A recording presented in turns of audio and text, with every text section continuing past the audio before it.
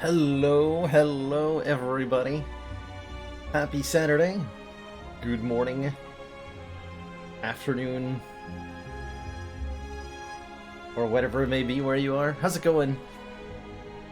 AJ0, Jin Fizzes, or AJO, excuse me, Damper Ow, and everybody else who's lurking. Watching me from the shower. How is this different from usual, Jin? That's what I need. That's what I want to know. How is that any different from normal?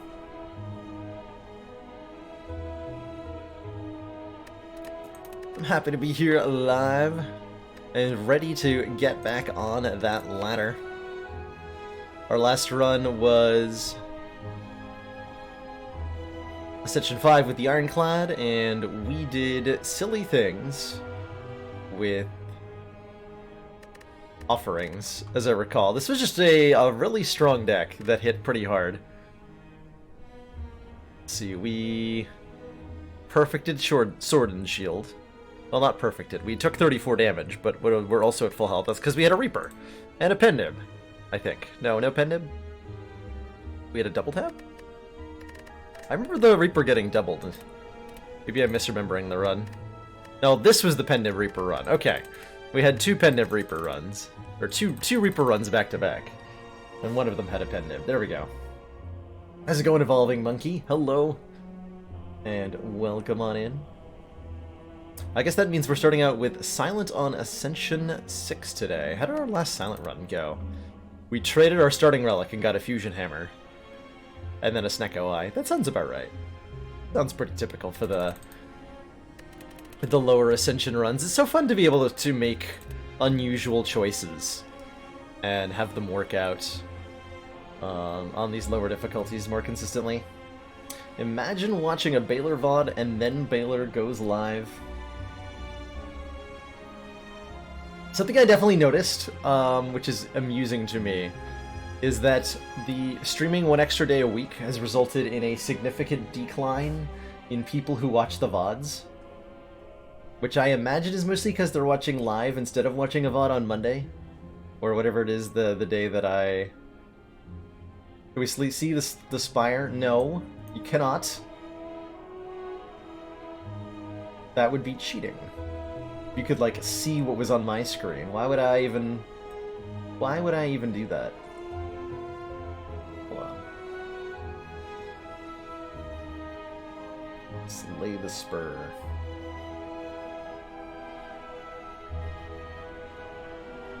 There we go. Apologies. So I was just kind of ranting to myself, clicking through the run history then, and nobody saw what I was doing. That's fine. That's fine. I've never done anything embarrassing like that before. Good afternoon, I'm from OSHA, and I've deemed this ladder unsafe. I am not allowed to climb it anymore. But I propped it up with, like, a bucket, so that it wouldn't fall over. That's totally safe, right?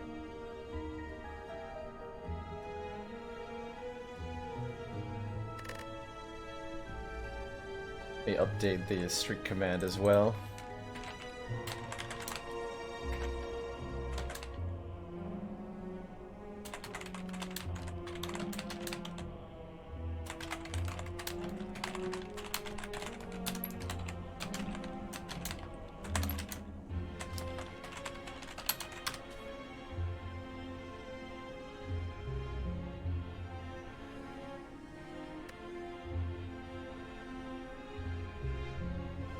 Need at least 5 subs to hold it up safely. Oh, well, I'll get right on that. I'll get right on that, Dozy Lion. We'll get that bucket swapped out right quick. How about?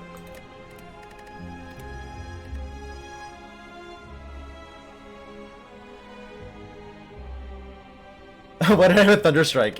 Excellent question. Like, why is there a Prismatic Shard and a Thunderstrike? We picked the Thunderstrike up from Shield and Spear, and it was just for funsies, basically, just to prove that I could take a Thunderstrike and have it be fine. We even played it once against the Heart for 0 damage. Truly, it was an experience. Ascension 6 says, start each run damaged. means we'll be missing 10% of our maximum health at the start of Act 1. Which is truly unfortunate. Makes it a little bit harder to tackle those Act 1 elites, but not too much harder. In general, this ultimately just means we have a little bit less wiggle room. The real Thunderstrike was the friends we made along the way. Truer words are rarely spoken. What does my Act 1 gonna look like? I can do 3 elites in a row if I'm feeling really crazy. The highest value path is, fire... or is this... what? 1, 2, 3 elites and 3 fires.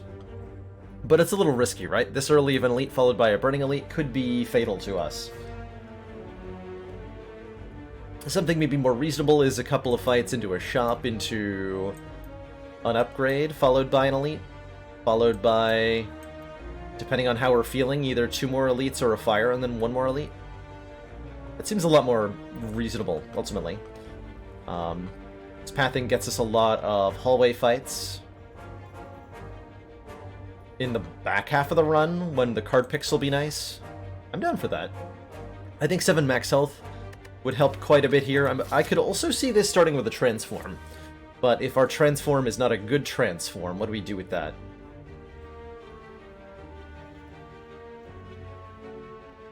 I think I'm going to happily just take 7 max health, go to the store, and gear up for a couple of elite fights. Shouldn't be too hard. Shouldn't be too hard. How's it going, JDK?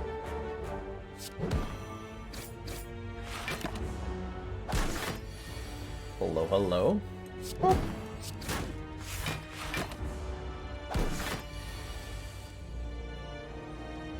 Uh-oh. Taking damage from the jawworm.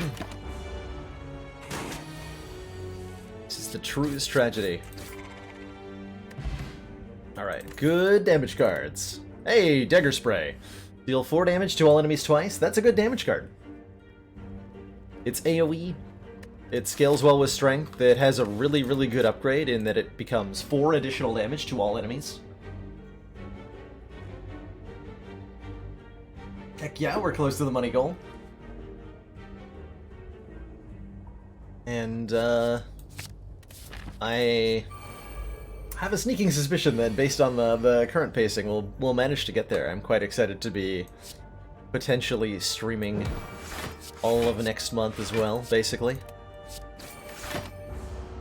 I'm gonna get so much done. I'm gonna slay so many spires. Ooh, Flex Potion. Okay. This is what we call... Ooh, this is what we call a good start, TM.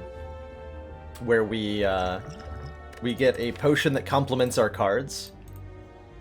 This Flex Potion combined with a Dagger Spray is 10 additional damage to all enemies. You know, plus whatever other attacks we play that turn. So it's at least as good as an Explosive Potion right now. Although we don't have full control over when we use it. Ultimately, that's going to make something like perhaps fighting a 3 Elite Act 1 far more achievable. So, very happy to have that. Who are we fighting? Yeah, we're fighting Guardian. If we're fighting Slime Boss, I might pile on the AoE here. And take an all-out attack. I'm kind of okay with a Cloak and Dagger, though. We do want more block cards. To smooth out our defensive curve. And it's a little bit before we fight an elite yet. So, Cloak and Dagger is tempting. Cloak and Dagger is very tempting. I like... Yeah, I like a Cloak and Dagger quite a bit. I wouldn't call this wrong by any means. More, this... It's a powerful area of effect attack. It does become a little bit less desirable later on because of that random discard. But all-out attack is very good, at least through the end of Act 2. In terms of the damage it provides. But because I have the... Hey, why not, right? Because I have that, Dagger Spray. Oh, this is fun. Welcome, welcome. So, lots of interesting things I can afford here. I could buy a mango. to gain 14 max health, and then we have over 90 max health on Silent. There's also a grand finale here. Can only be played if there are no cards in the draw pile. We could definitely end up taking that if we wanted to. I think we'd have a really hard time using it. Actually, you know what? And if I had a little bit more gold, what I would do is buy the Frozen Eye and the grand finale together, because that sounds like an amazing run, and I would like to experience it someday. But we're just a little bit short of getting those two things. So I think I get neither of those things. I'm wondering if I take the Whetstone here to upgrade 2 random attacks. That'll help us a lot with tackling... Ooh, I can afford Whetstone. Wait, can I afford Whetstone card move? Fruit Juice? No, not quite. Damn. I'd really like to be able to get some max health. How good are 2 upgraded likely strikes at this point? Extremely good. 2 upgraded strikes. Like, it's well worth paying for 2 upgraded strikes because of the massive impact 2 upgraded strikes will have on elites. If I buy the Whetstone here, I can take on 3 elites this act quite easily. And that means 3 extra relics. Totally worth it. And then there's a chance we hit either Neutralize or Dagger Spray, which would be pretty good too, but I am totally okay if that upgrades 2 strikes. Totally okay with that.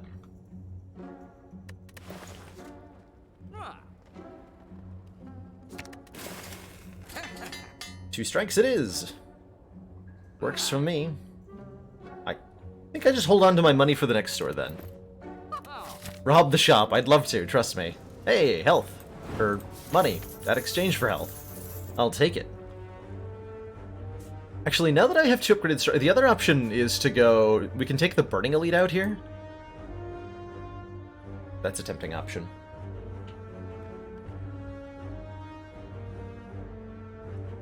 Are you able to rob the shop? Only with a mod, Mega Dynablade.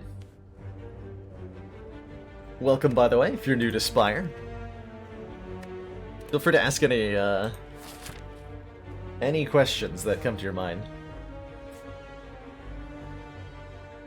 I actually appreciate the, like, robbing the shop is kind of overdone in roguelikes and roguelites in my experience, so I'm actually quite happy that Spire does not allow you to do so.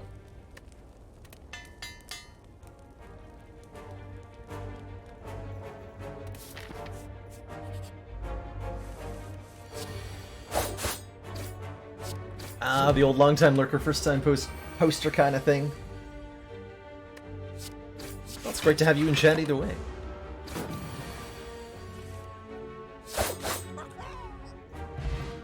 Okay, Essence of Steel is very nice. Wow! Premium defensive cards.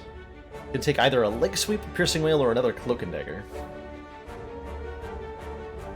What do we want?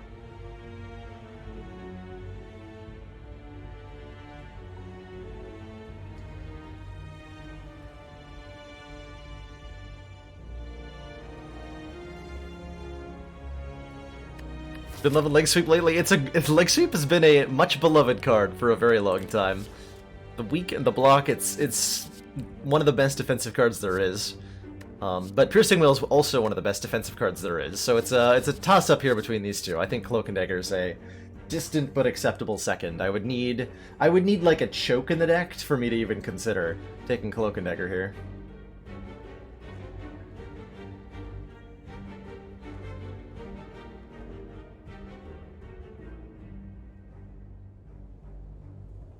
I like the way Spelunky does robbing the shop, which is that you can rob the shop if you can successfully kill the shopkeeper, which is not easy to do, and then like the shopkeeper's guild attempts to murder you by sending a shopkeeper to guard every level exit for the entire rest of the game.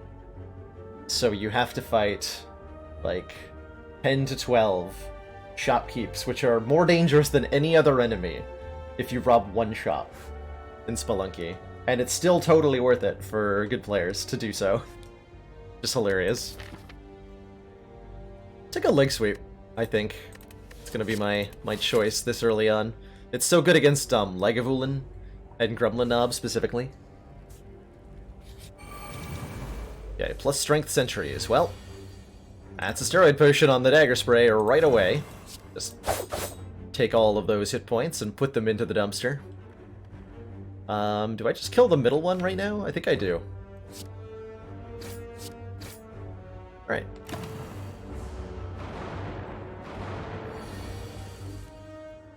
Bring it on, nerds.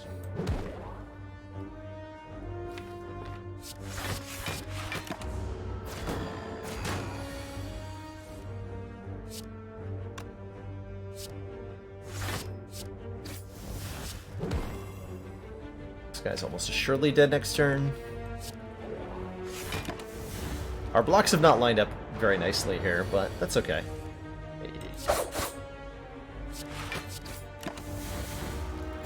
If I neutralized this guy last turn, I would have got them both. Huh. Oh well.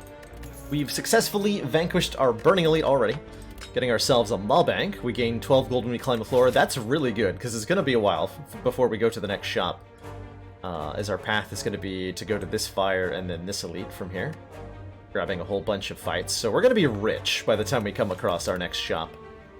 And a frickin' glass knife? Deal 8 damage twice, decrease the damage of this card by 2 this combat. Upgraded, this is a 24 damage for 1 energy card, and is nearly impossible to say no to, and I can upgrade it immediately at this fire. And that should cause us to just cleave our way through the next few encounters. A paper sword! Are we now weak to fire? Are we now picking up a Dreamcatcher, which gives us a card pick when we rest, or we can take the Sapphire Key? Which I'm probably going to do, because I honestly do not see myself resting in this act, and I'm not sure I'll be resting in future acts either. Silent has such joyous physical attacks. We're like 1 terror away from never needing poison as part of our strategy.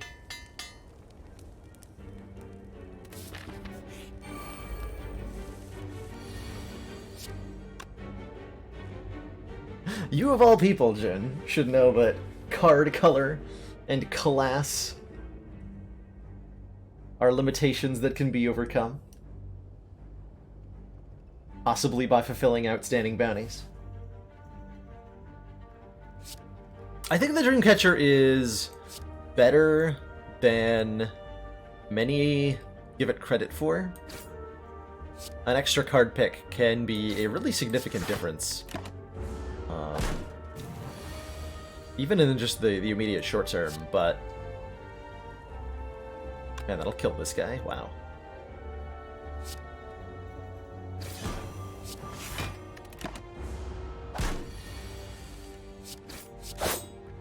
The ability of Dreamcatcher to, like... The more card picks you get, the more valuable they are, which is weird to say. But the increasing amount of option you have is really significant. Let's take one more attack. I think a Flying Knee is just fine here. And now we're looking to incorporate more block cards. I'd like a Footwork next, ideally. I think that's the ideal. Wait, could have blocked more. Oh well. Just dunk him! Okay, Dex Potion's like a Footwork. How about a Backflip? A Backflip sounds fine for our eventual Footwork. Yeah, exactly, Value Town. The more common cards you see, the more likely you are to see rare cards. So as you look at more and more and more cards, you see, like, exponentially more rare cards, kind of. It's fascinating how it works. Okay, well, we're definitely opening up with Glass Knife. I think I'm gonna need to use at least one of these potions for this fight. Let's make it the Essence of Steel. The Essence of Steel is not as good against Guardian, whereas we might end up using our Dexterity Potion against the Guardian.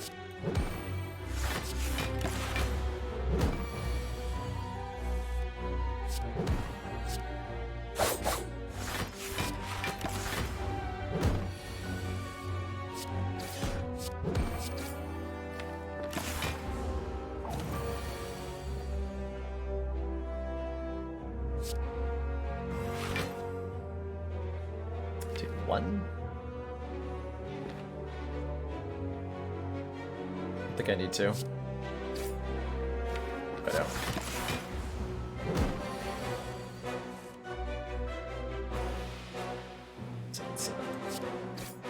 Cool. Not too bad. Doing that far more comfortably than we would have done it without these upgraded strikes, just like... So the whetstone in that fight represented, what, like, somewhere in the 9 to 12 additional damage done range? So it was comparable to, like, a Mercury Hourglass for that fight, almost. And will continue to be relevant in a large number of fights. Tiny chest. Even more gold. We're gonna be so rich when we get to the next door. Whoa, hold on. Whoa. Okay. I can get behind these as options. And I think I really like that after image. I saw that breakdown on Reddit, JDK, and I want... There were questions about the calculations done, raised in the comments section, that casted some doubt on the conclusion. And my own subjective personal memories of Tiny Chest lead me to believe that it's better than that calculation indicated. Tiny Chest, for the record though, this is a pretty terrible relic. As far as relics go. Tiny Chest is bad. On average, like, even acquired early, Tiny Chest is maybe 1 or 2 additional relics, usually. So the Tiny Chest is just like, hey, the relic that you would have gotten instead of Tiny Chest, you'll get later on. And that's fine and all. The gold that Tiny Chest gives is not to be underestimated, though. Tiny Chest gives you 30 gold when you pick it up, and something that people who are calculating like how many extra relics you get off of Tiny Chest are totally neglecting to consider that the treasure chests Tiny Chests cause you to find contain gold in them too, and that's actually pretty important. I would say on average, Tiny Chest is probably better than a Maw Bank, and a Maw Bank is fine a lot of the time. Yeah, it becomes really good in Infinite Spire. It's also a neat relic in that it's got some like niche uses in the other game modes. Not all relics do, right? But like something that makes the Maw Bank more interesting is just its interaction with Bloody Idol. It turns into 5 hit points per floor if you get the Bloody Idol, and just leave it active. Things like that are super cool to me. Here we play a card, gain a block. So we might end up leading towards some kind of Shiv-oriented nonsense as a result of this. Should be very exciting.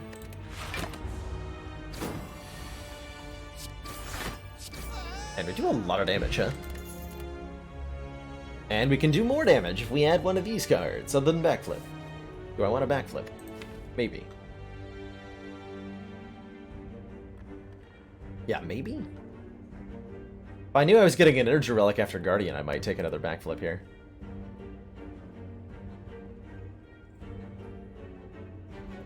Hey, Probs! How you doing today?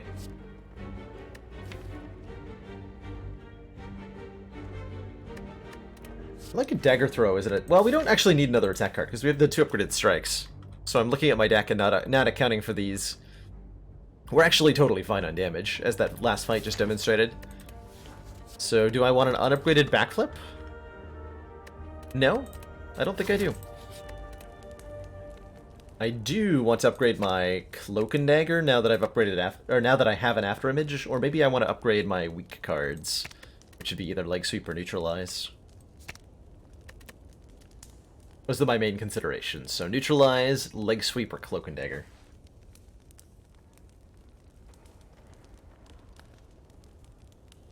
Probs and Slash, oh man. Everyone's coming out of the woodwork to say hello.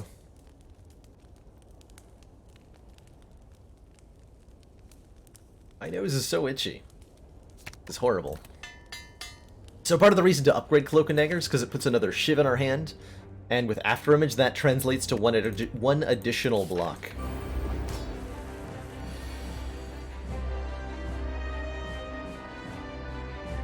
Let's see, it takes 30 damage to transform Guardian, so I'm definitely playing Dagger Spray. How likely am I to draw enough damage to transform next turn? Very likely. Okay, so feels like I can get After Image in play then. Pretty comfortably. Yeah, we just optimize my damage here. So the Guardian will transform after taking 9 additional damage if I play and gain 20 block when it does so. If I play Glass Knife, he takes 24 damage and transforms. Commander, we've just received the support of another council member. And then I can't play the Strike for damage, where if I play the Strike first, I don't pass the transform threshold. So I can get the full value on Glass Knife for that transformation. Just a minor, like, importance of ordering cards where you can gain some benefit there. Revision98, thank you so much for that Twitch Prime sub. Welcome to the council. Enjoy your new emotes, the community, and your newfound smug sense of superiority. Welcome aboard.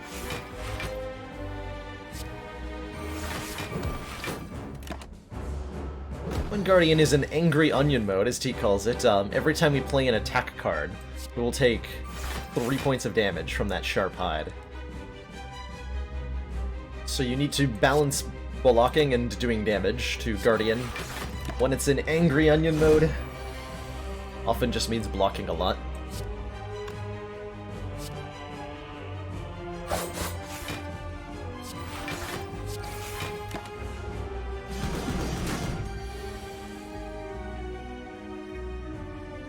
And again, with the transformation ordering is relevant here as well. Glass Knife again transforms it, so I want to play the other damage sources first.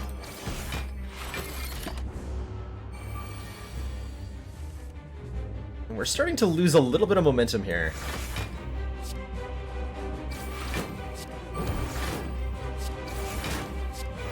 As our Glass Knife peters off.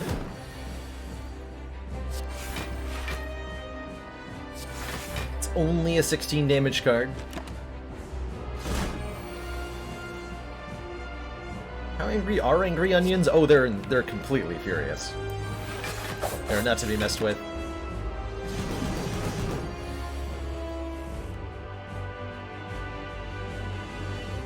Oh, thank you for those kind words, Matrix Story. I'm glad that you are able to find personal improvement at your Spire Sling through the stream. It's definitely something that I strive to make as part of the broadcast, is an educational aspect. I'm about to fail to transform here. I think I am, right? Glass Knife Strike does not get there. This is only 16 damage now. 22, 25. We are not transforming. So we are blocking.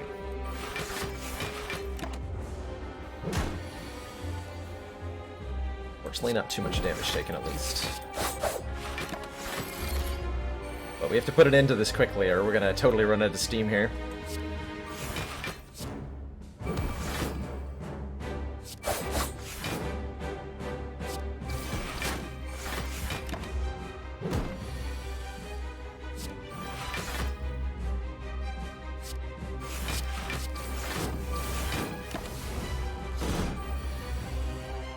Oh, you're welcome, Captain Oblivious. Happy to be providing another avenue for ways for people to get notified, like Twitter. If you are part of the twaddling community, then you too can be notified when streams are live. Amazing.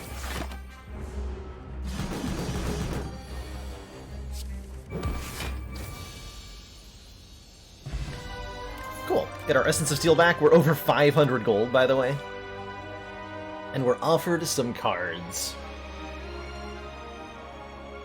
Burst is half of Burst Leg Sweep.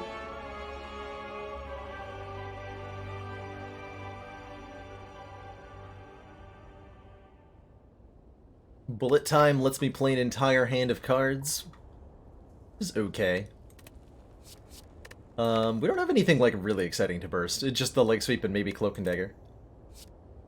I'm actually wondering if this is in Venom. Because of how that Guardian fight went, it was clear that we actually lose damage over time as a fight goes on. And then Venom is a card that causes exactly this deck to increase in damage over time as a fight goes on. It's not the best form of scaling that we could have, but it's not bad. It's not bad.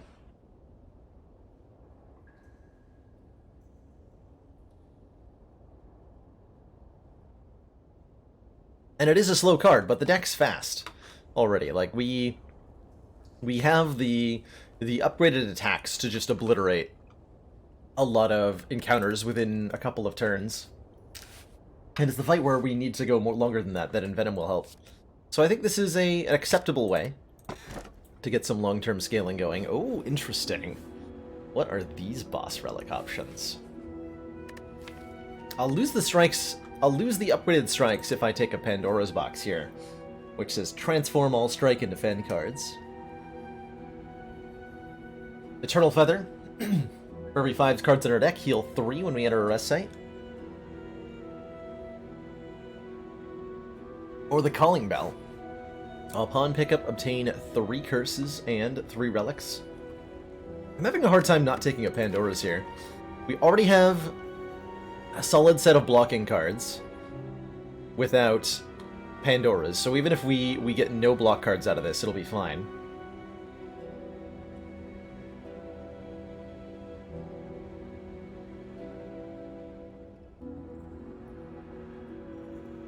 Pandora's does not give you upgraded cards for originally upgraded cards. No, the upgrade does not preserve. But I think that's our take anyway. The curses are really going to be devastating in Act 2 if we take them. I don't think we can survive that kind of experience, at least not against Act 2 elites. Although we do have a lot of money, right? So I could probably remove at least one of them at an early shot. But I think we'll do poorly in combats if I take this.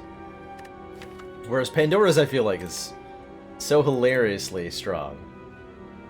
Oh my god. See, this is why I take Pandora's boxes. What is this? What is this? 3,000 cuts, 2 catalysts, poison stab, slice, eviscerate, tactician, and doppelganger. That is a hot mess of cards. That is a hot mess of cards. I cannot wait to try to use this to kill things. So I can see these 1,000 cuts being like, this is it's weird. I want to remove the catalysts. I want to remove the catalysts. Oh my god. Okay, well that's a lot of nonsense that just got put in. The deck just became very heavy. Like, so unbearably heavy with all these 2-cost powers that were added. So good luck to me in removing enough stuff to make this playable. Where's a bullet time when you need one?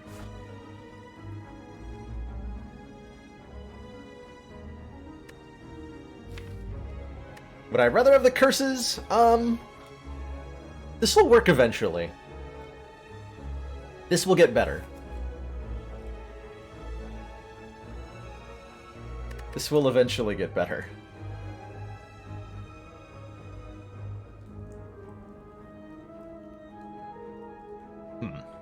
Okay, so what path do I take so that we survive long enough to fix the deck?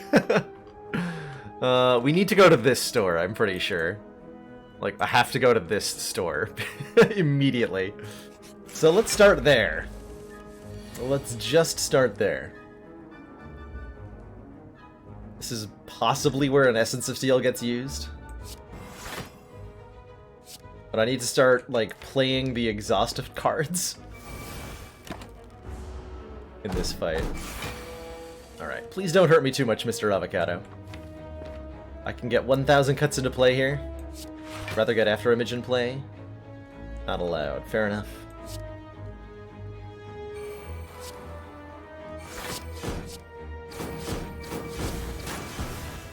Did 3 damage. Look at him go!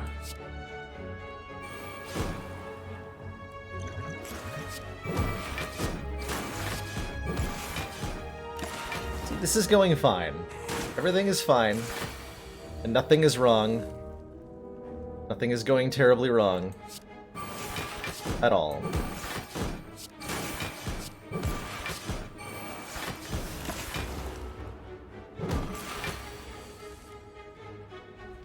Nope, nothing is going terribly wrong at all.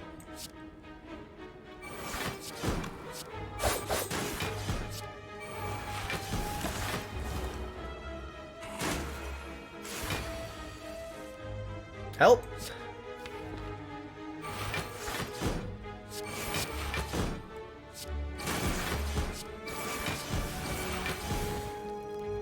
Okay, ultimately that wasn't that many hit points that we lost. Yes, I'll take a Cloak and Dagger Plus. With 3,000 cuts and an after image, I'm definitely going to take a Cloak and Dagger Plus. If we get to fix this, it's going to turn into something amazing, by the way. I have the highest hopes for where this is going. Just the highest of hopes.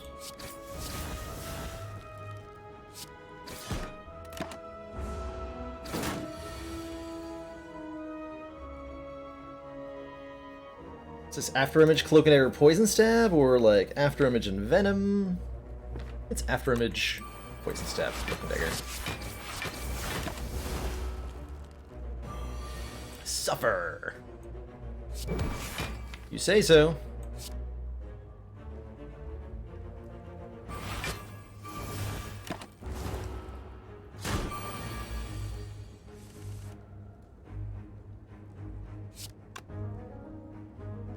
Let's see. 1,000 cuts. Leg sweep. Go to town. Oh, that's lethal actually. Tiny plus... Actually, no. Calculated Gamble turns on Eviscerate as a card that we can play and makes Tactician a little bit better, as well as letting us mitigate bad turns. I think this is a good card right now.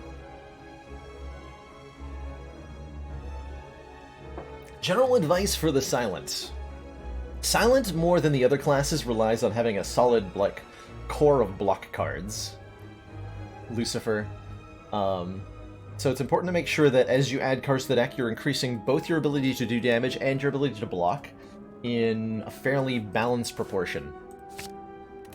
The other classes can kind of get away with having too much of one or the other, but Silent will really struggle without a good balance. Heck yeah, I'll take a relic. Sweet, thanks for the free 215 gold. A fair trade. A fair trade, he says. Didn't even break the maw bank. Awesome. Okay, this looks like a pretty good store. This looks like a very good store. All three of these relics are healing relics.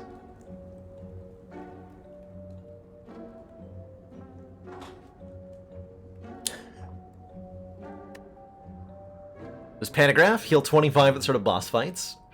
Regal Pillow, I almost said Runic Pillow. Runic Pillow, whenever you rest, heal an additional 15 health. And Toy Ornithopter, heal 5 whenever you use a potion. Yeah, one of everything, please and thank you. Definitely Piercing Whale. Definitely buying Footwork. Definitely probably gonna take... Pantograph is just such a good frickin' thing. I think I need a card removal. Probably Tactician, right? Tactician the worst card in the deck right now? Legitimately unsure. We're definitely removing stuff. We would like to remove... Realistically, we want to remove, like, Tactician and Eviscerate and, like, one of the 3,000 cuts? And, like, maybe the maybe Catalyst? I don't know. I think with the Envenom, we want to keep Catalyst around.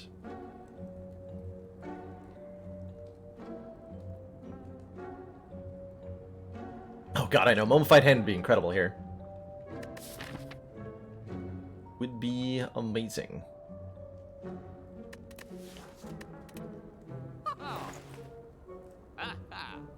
I'm wondering if I...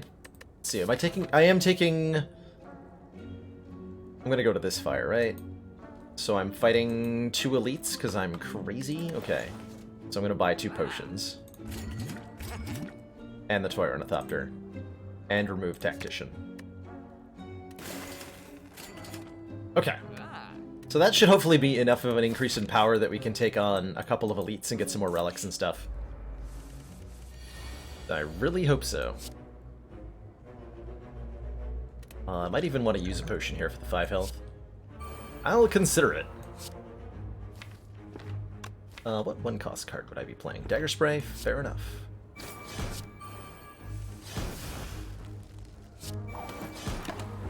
Books 2.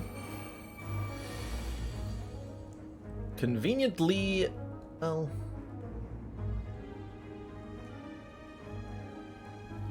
It's gotta be Cloak and Dagger... No, Cloak and Dagger doesn't block. Fully, so it's Piercing Wail, Cloak and Dagger, Dagger Spray. And then Cry. And then Cry a lot.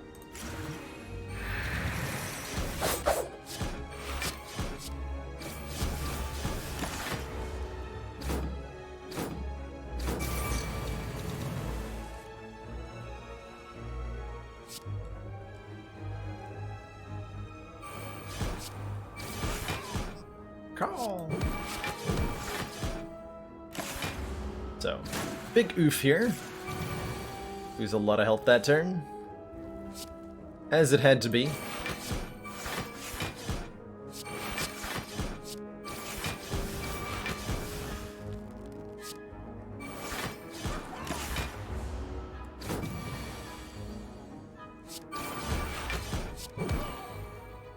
Okay. Attack potion. Okay, so glad I used the plated armor there. With a footwork in the deck and not that many block cards, a backflip plus is very exciting to find. And we're starting to move towards having a fixed deck. And if Venom and Thousand Cuts work together, that'd be incredible. I wonder if I upgrade Envenom first, so that it's a 1-cost power. I was thinking about... So we get an upgrade here. I think we have enough healing and potions and stuff that we can upgrade and then fight 2 elites. So what do we upgrade?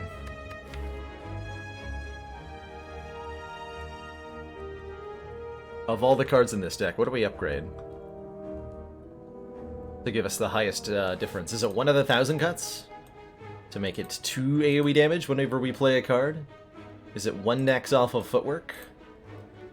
It has a doppelganger for the extra card... For the extra card and energy when I play it? Could be calculated gamble. Like, I have no idea. There's so many options. There's so many options here. Is it slice? Because I need the damage.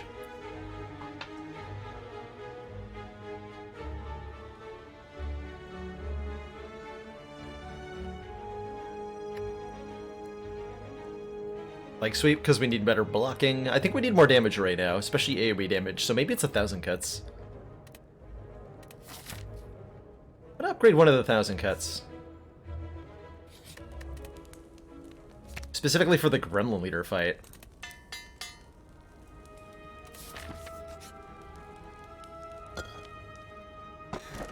Tiny Chest gives me an Art of War. If I don't play any attacks during my turn, gain an extra energy on the next turn.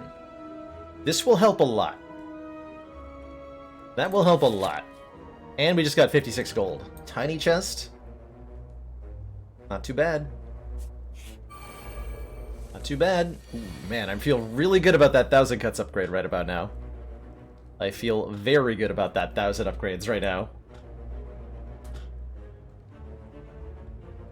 But man, Mummified Hand, right? Look at all these powers. Look at all these powers.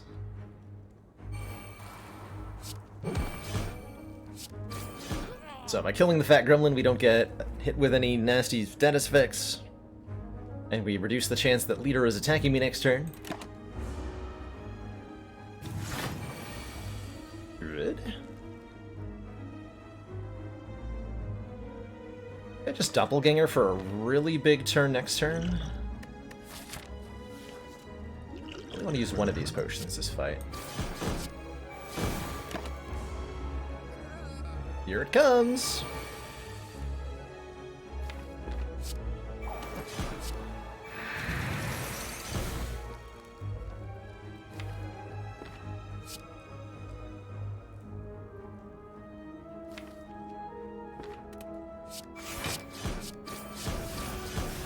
let's just let 1,000 Cuts do all the work here.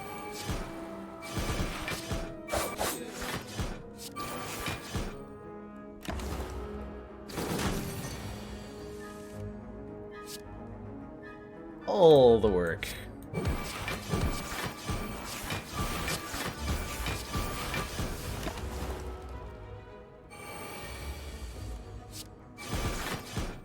Cool. Not too bad, as far as elite fights go. Oh my. Now we're talking. Pocket Watch. Whenever you play 3 or less cards during your turn, draw 3 additional cards at the start of your next turn.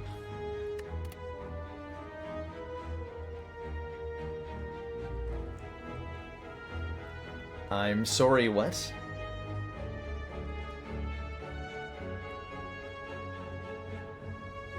Well, there's a Well-Laid Plans Plus here.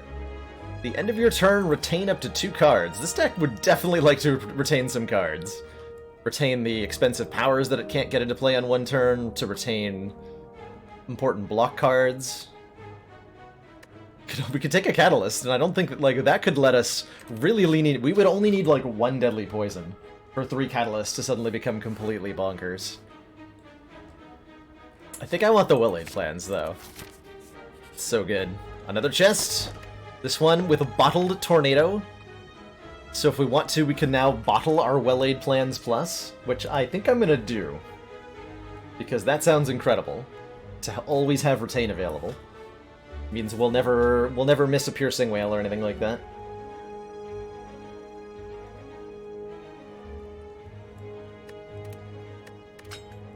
Although there's a lot of options for which power I put into my opening hand, huh? 3 different 1,000 Cuts choices. Ooh, excuse me. We could simulate an upgrade on our After Image, although I think I'd rather bottle something else and just upgrade After Image if I wanted to bottle it, right? We could bottle our Envenom and upgrade that. Nah. Having a bottled Well-Laid Plans means we get to put the Art of War and Pocket Watch to, like, serious use. To serious use, do you hear me? Saving these 2 potions specifically for Triple Slavers, by the way. And happen to get 10 health out of that. Am I playing an unupgraded 1,000 Cuts this turn? I mean, I literally actually don't have anything else to spend my energy on. Although it's worth, I think, paying 1 damage to see what Quick Slash draws. Assuming we're not dependent on lethal. For that 1 damage. Let's see, this will be 18... Plus 12 is 30, 37, 41. 5,000 Cuts first. 1, 2, 3, 4, 5. Oh, I might be dependent upon exactly that 1,000 Cuts damage to get lethal here. Huh.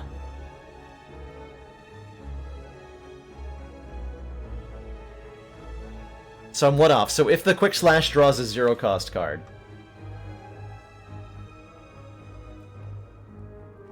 which is literally either Calculated Gamble or Doppelganger, then I need to 1,000 Cuts first. And if it's going to draw anything damaging, which is 1, 2, 3, 4, 5... Okay, so it's better to Quick Slash first here, because the odds that drawing first is more important than getting the 1 damage off 1,000 Cuts is higher.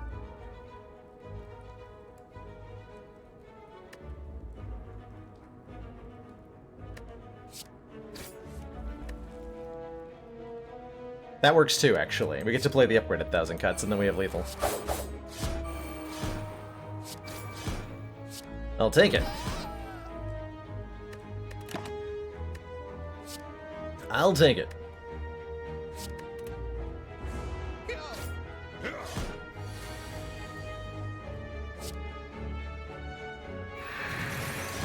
And what a funny series of events.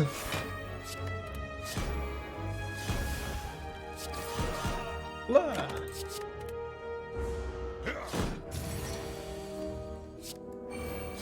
Blah.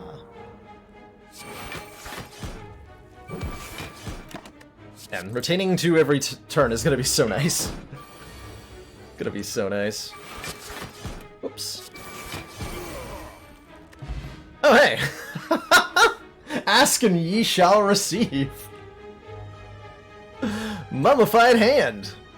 Whenever you play a power card, a random card in our hand costs 0 for the turn, and the crowd went wild.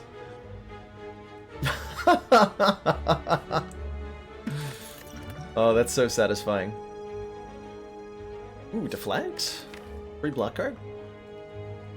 Pre-recorded. Yeah, we have how many powers? 1, 2, 3, 4, 5, 6, 7 powers. Commander, we've just received the support of another council member. Thank you so much for that Twitch Prime sub. Welcome to the council. Enjoy your emotes, the community, and your newfound smug sense of Mummified Hand. Welcome aboard.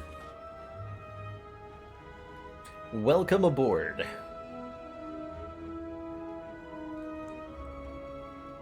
Do I want a Dagger Throw plus, an Acrobatics, or a Deflect? I feel like I want one of these. I'm just not sure which one. Deflect. Oh, it's a free. Actually, we have so much encouragement for card spam. Let's take a Deflect. Full card spam deck.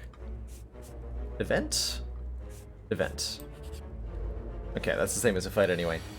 Works for me. I think I well-laid plans. Actually, hold on. I can guarantee everything gets played. This won't do that much damage this turn. I'm missing out on a lot of damage this turn, but if I go like this, I can guarantee both 1,000 cuts get in play. Aha! Cheers! Thank you so much for those 300 bits, Jin. Sorry you said I was gonna die. That's okay. Slash also said I was gonna die. But I feel like we've officially reached the deck is fixed point. And feeling real good about this Pandora's now. Feeling real good.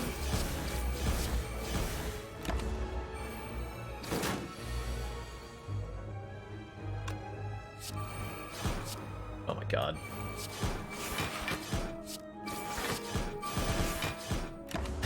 Can you take it back? I'll allow it. Just this once, I'll allow it. Got him. Hey, look! A power card. Get in the deck, power card. Get in the deck. Now I feel like we need to upgrade our card draw. Which I guess would be either Gamble or Doppelganger. Or I can also continue to upgrade 1,000 cuts. After Image is a good upgrade too. Yeah, to help us block a little better. Down with that one. Gives us a really explosive turn 1 most of the time, although does maybe create situations like this one where I can no longer hurt my opponents. But that's okay, because I can just hold on to Piercing Wail and we block Gremlin Leader next turn, no problem. No problem.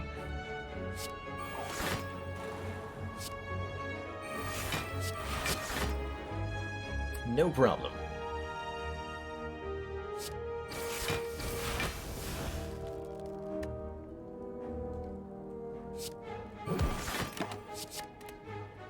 So with 2 minions on the field after Gremlin Leader buffs, this is a guaranteed attack. So always 10 times 3 coming this turn. Always. No exceptions.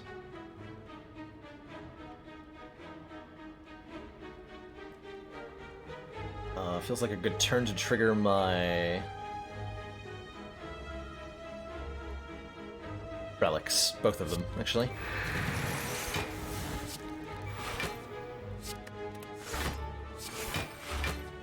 So I'm not going to play this slice so that I don't... I would... If I play this slice for actually no damage, I would be breaking or deactivating both Art of War and Pocket Watch, which would be disastrous.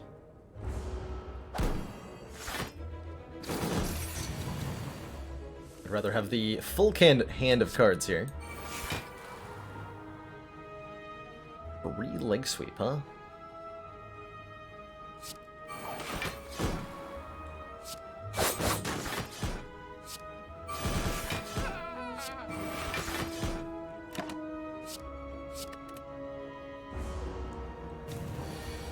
Not done yet.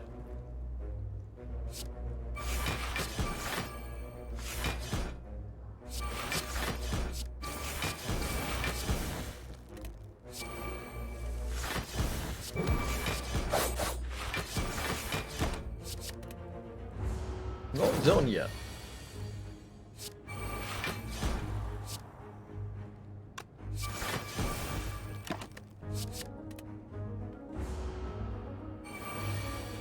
Alright, time for 4,000 cuts. Whenever we play a card, deal 4 damage to all enemies.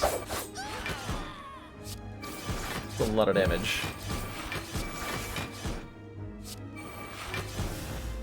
Got him. Bronze Scale. Start combat with 3 thorns. I think I'm going to take a dodge and roll with 2 footworks in the deck. I'm definitely taking a dodge and roll with 2 footworks in the deck. Good times. Good times.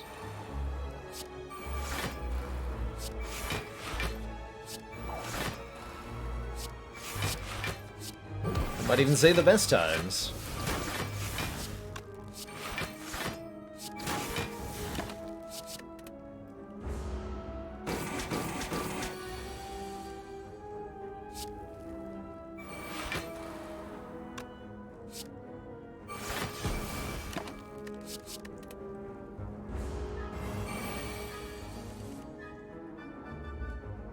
I like this deck now. This deck can do fun things.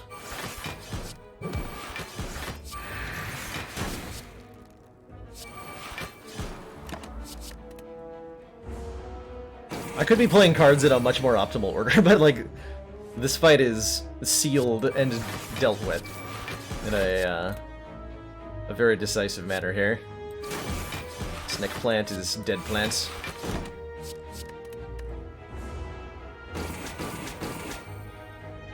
Now what I could be, maybe should have been doing was drinking a potion there. I'll take a strength potion quite happily. Do I want to die? Do I need more AoE? Probably, actually. One more like front-loaded AoE damage card. Because we only have the dagger spray currently. Live the 6,000 cut stream. I believe.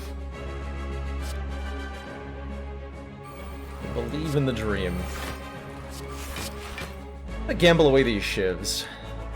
My goal right now is to get all of my powers in play. Come on, Momfight Hand, you can do better than that. I know you've got it in you.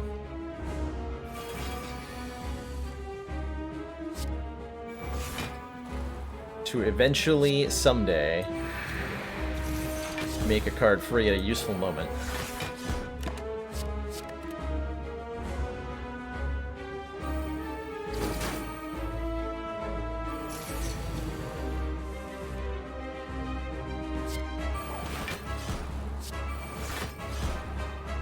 Literally only making attack cards free. That's fine. You've stolen 1,000 cuts and Glass Knife. I would like my remaining 1,000 cuts back. I want to get all of it into play. Do you hear me? All of it!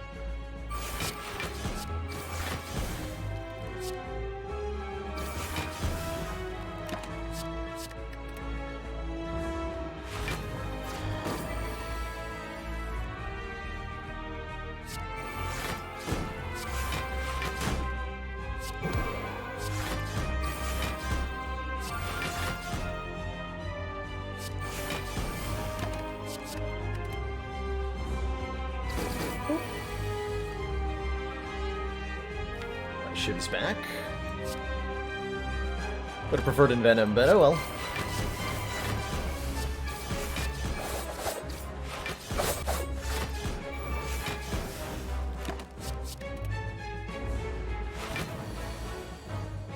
Hyper Beam.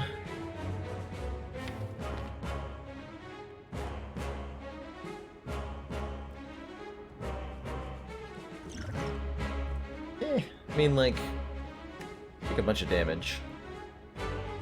I think Survivor Cloak and Dagger is better than Link Sweep? No, that's not true. But Cloak and Dagger is better than Survivor. So not a perfect fight, but that's fine. Doesn't have to be perfect.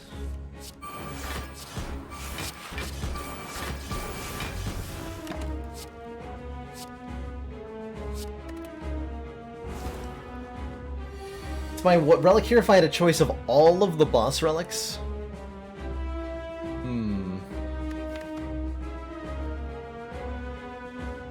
Possibly Snecko Eye.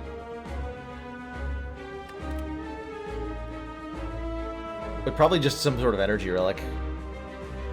Anything would be fine. I'm not feeling picky. That's for sure.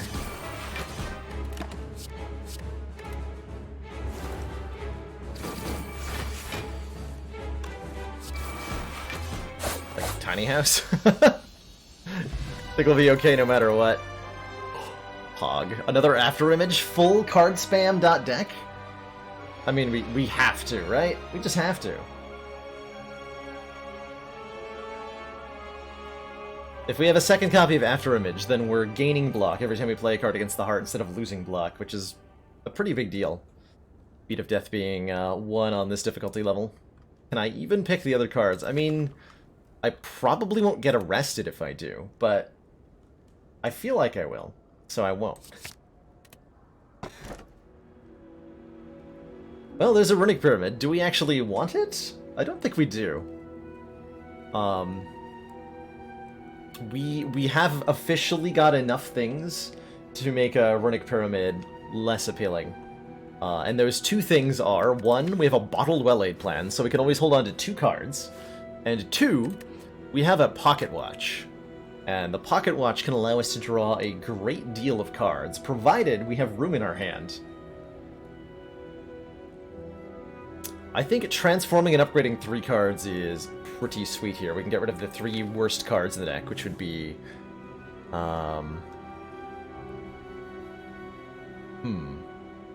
Like, Eviscerate... Honestly, maybe Catalyst?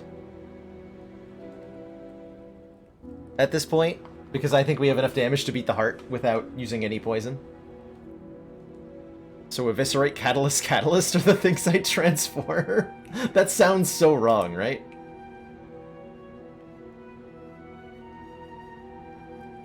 Doesn't that sound wrong? That sounds wrong. I'm gonna do it anyway. I'm going to do it anyway.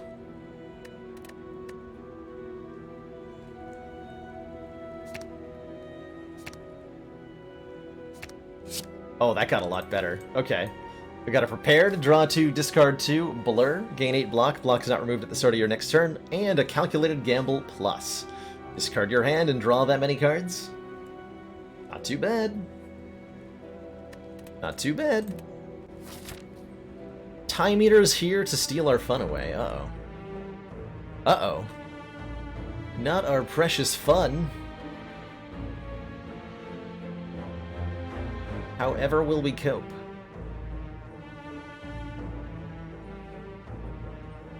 I think I want to fight 3 elites. I don't see any reason not to fight elites right now. We're crazy strong, comparatively speaking.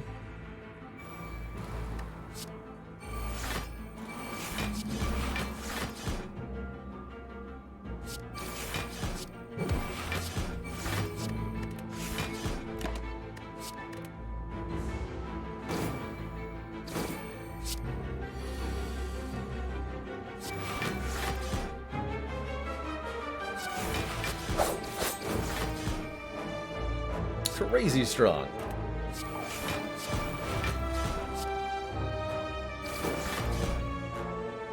Steady, fast-ass panda. Blade Dance Plus. Add 3 shivs into my hand? Yes, actually. Yes, actually. I think events over this store. Go to this store. Not gonna pay out that much, sorry. But you better believe I'll transform a card. Poison Stab is, I think, my worst card right now. Yeah, it is. Riddle with... Wait, Riddle with Holes? We have Riddle with Holes and Venom now? Amazing. Deal 3 damage 5 times. Don't mind if I do.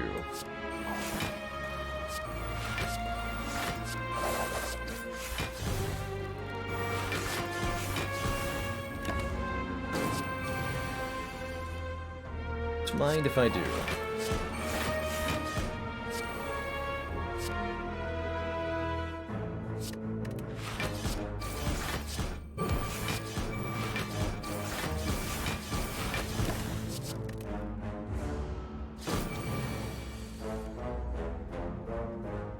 Why isn't Poison Strike worse than Strike? It's not. We don't have any strikes. If there was strikes in the deck, they would be removed before Poison Strike.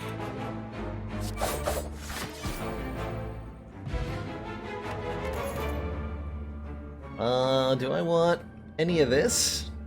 No? Maybe Quick Slash, but mostly no. We do want more card draw, I think. No, we don't. We only have 3 base energy.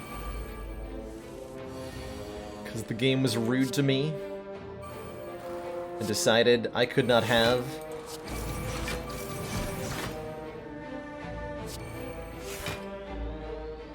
better.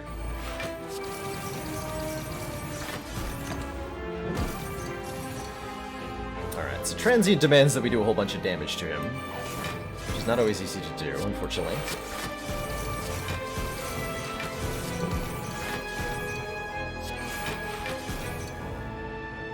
They're actually taking a little bit here. I wonder if this is meant to be my strength potion. I guess it is gonna be now.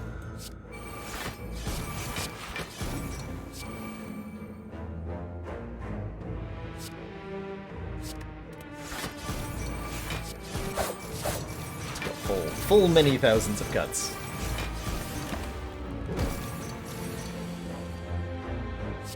Uh-oh. Ooh, that feels like I have to use my Gambler's Brew here, actually. I am not blocking a whole lot this turn. Yeah, this has got to be a Gambler's Brew. Huh. Didn't think I'd be parting with my potions so soon.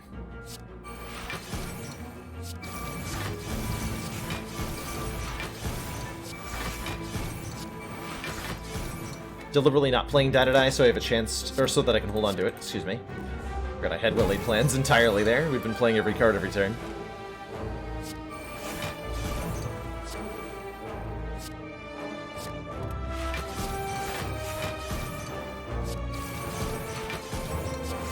Alright, fine.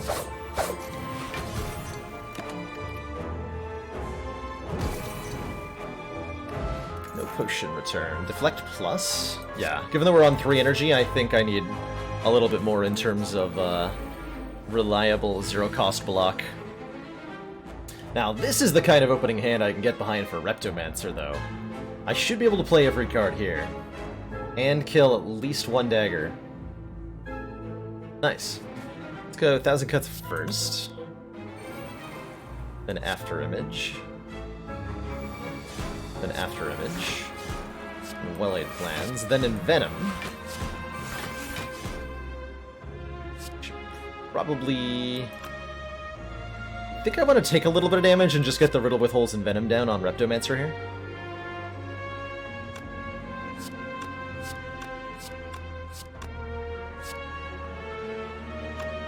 How true is that? Not true.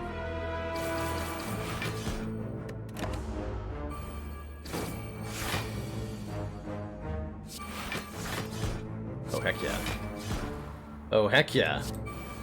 4,000 cuts. Let's go.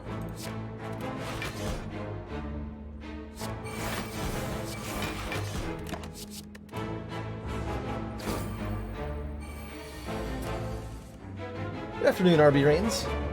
And as for Finisher, I think, yeah, Finisher would be an okay pick. My main thought with Finisher is that we don't particularly need more damage right now. I think we mostly have enough. Hopefully that is true. 16 times 2. Probably gonna... Actually, does Blade Dance, Calculated Gamble actually help me? No. But Blade Dance is a lot of block.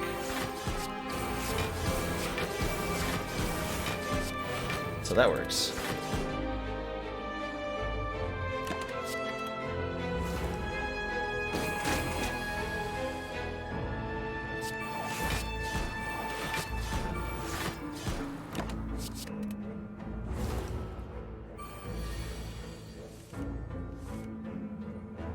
Alright, Crazy Snake Lady. Prepare to get annihilated.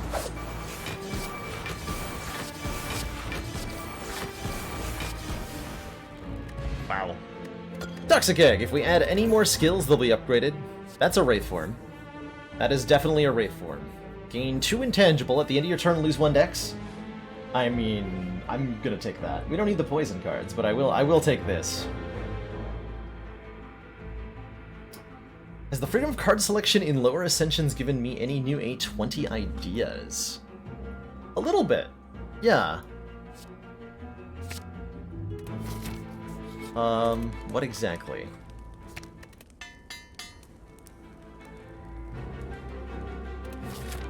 Is a better question. I've been reminded that I should be taking a Ritual Dagger more often, that's for sure. This looks like a rough turn one.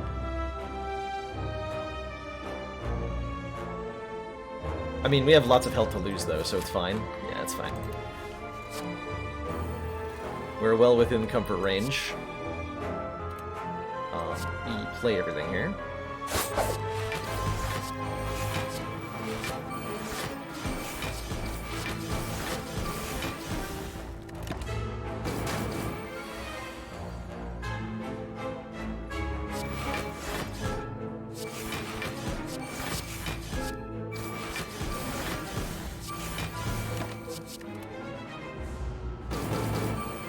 There's the big hit.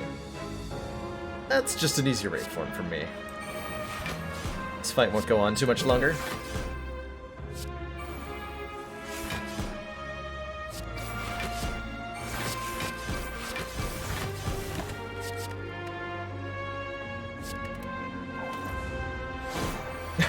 Thanatos. Most of our powers came from Pandora's Box, the boss relic that says transform all your strikes into fens. It gave me 3 copies of Thousand Cuts. And that's what's resulted in so many powers getting played consistently. It is very silly.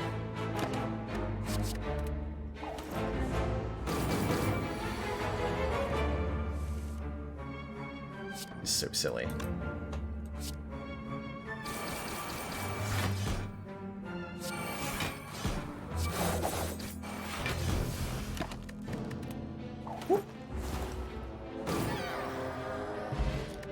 Ancient T-set. Whenever we enter a rest site, start our next combat with 2 additional energy.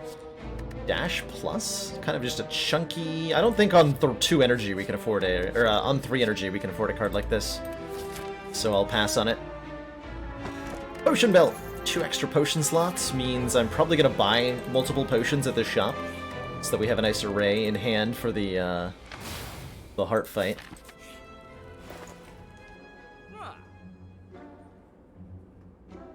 Okay, Ninja Scroll's kind of hilarious here, actually. Start combat with 3 shivs in your hand. Pretty amusing. Wonder how good a Tori is here? Pretty good. Tori is an excellent defensive relic. When we would receive 5 or less unblocked attack damage, reduce it to 1. Infinite Blades is not bad. Toolbox is fun. Mind Blast is doing like 25-ish damage for 2 energy.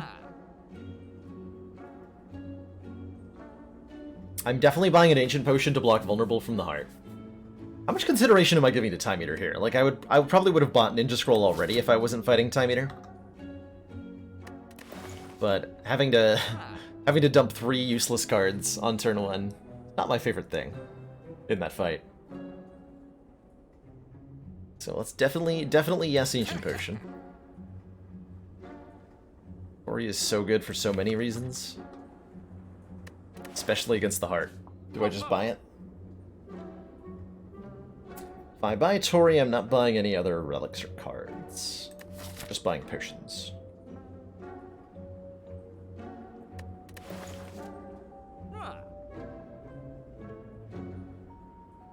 Yeah, Ninja Scroll would definitely be better against floor fights and elites, of which there is only 2 remaining, so it's probably... While it would have been great, like, hereabouts, its value is mostly gone now. Although it would be nice against Spire Spear and Spire Shield, whom I'm truly not worried about. Let's get the Tori here. Fill up on potions. This guy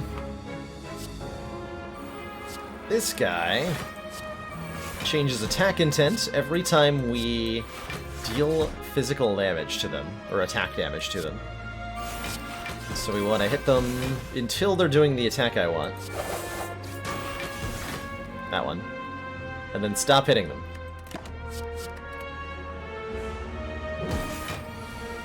Cease the hitting.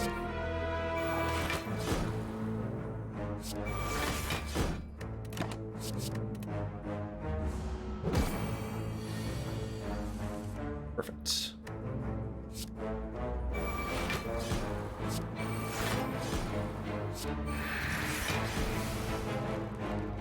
Use that.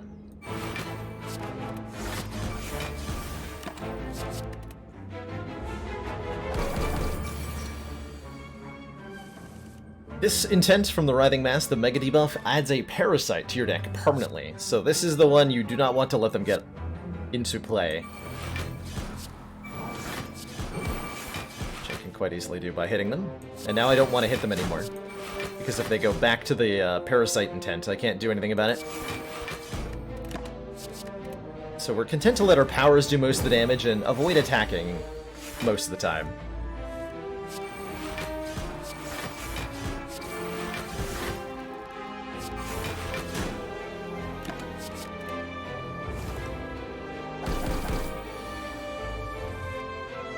It's easy.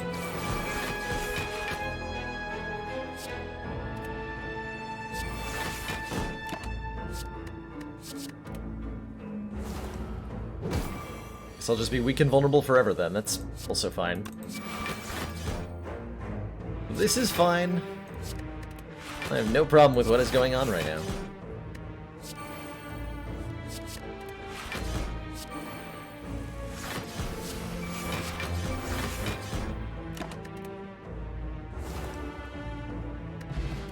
A regen potion.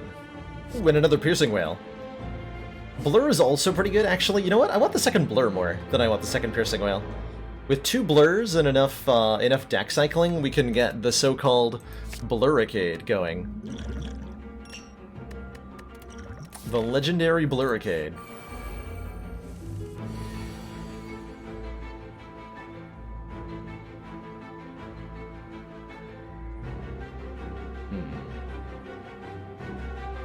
Well, I've got a Wraith form, so...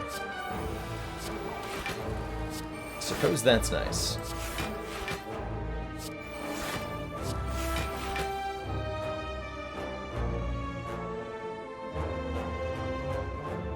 It's only just 12 damage. I'm just gonna hold on to these.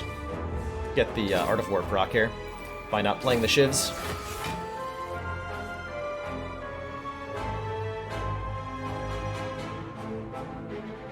Well, I didn't draw any way to kill the daggers, so I guess I'll just become a spooky ghost.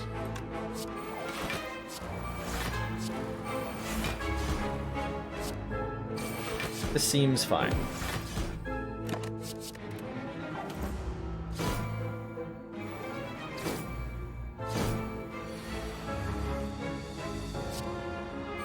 Chronometrics.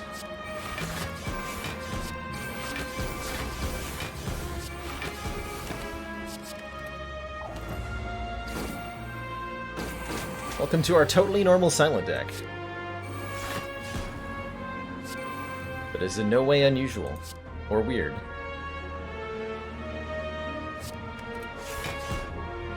This is our last intangibility turn. Fine.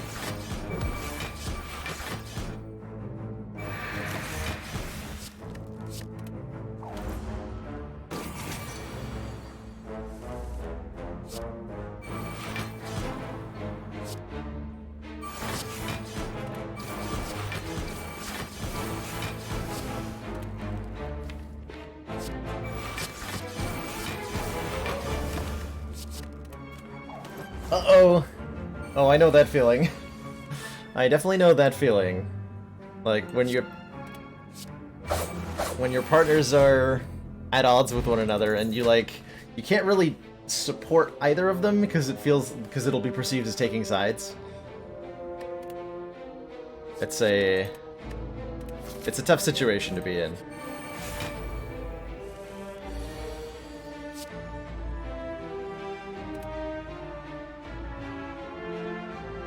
Tough situation to be in. Oh boy, I can riddle with holes the spiker. Just as I've always dreamed. I will die the spiker. Mostly out of spite.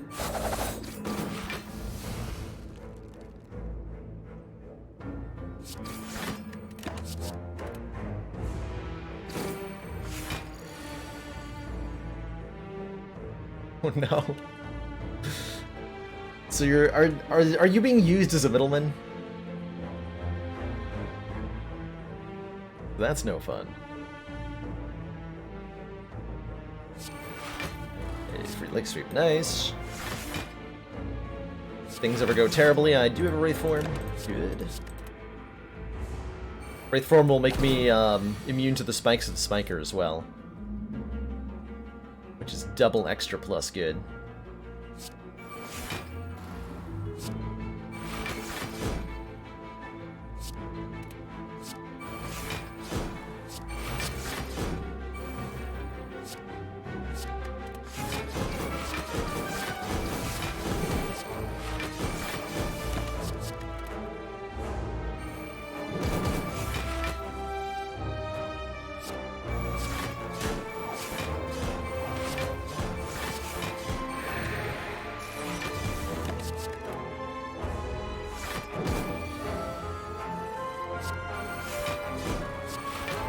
I already got my recall, so I gotta play the last 1,000 cuts before Time Eater? Perfect.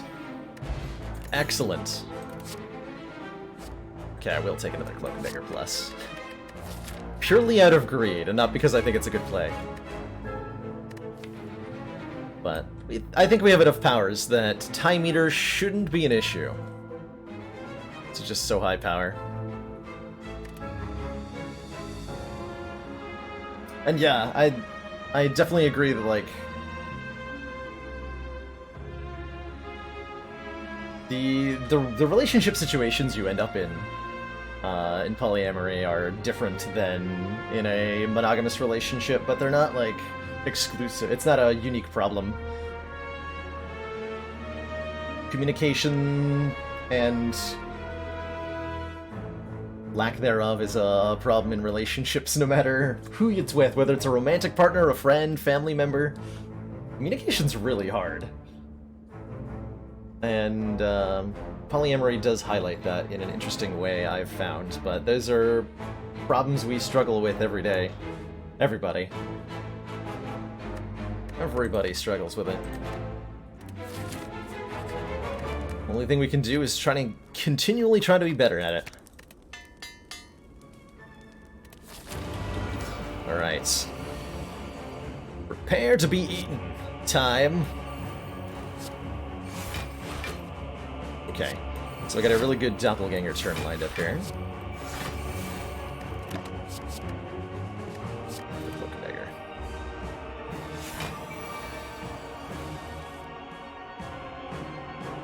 If you've got questions, Panhandler, I'm sure the Discord would be a great place to talk in more detail about, like, what is polyamory and what does it look like for the folks in our community who are themselves polyamorous, myself included. We've got a whole dedicated channel in the Discord for it.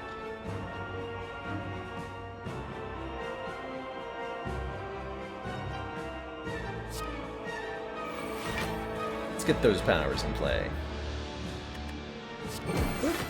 Okay, so I basically already have enough block, so let's gamble and get better block. Perfect. 3 more cards. 1, 2, 3.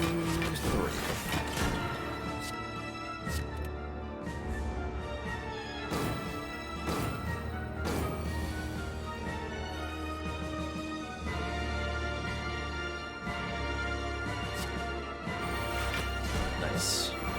Nice. Let's keep daisy chaining the powers. Perfect. Gonna hold on to Piercing Wail to try to do the cheese against Time Eater here, which I'll show off hopefully shortly.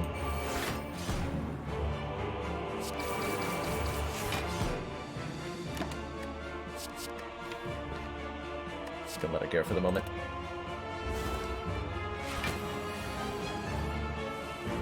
Saturday night without out with friends is canceled. I'm so sorry to hear that, Oncoming Storm. Having plans unexpectedly canceled is never fun. Oof. But we're glad you can be here and hang out.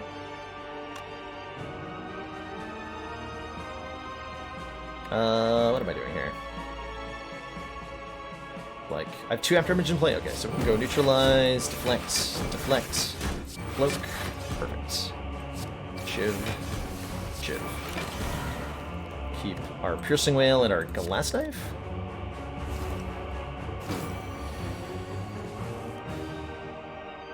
Beautiful.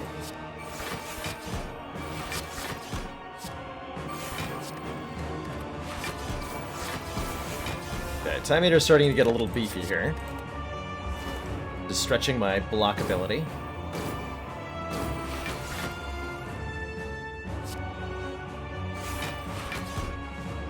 Getting there. 1, 2, 3, 4, 5. Perfect.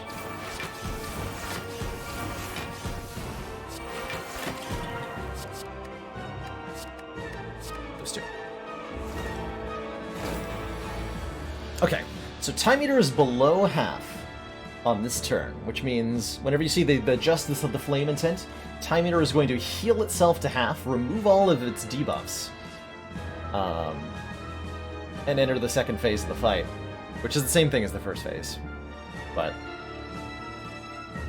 we can, on this turn, cheese the heck out of our opponent by playing this Piercing Wail, which removes 6 strength from time meter. When time meter purges, it'll remove the shackled effect from itself,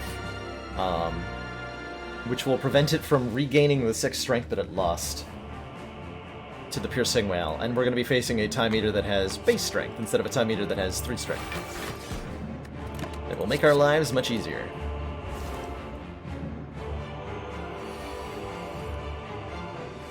I think we would have easily won the fight even if we hadn't done that, but it's much safer this way.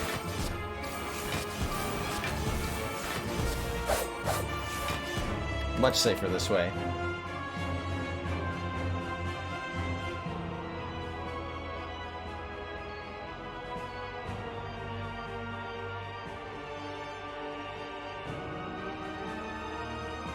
Single polys render faster.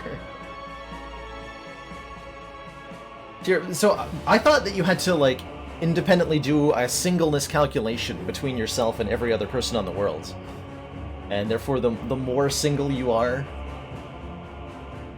the less partners you have, the longer the computational time for that calculation is.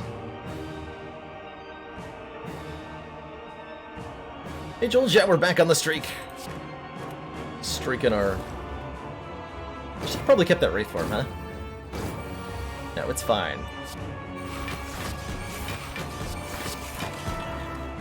It's fine.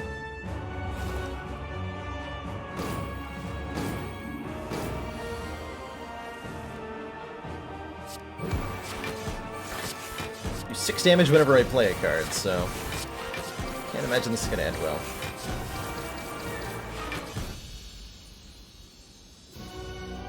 GG Time Eater.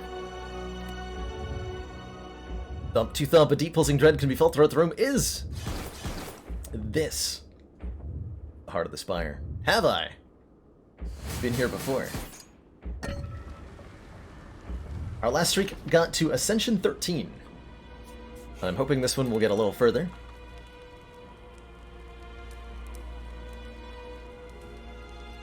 Any tips for the defect? Defect is tough, especially on Ascension 20. Yeah, tips for defect on Ascension 20. Echo form. That's my tip. My tip is Echo form. And try to take AoE damage where you see it. Don't neglect sweeping beams, or don't neglect either sweeping beam or what's it called, Doom and Gloom if you see it early. Ascension is stepped up every time we switch characters. Yep, Rufus. Every single run, the Ascension level goes up. I think I just take a footwork upgrade, get a little bit more dex. Not that I'm gonna need it, but, you know, it's nice to have. And I'm probably just gonna take another Cloak and Dagger. Because that sounds fun. That sounds fun. Just take more copies of Cloak and Dagger. So we have, what, 3 or 4 of those now? 1, 2, 3. Copies of Cloak and Dagger Plus.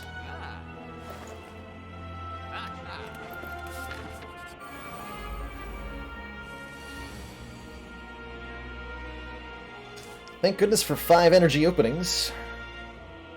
So I can afford to play all the stuff. Yeah, rest in peace is Snecko Skull and Venom. Alas, it was not to be. That's okay. Am I gonna gamble all this away? Well, I'm gonna play Die Die Die for free. It's just too good damage to ignore.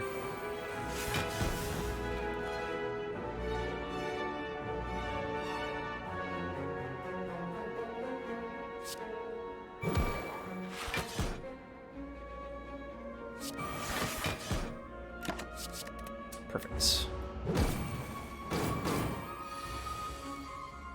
Perfect, I tell you. So on turn 2, Spire Spear always attacks for 10 times 4, and then on the turn after that, the Spire Spear attacks for 10 times 4, and then Spire Shield follows that up with a big hit.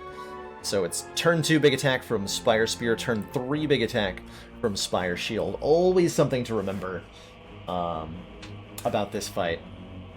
I've seen quite a few runs end. I love to watch Spire streams in my off time. And one of the big pitfalls I see people encounter is going into this fight and not knowing what the pattern is for the attacks. This fight is very demanding of knowledge of the pattern and which enemy to be facing at a given moment. It's, I think, extremely important to know which turns the really big incoming attacks are coming and from which direction they're coming from. So, turn 2, big attack from Spire Shield, turn 2 Spire Spear, turn 3 Spire Shield. And then that's a repeats on the 3-turn cycle. So on turn 5, the Spear will stab you again, and on turn 6, the Shield will bash you again. And I full block without gambling.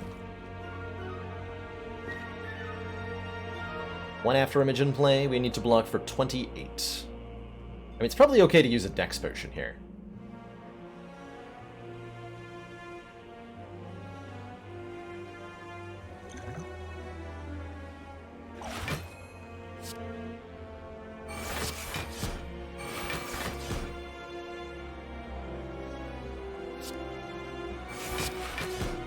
Did I actually need that? I don't feel like I needed that. I'm gonna lower Spire Shield's health a bit here. Definitely did not need that. That's okay.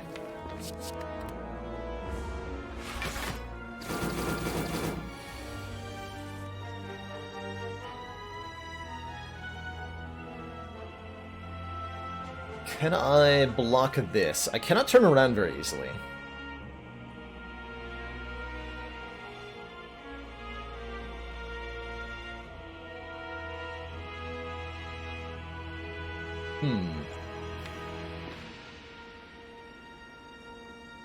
So maybe just Wraith Form and look to end the fight in 3 turns? That seems fine. I'll do that. Or even, like, we're blocking so well, I don't necessarily know that we need to, or that we're limited by the dex down too much here.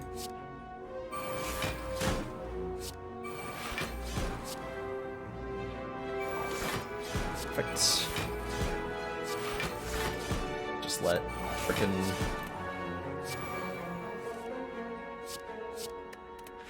Mummified Hand do all the work.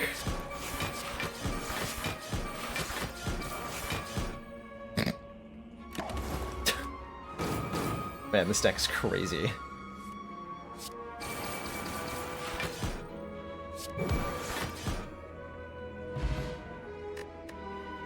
And look at that, 15 max health. Fruit juice and a pear. Wow. Oh, I guess I should have used that in the heart fight because of the Ornithopter. Not that it's gonna matter. Not that it's gonna matter. Welcome, us, to the corrupt heart of the Spire. Whenever we play a card, we take 1 damage. I suppose in theory it's optimal for me to take damage here. Yeah, for a variety of reasons it is, because we can heal health back with the Ornithopter. And I'm going to draw 3 cards after I play one, so I want to take damage. I guess only 1, though, off of Afterimage. Going for Perfect is also an interesting option, but I don't think we're winning by enough here to want to try that. Hey, very soft sheep. Hope you're having a good one.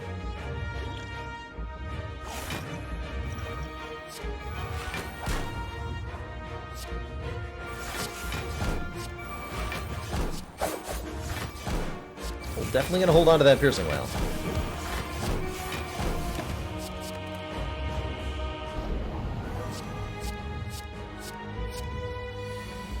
Brilliant. Brilliant.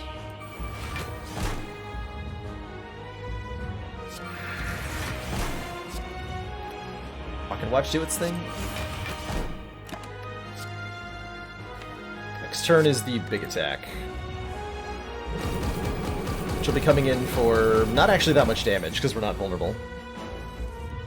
So I can do something cheeky like footwork, leg sweep, blur.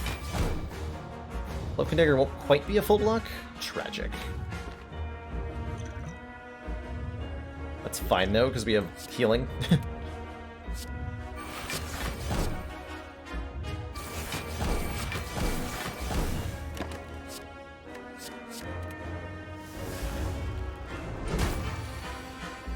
Need to get our damaging powers in play. That is a top priority.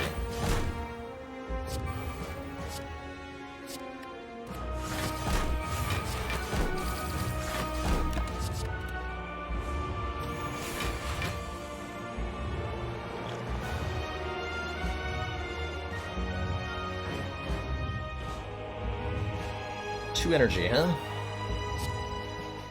This is fine.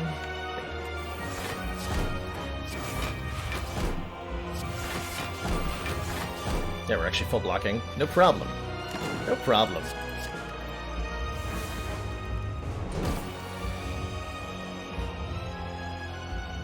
This is the actual tricky one. Although it's only 60 damage, and with my blocks blocking for 15, it's not so hard either.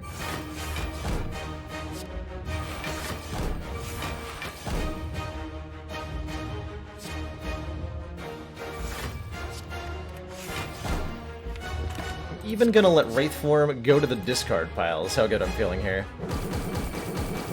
Yeah, we also have Tori, so we didn't even need to block that at all, actually. We didn't want to. Could have simply declined.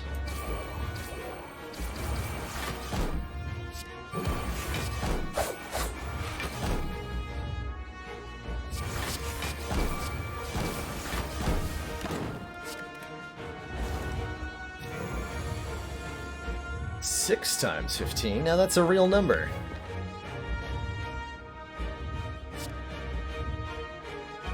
So I actually have to block.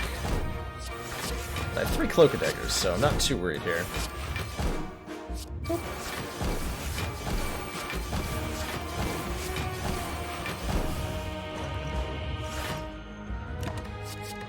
Do take some here.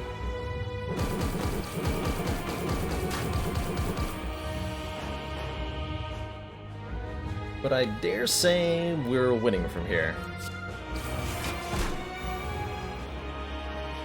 Definitely looks like trying to go for perfect would have probably not gone over well, though. At a brief glance. Once that Beat of Death becomes 2 and the Afterimage is no longer kicking in, we're not in nearly as good shape. I think we're winning from here. Better blur up.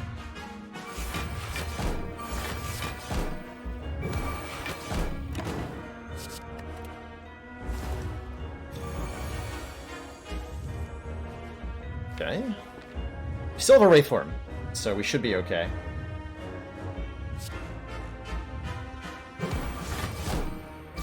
I can gamble into that if I need to. I think I also just have lethal here with 3 Cloak and Daggers and Blade Dance. Each of these shivs does 11 damage.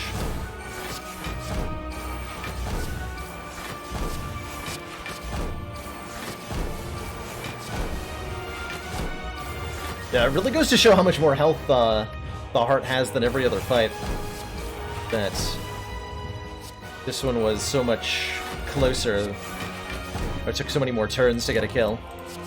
Well, GG. GG. A solid fight. Really fun run. 6,000 cuts. Is a lot of damage output. Jeej, as they say.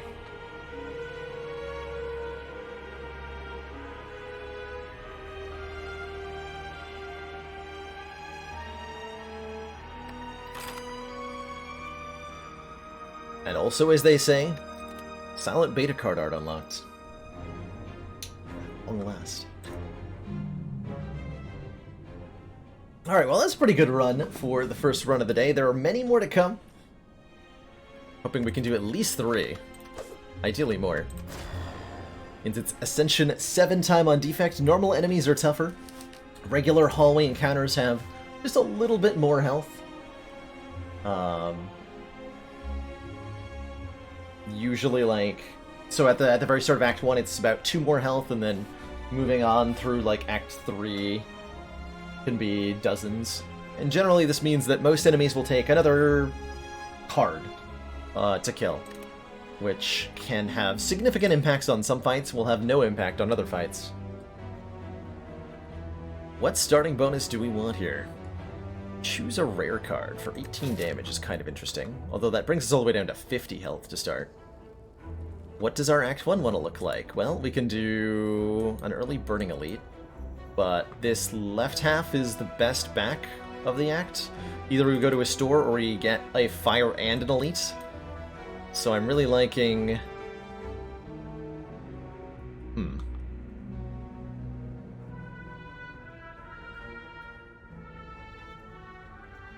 Why is all the good stuff right here?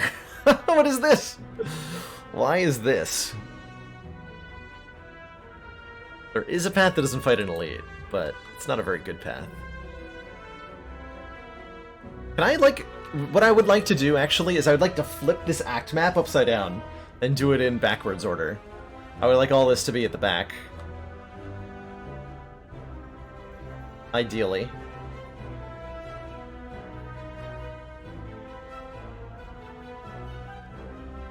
Oh, we could snipe an elite. Hold on. I only got one of them, but it could be potentially the Burning Elite. If we took enemies in elite rooms have 1 health. See, is sniping a Burning Elite worth it? Maybe. Maybe. Yeah, it's most likely that we just, like, failed that entirely, though. Give me a Rainbow? Rainbow's good orb channeling. Been liking Rainbow a lot more. Machine Learning is interesting. Start of your turn, draw 1 extra card. Or there's Creative AI. At start of your turn, add a random power card into your hand. That's a late game card. That's a late game card. Rainbow is notable for letting you get a Dark Orb. Which can be like Champ fight solving or Lagavulin fight solving.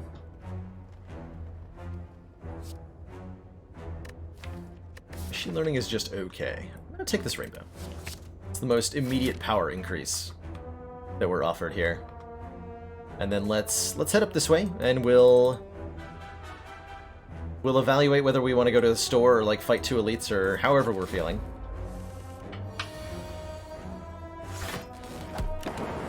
Which after Jawworm brings me down to 43 health is not great.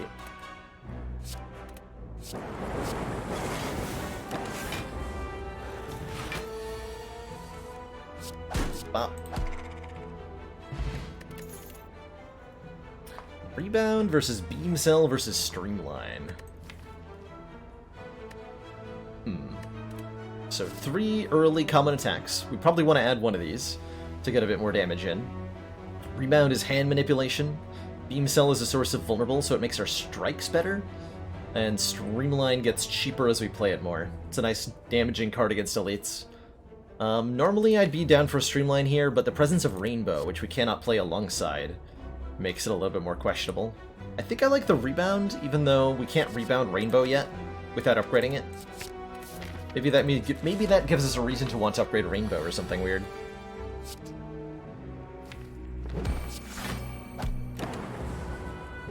Found that block card. And happy I did. Commander, we've just received the support of another council member. Mantastrophe! What a name, what a player. Welcome to the council. Thank you so much for that Twitch Prime sub. Enjoy your new emotes, the community, and your newfound smug sense of superiority.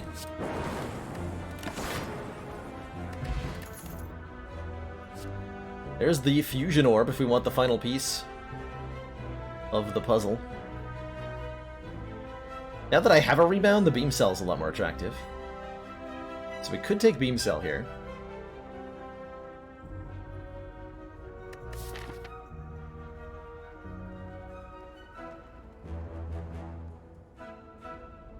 Do I like fusion? Not really.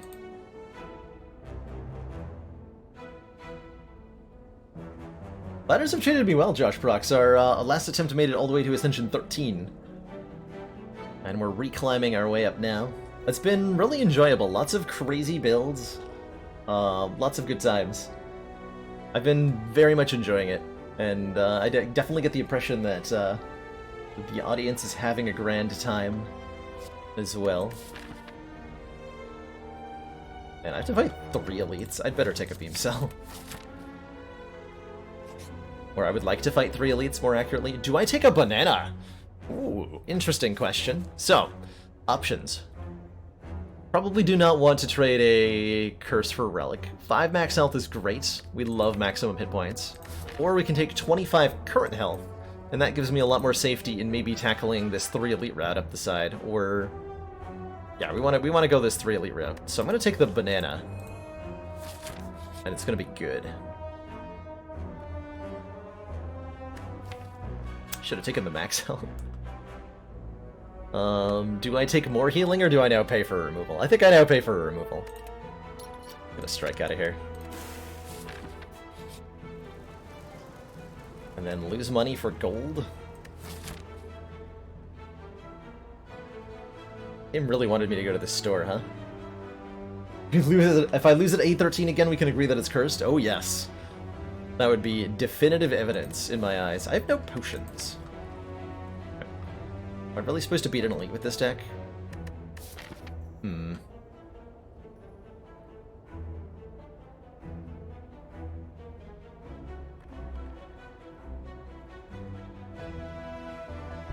I'm not thrilled by this situation.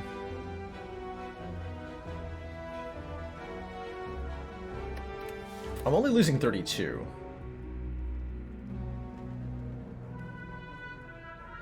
Not that much. Although, truly, we have to add them together to see how much I'm actually losing. It's lose 11 health to gain 117 gold. Sister-in-law's getting married on Friday the 13th. Is that an omen? Does that reflect how you feel about her choice of partner? Or is it just a funny coincidence? How do you choose to interpret this in your life?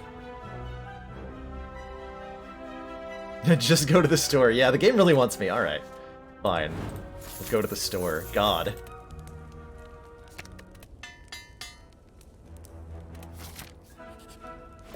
Pick up an attack card. Bullseye. Now, that's an attack card I can get behind right now. Bullseye makes our rainbow hit way harder. This card is much better since the buff. Loop is also much better.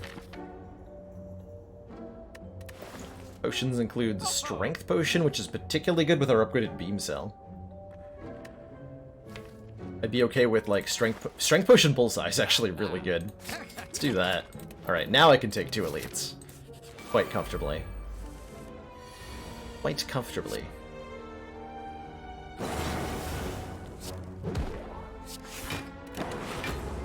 We'll use this if we encounter a Knob or a Lagavulin.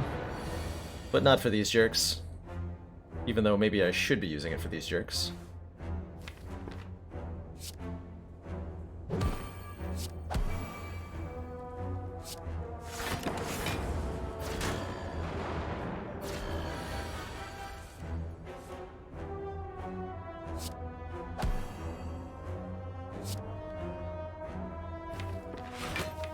What are the odds I have a lethal on that thing next turn? Higher if I hit it with a strike.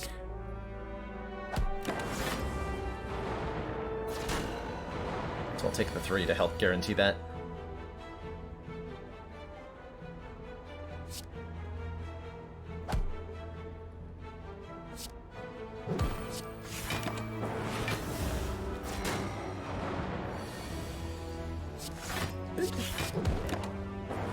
Dark Orb is doomed to forever charge and never actually get used. Oh no. That turn could have gone better. I was hoping for lethal there. Tragic. So we have no cards that channel orbs other than Rainbow. I really needed to upgrade Rainbow, apparently. And I definitely should have dual casted at some point. Letter Opener. When we play 3 skills in 1 turn, do a whole bunch of damage to all enemies. Leap sure feels like a good block card right now. I am going to fight this elite still. But I need a leap to be able to do it safely. Okay. Alright, good relic. That's good relic. Start of each combat, channel 1 Dark Orb. Perfect. Definitely just completely perfect. Cool. This is fine. This is fine. Both Rainbow and Bullseye will wake up the Lagavulin. I'd rather give this Dark Orb time to flourish. Grow. So I will patiently wait.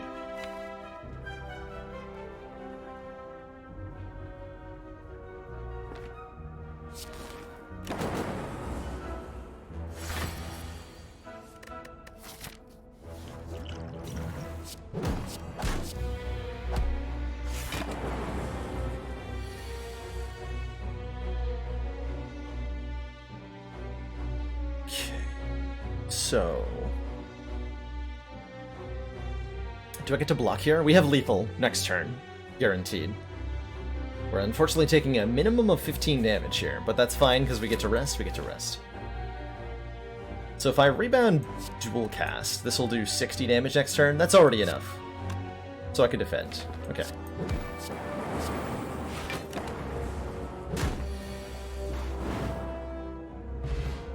Ooh, good rewards too. Focus Potion is definitely excellent. Blood Vial heals us 2 at the start of each combat. And is that a double rainbow all the way across the sky that I see?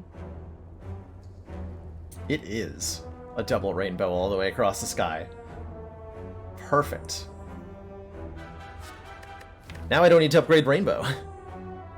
And from here on out, we really want either orb slots or focus gain. Lagavulin will eventually wake up by itself. Yep, Lagavulin wakes up at the end of turn 3. If you've not already woken it up. What does it mean? What indeed does it mean?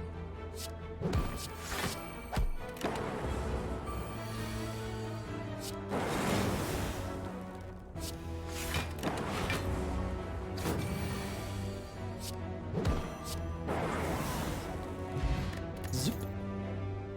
Okay, I'm thinking maybe Steam Barrier. We've got a pretty potent damage mechanism in place. We would like to block a little bit better. And Steam Barrier enables the letter opener to go off more often. Hologram would do the same. But I don't have anything cheap to hologram back, so let's grab a Steam Barrier here. I think I like that quite a lot. Yeah, I like that quite a lot.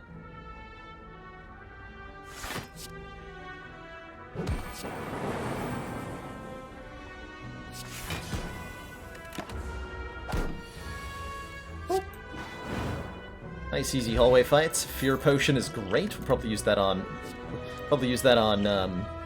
slime boss. I'm all for more ways to get frost orbs. We don't have like reliable ways.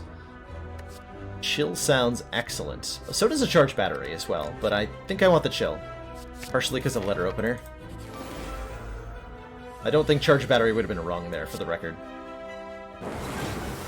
But would it have been right?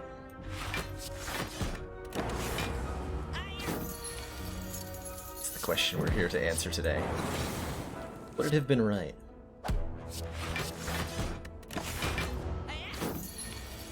This letter opener is really good, by the way. If I said that yet, the letter opener is, hey, we can also take the charge battery. Or I can take a rip and tear if I want a little bit more damage. But I think... Had the silent run with a power's end flawlessly, Lunek. Well, not flawlessly. We crushed the heart with it. But we did take damage. It was glorious to behold. It was glorious. Upgrades from here, probably Bullseye, maybe, to make the lock-on last longer. I could also see upgrading any of these block cards. Maybe Zap, maybe even Dualcast, actually, is a particularly good upgrade in a deck that generates this many orbs of this many different types. Yeah. Let's upgrade Dualcast. That'll help us trigger letter opener. You guessed it, even more? Amazing.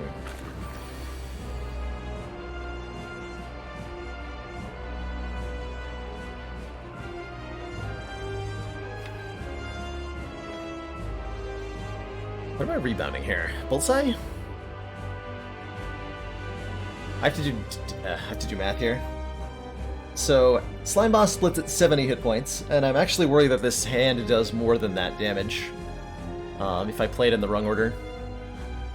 So what is the damage dealt by this hand if we just play the entire hand? We would do 4 and inflict vulnerable plus 12. Put the calculator out. 4 plus 12. 16. From Beam Cell Bullseye, Rebound does another 13. And then Rainbow will deal 12 from the Lightning Orb going off with the Bullseye effect. Plus 18. Plus 4. So another 34.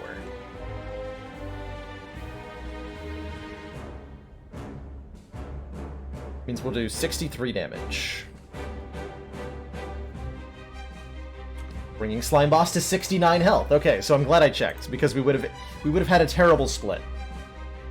Beam Cell, Bullseye, Rebound, Rainbow. Bring Slime Boss to 69 health, and we have an almost perfectly bad split.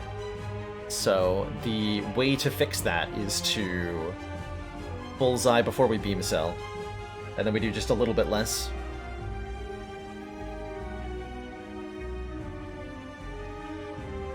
No, Bullseye before we... Wait, hold on. I want to rebound the Bullseye, though.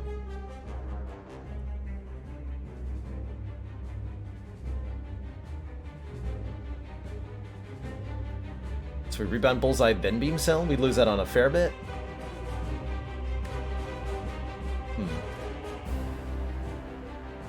The ordering is weird here. Maybe I just don't rebound anything? And we try to get our dual cast? Sure, I'll just not rebound anything. So, Bullseye, Beam Cell, Rebound, Rainbow.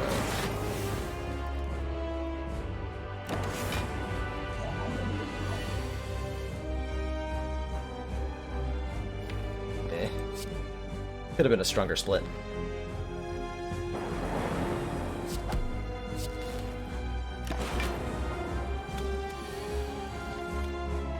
But that's okay.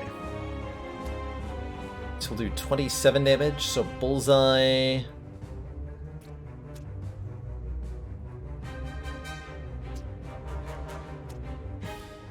leaves you a 1.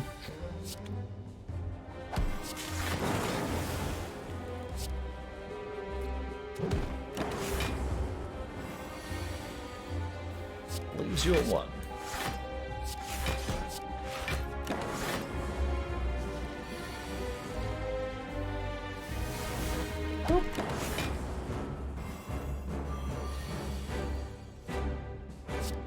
Nice. Okay. Smooth slime boss fight. That's an Echo form. First card you play each turn is played twice. Can this turn into a Snecko deck, please? That'd be insane, actually. Yeah, Echo form is very good with the deck for a myriad of reasons. So is Fission, I think, by the way. If we upgraded Fission, it would say evoke all your orbs, gain an energy and draw a card for each orb evoked. Fission and Rainbow go amazingly well together. I think the Echo form is going to be better in the long run, allowing us to scale up against important fights like the Heart, whereas the Fission will allow us to do things like clobber elites in Act 2. Man, is Echo form so good later on that we ignore the fact that Fission is much better right now? Like, much better right now?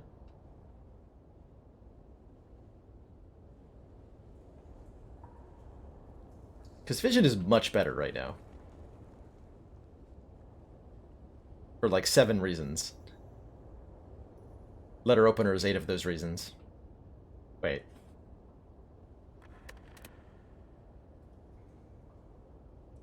When do we get to upgrade it? The very first fire that lets me upgrade something is when we upgrade that. Hopefully soon. I think we'd manage to get away with it. But it feels so wrong to, like, pass on an Echo form. Especially when that Echo form enables Snecko Eye, and this would be, like, disastrous if a Snecko Eye shows up. Take the Snecko Eye. Ah! These aren't Snecko Eye. These aren't Snecko Eye at all. But they are energy relics, which make the Echo form a lot better. A lot more playable. Ectoplasm says, gain an energy at the start of a turn, we can no longer gain gold. Philosopher's Stone gives us that same energy for enemies having +1 strength. And Busted Crown gives us less cards to pick from. All of these are relatively rough downsides to deal with. I'm actually kind of leaning towards Ectoplasm here, of the 3. We have enough gold to afford... We already got 1 strike removed. We can afford to remove at least 1 more. And then we don't truly need a lot of things from shops. We mostly would just like a power that gives focus. Like a defragment. Otherwise we have to use our extra gold to overcome the strength gain, or we have to deal with never having cards again. Bleh. Let's take the Ectoplasm. Yeah, Thieves incoming. I think we'll be okay against 2 Thieves. We will definitely be okay against Champ. We would have got to upgrade Fission immediately. Wow, this is a juicy Act 2. We can get our strike removed, then go Fire, Elite, Fire, Elite, Fire. Oh man, another shop. Another shop. Or do I take out the Burning Elite and go like... Event, event, event. Fight. Elite, Fire, Elite. Burning Elite, Fire. Are we that strong?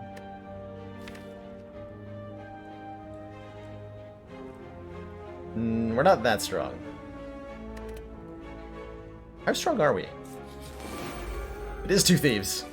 No! The instant karma. My money.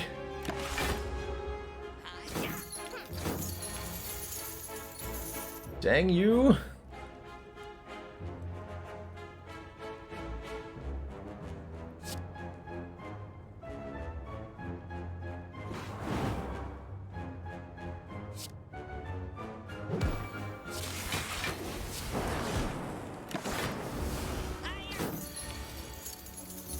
He's going in for a 3rd hit.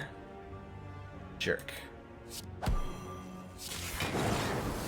Doesn't get there, though. So we lost 45 gold that we can never get back. And that's okay. Do I take a Steam Barrier Plus? Yeah, I do. It's upgraded. Do I trade 85 of my gold for a relic? Also yes. Pantograph. Start of boss combat till 25. I think that was totally worth it. Choose 1 of 20 cards to add to my deck. Anything with focus, please. Oh. Both capacitor and consumer here. Which one do I take? I definitely take one of the two. I definitely take one of the two. Orb slots to let us, you know, have more orbs, or focus to let us have better orbs. I think we care about better orbs more than we care about more orbs. So I want to believe that this is a consume take. And then if we see a capacitor next time, we'll take it. Satisfying. So this is, our options are 3 fires or 2 fires in the same span. But I get the Burning Elite out of the way and an extra elite fight. Do I have an upgrade free for the consume? Probably not. At least not if I take the Burning Elite. If I go this way, I do.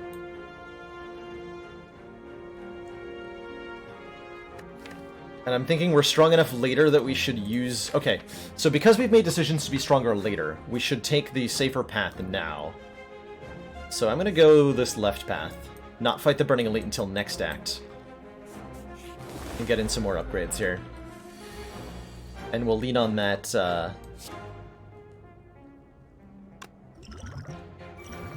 We'll lean on that... whatchamacallit.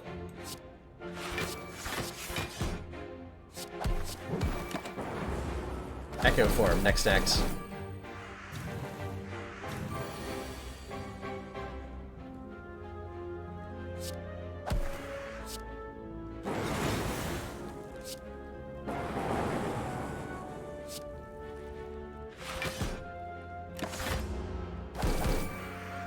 Good fight. Lightning now hits all enemies. Channel 2 lightning. Yeah. Let's fix the glaring hole that is the AoE damage. Well, not that glaring, but it'll definitely make us better against the elites we're about to run into.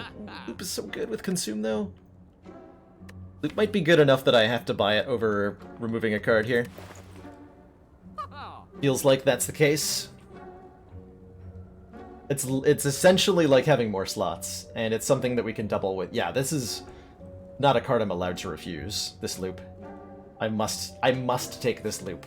Because I've been in situations, actually, that's how our Ascension 13 run died, because we couldn't find any ways to scale up our orbs, which we were pretty committed to. So we have to take that. That is a mandatory purchase. Mandatory. And that's our next upgrade after Consume here. Alright, it's the worst case scenario. Triple Slavers and a bad turn 1 draw. What will we do? Pull a Glacier out of our butt. That's what. That's what we'll do. Do I also use this Focus Potion?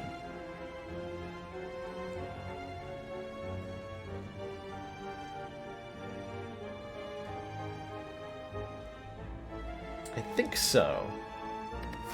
Yeah, no fight is going to be as dangerous to us as this one is. Let's do that.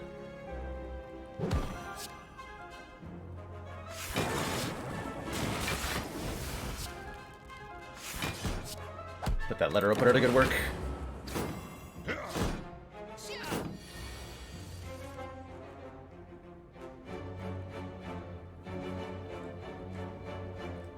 Okay.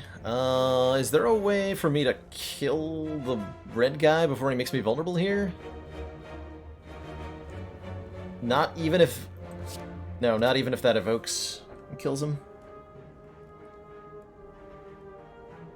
Actually, wait, yes there is. But it's only a 1 in 9. Well, doing it anyway. So we say Fond Farewell to Dark Orb. 1 in 3. Come on, get him, get him. Yes! Easy fight.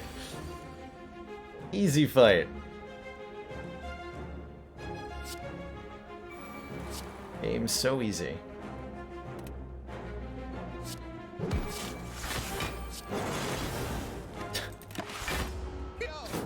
Don't even give me a letter opener proc. I don't deserve it. Oh my god.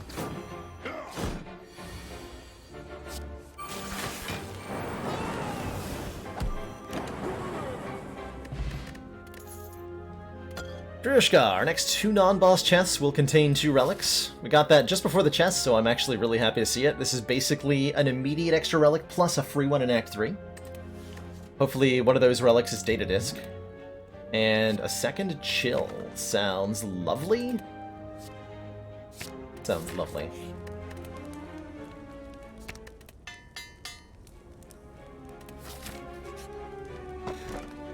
Not Data Disk. Vajra gives us 1 strength, which I think is underrated on defect.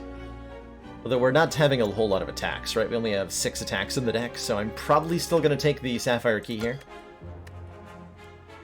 But if I had, like, a Sweeping Beam or 2, I would be seriously... If Sweeping Beam was my source of AoE damage, this Vajra would be a godsend. As it stands, we'll pass on it. Ooh. If I Echo Form, I can't Consume. I think Consume is actually more important than the Echo Form here. This is Consume, Leap, Chill. I don't get to Electro either. Still fine. That's a full block. Then we get a Dark Orb in front. That we now get to loop. Okay, this worked out pretty well. This worked out fine. Now we just need to wait for dual cast and bullseye, ideally. And everything will be great.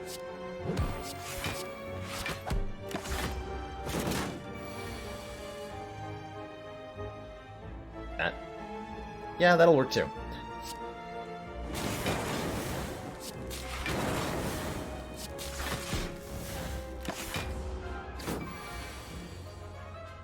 That will also work.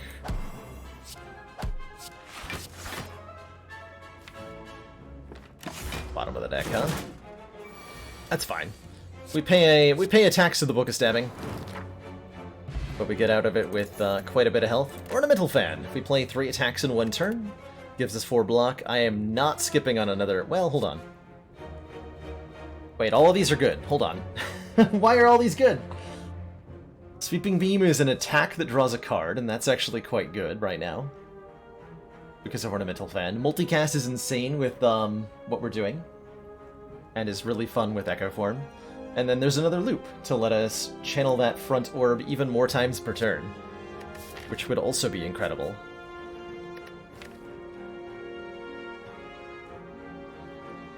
What do I tank here?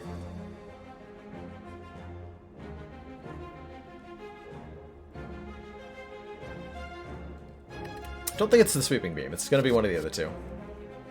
For sure. Like I said, had we taken the Vajra, the Sweeping Beam would be suddenly, like, really cool. And we can envision a deck with these same relics that has, like, 3 Sweeping Beam pluses and does all sorts of cool things with that. But we're very, very different than that.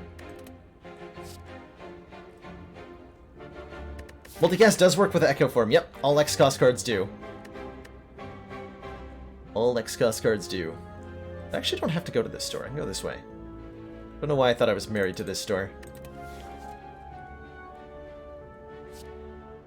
Well, Cardo's not here to tell me to take the Echo Form, so I'm going to take the loop. Just to spite him. Or rather, isn't here telling me. There he is. Ha! Get wrecked, sir. Meanwhile, in upgraded cards land... You know, suddenly this deck really wanted that Vajra, huh? Funny how that worked out.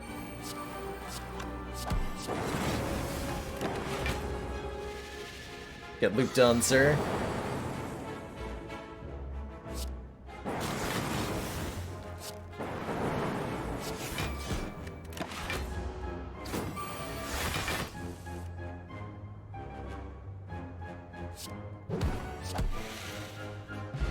Sometimes all you need are some good old attacks. Speaking of which, we can get more orbs from Cold Snap here. Though I don't think we need any more cards right now. This deck is flawless, and it mostly just needs to draw Echo Form and Consume. And so we shouldn't prevent it from doing that by adding more cards. Huh!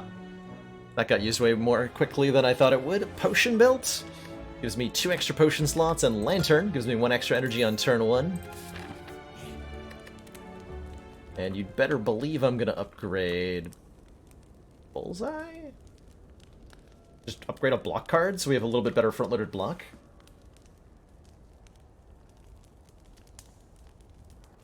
If I was going to add another card to this deck, it'd probably be a Capacitor at this point. Or a Seek, actually. A Seek would be the most important thing. But then, after I have a Seek, I would like a Capacitor. Could upgrade Echo Form so that we don't have to play it on the first turn we draw it, but I think realistically we have to play it on the first turn we draw it anyway. So the upgrade isn't too meaningful.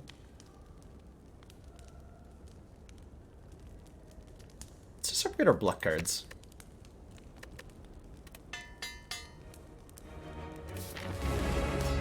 Get those a little bit better. The load shape. Please immediately die. Thanks.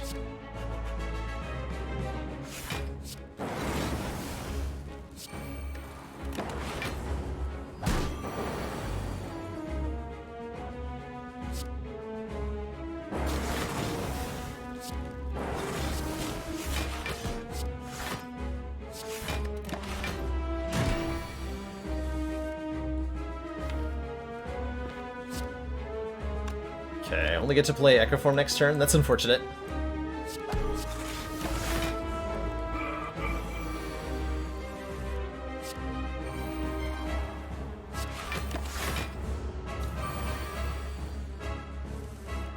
That's unfortunate. Now we just wait for this Dark Orb to get very big. And life will become very good.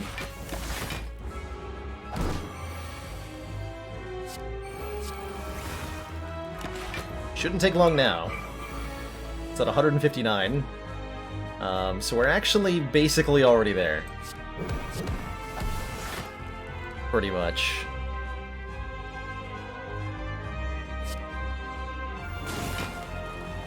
Seems fine.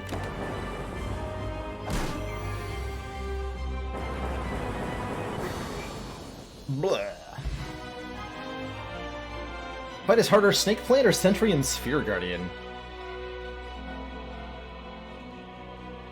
I have died a similar number of times to both, if I remember correctly.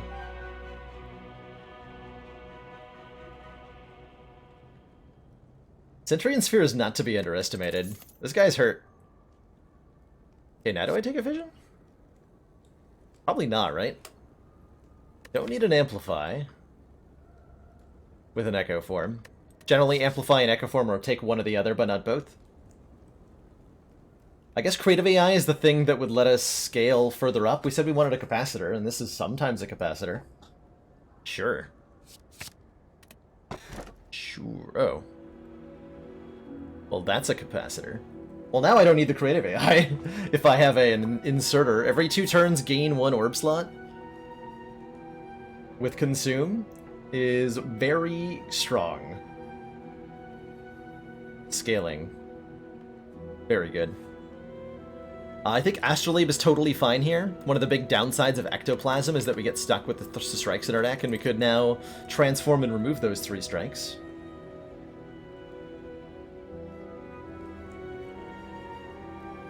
Hey, Elon, the new character is coming to the beta branch for Slay the Spire on September 9th. So if there's a... That's the patch I imagine you're talking about. That's the next time we'll see new content.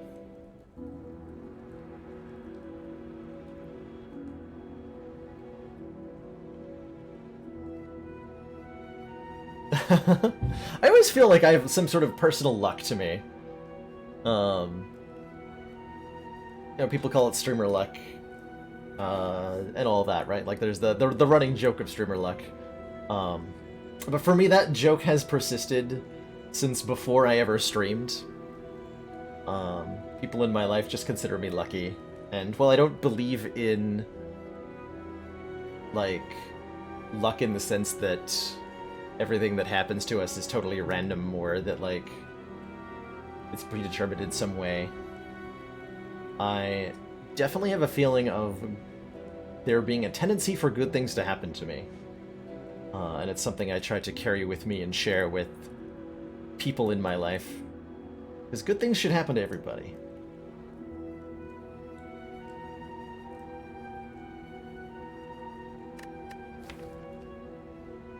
I don't think this is a frozen core deck with a consume, although I do like the frozen core. If we had a capacitor, I might actually take it here.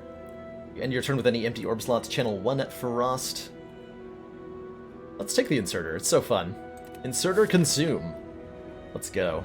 Let's go. Okay, we have to fight the Burning Elite, and that's fine, because man, is that path powerful. Let's go. Let's go.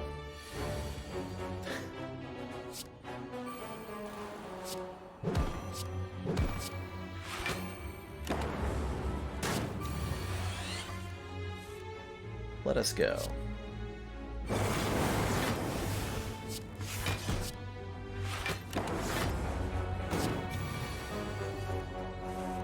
Echoform Rainbow is such a powerful combination. You're channeling 6 orbs, and that is going to do a lot, no matter what.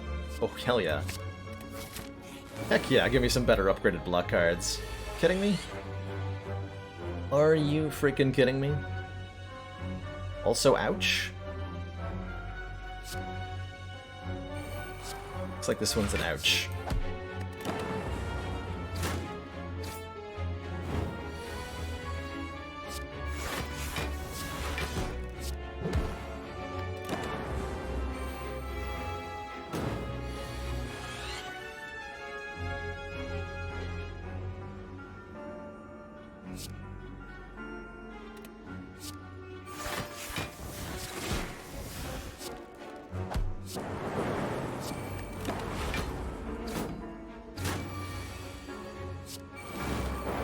We'd like a self-repair about now. Just to, like, maintain ourselves through these fights. I was really hoping one would show up right then. That would have been perfect. Gain 100 gold, or gain 275 gold and become cursed. Or, actually, you know what? What is the text that you get when you click on leave here? You ignore the shrine. Get out of here, shrine. No one likes you. That's not true. I would like you to show up next run, please. But right now, leave. Remember, we will be watching. Dr. Emmett Brown pitching 641 at the stream. If my calculations are correct, when this donation meter hits 88.88% complete. Wait, what's the rest of that?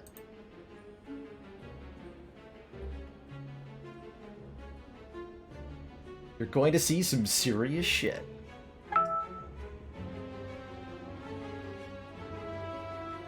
Uh-oh. Is the serious shit happening?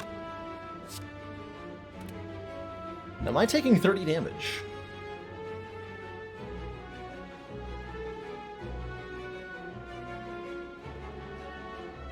What are the chances that we hit a store on a question mark? The chance that we hit a store in a question mark, or on any given run, the chance that you hit a store in a question mark is based on how many question marks you've had without seeing a store in a question mark. Every time you enter a question mark room, the odds of every other possibility other than the one you got. So, like, if you get a fight in a question mark room, your chance of getting a fight in the next question mark goes down. If you get a chest in one, your chance of getting a chest in the next one goes down. So on and so forth. So they have dynamic probabilities that make it kind of an annoying calculation to find out your exact odds. So, like, for example, right now, I have no idea. I have no idea. Is there any attack that generates enough block for me to care about? No, right? Not on defect. Go for the eyes. Go for the eyes might be nice, but I should probably save this attack potion for Reptomancer. Yeah, that feels correct.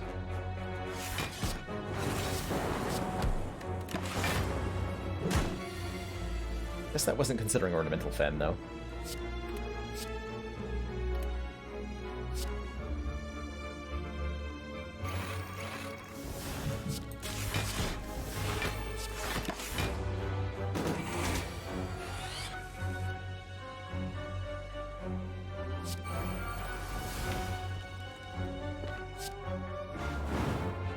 Next turn could be really ugly. Okay, not too bad. Do you have to double a... No, I don't have to double defend. We can double loot here. Good.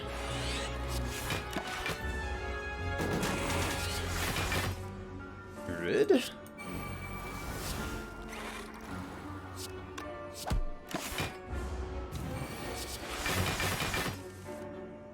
Behold! Focus! So this is how most fights are gonna look from here on out, by the way. If the fight goes on long enough, we just become infinitely strong. Pretty much.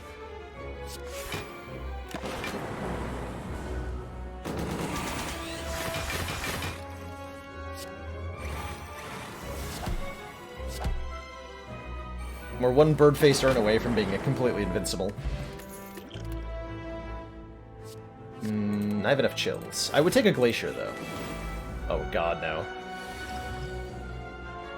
So Transient starts swinging immediately.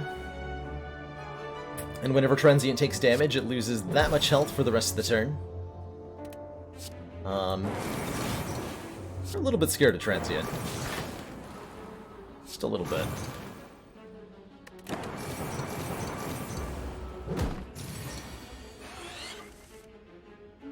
Okay, Bullseye is very helpful. Bullseye is very helpful. Let's rebound Bullseye, it's so helpful.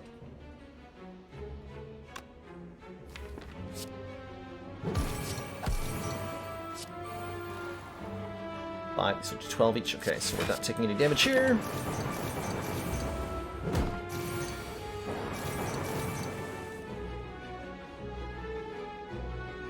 There's no way I can get Crit of AI in play, unfortunately.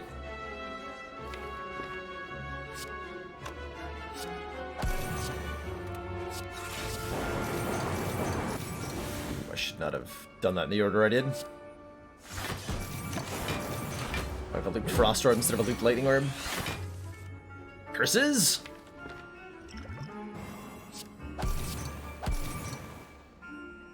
I have to use the attack potion too, probably. Yeah, that was a big mistake to loop the Frost Orb there.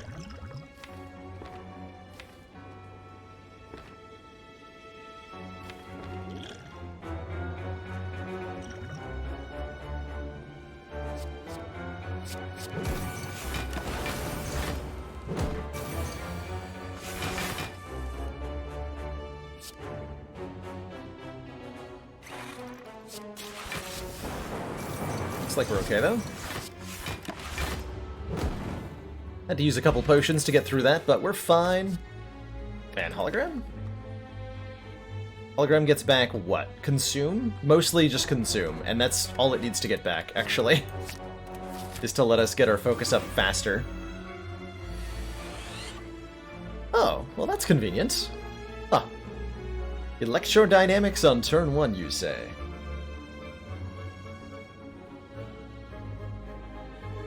Yeah, sometimes lock on, too. Sometimes lock on. But I don't think I'm allowed to play Echo Form here. And that's okay. Getting down to Electrodynamics immediately is pretty sufficiently good. Might need to Swift Pot. Could do Echo Form Electrodynamics, so that I take a ton of damage this turn and possibly die next turn. Oh, yeah, why am I not allowed to play both?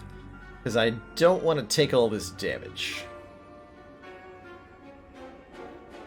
And if we just play Electrodynamics, we're only going to do 9 AoE. Whereas if I Zap and Strike, I get to kill one of them.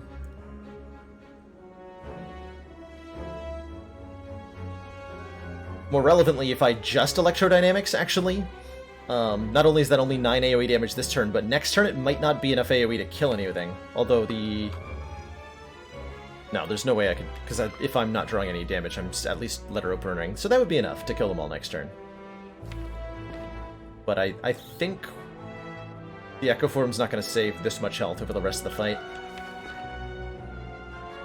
Swift Potion. Okay, that helps. That definitely helps.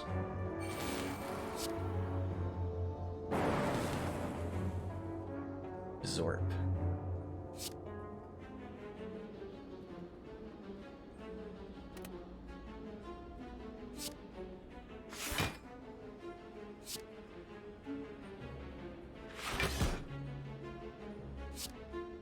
They both die. Okay.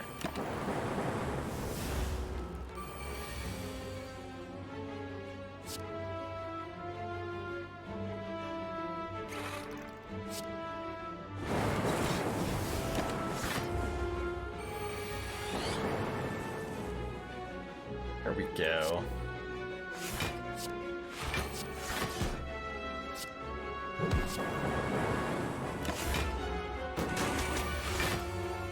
Perfect.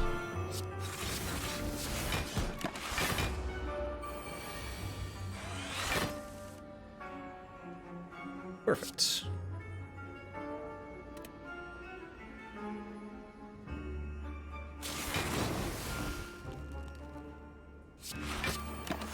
And so now we're taking 0 damage for the entire fight, whereas had we chosen to, you know, take damage on turn 1 to get the Echoform in play, that couldn't have happened.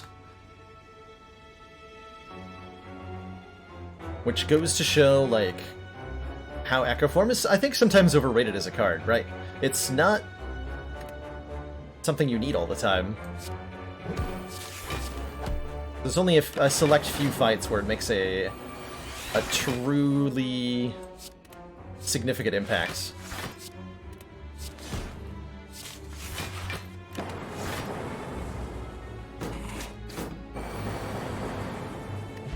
Beautiful.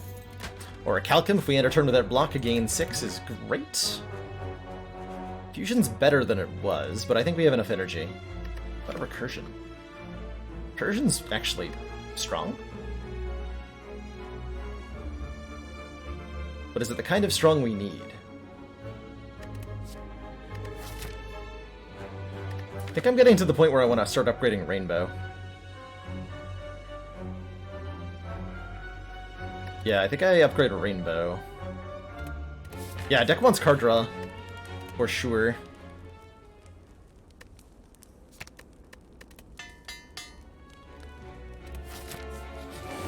Okay, it's a regenerating Nemesis. I'm actually not afraid of that. Though maybe I should be. Maybe I should be.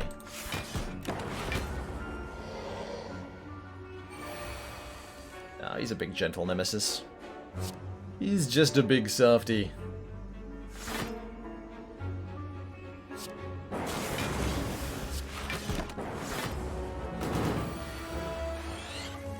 Yeah, look at the cutie.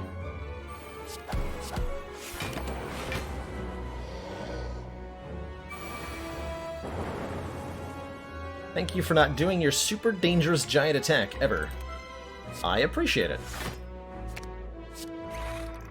Thanks.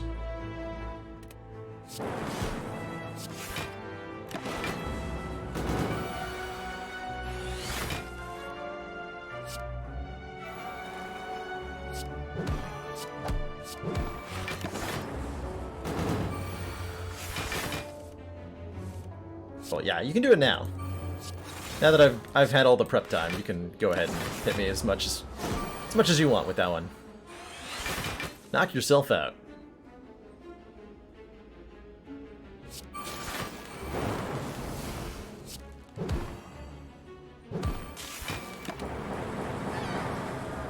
Good fight. Bag of prep. That's card draw. Start of combat. Draw 2 additional cards. And I'm probably not going to say no to a biased cog. Especially when I have an ancient potion.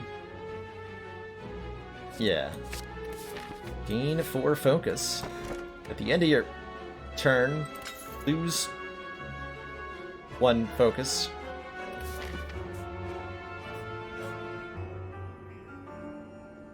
Watching you, game. I'm watching you.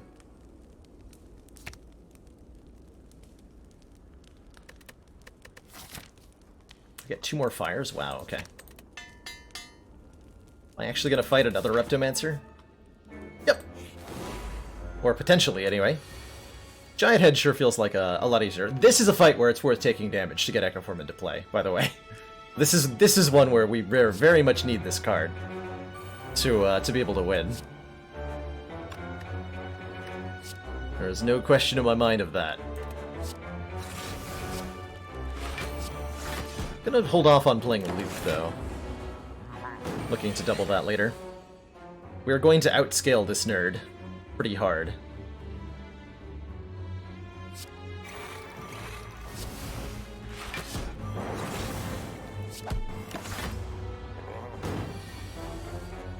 Extremely hard.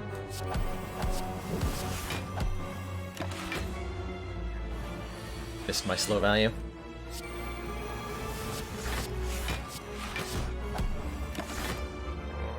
One. Now giant attacks are headed our way. How about I have 1,000,000 focus? What then, Mr. Giant Head? What will you do?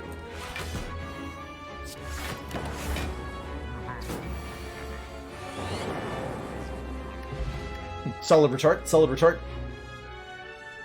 Oddly, Smooth Stone gives us 1 point of dexterity, and that makes all of these big, well, not big, all of these block cards in the deck better. We have 1, 2, 3, 4, 5, 6, 7, 8, 9, 10 cards. Just got +1 block. That is a really powerful relic, actually. Oh, we're gonna... Do I want to take another Leap Plus because of that? I think I might want one, actually. And they were just, like, blocking for days? Sure. Sure. You're gonna give me a 13 block for 1 energy card. I'm gonna take it. I suppose. Oh, Mind Bloom. Convenient. Can upgrade all cards and no longer be able to heal here, but that's not great. Most of the good cards are upgraded. Heal to full for a curse is not good compared to heal to full and to get a rare relic for fighting a boss. We do get the 25 hit point heal from Pantograph here, so... Oh, sorry, 27 hit points off of Blood Vial as well. So why the heck not, right? Why the heck not? Plus we get to have a rematch against Slime Boss, and... well, that just seems fun. Quite frankly.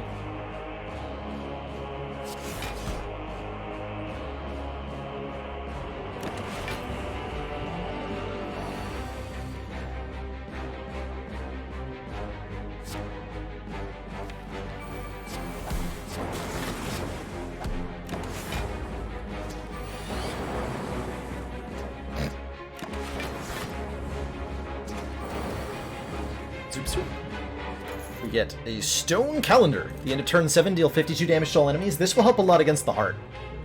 52 extra damage means we... 52 extra damage means that we have that much less that we have to do against the beefiest enemy in the game. Which is quite significant. Quite significant.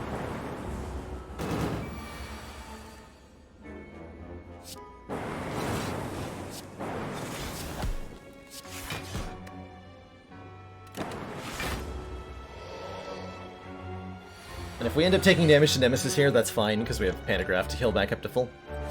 Not that I think we will, but we're about to take a little bit.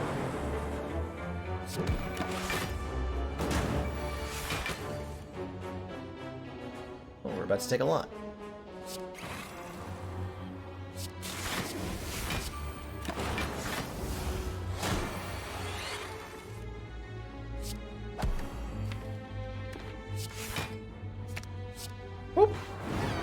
Letter Streak record is at 13 currently. Shuriken. We play 3 attacks in 1 turn. Gain a strength. Machine Learning, I think, will help us get through the thickness that this deck is. So I'm happy to take it. You start of each turn, draw 1 extra card. And I think I upgrade this Creative AI to make it a little bit easier to play. It's a little heavy at the moment. Alrighty. Should be plenty strong to beat Donu and Deck Nerd. So that's my fondest hope. Go for Donu first, as usual, to prevent the buffing. Although with our Inserter Consume, it frankly doesn't matter who I'm targeting first here.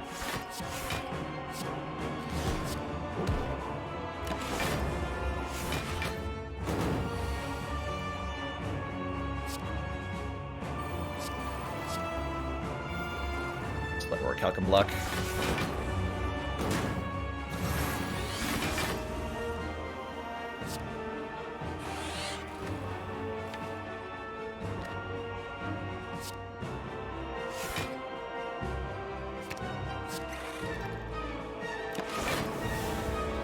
Another fight where we don't need the Echo form.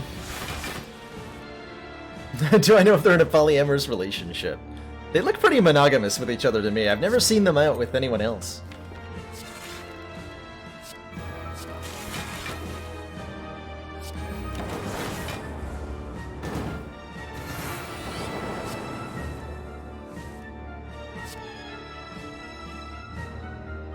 What they are probably in is a polyhedral relationship, though.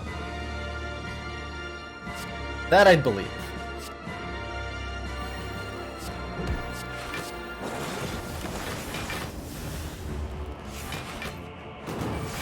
You and Satoru heading out with a banana in a box.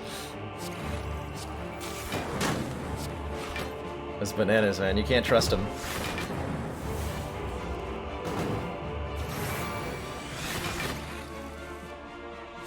You cannot trust them.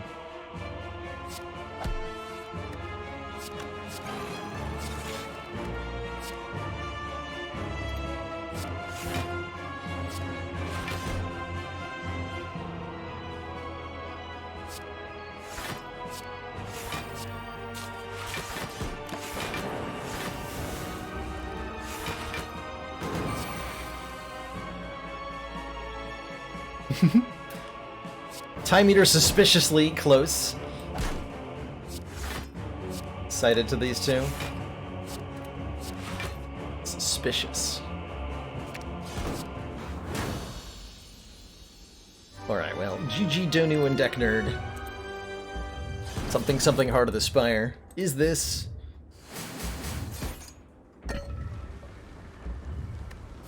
the thing?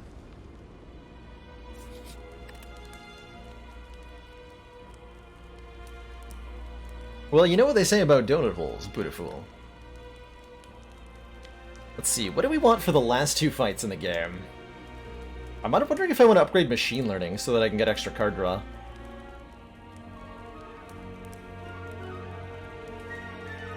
You cannot cheat Time Meter's counter, Thunderbear. There is no way to cheat the timer on Time Meter.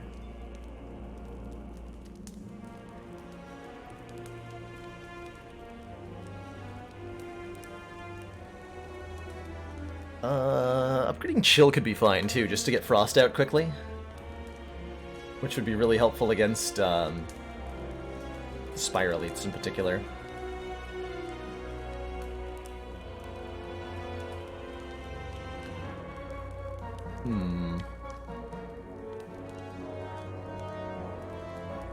Second card just doesn't get played, yep. It is... The turn is just ended, and the second card will like show up and try to play on screen, but Time Meter will stop it. And it will not happen. It's very rude. I'll try the Machine Learning upgrade here. That might not work out for me. Alright, this shop will only be full of sadness. Reese Waffle, Capacitor, Block Potion. Nothing. Nothing we can afford.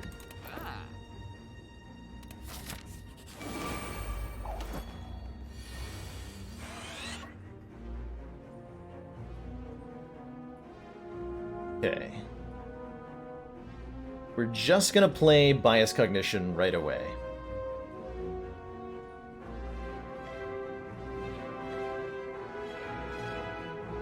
In fact, I'm just gonna play like this entire hand right away.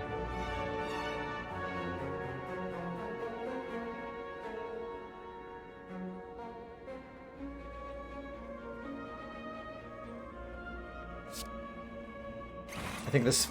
We looked at the run history actually recently. We know this fight only lasts 5 to 6 turns in most of my runs. So that should be a good indication that a Bias Cog on turn 1 is well worth it. Because it only starts hurting us after the 5th turn after we play it.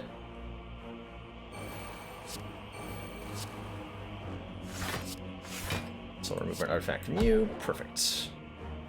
Didn't want to intentionally take damage? No, I didn't. Okay.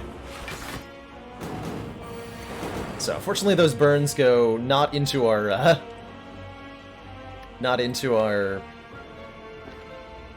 draw pile on this Ascension level.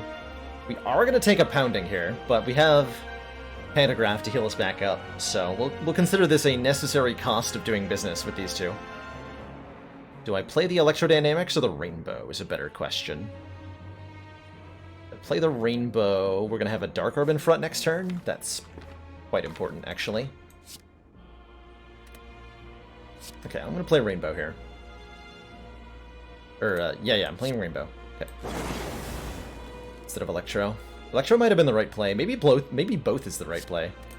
We have a looped Frost Orb next turn? Let's try that.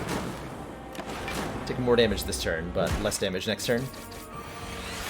Boy, was it a lot more damage this turn. Ow. My entire face. That hurt. That hurt so much. Okay, turning around is apparently not a thing I'm allowed to do. So I have to block the full 57 here. It's terrifying.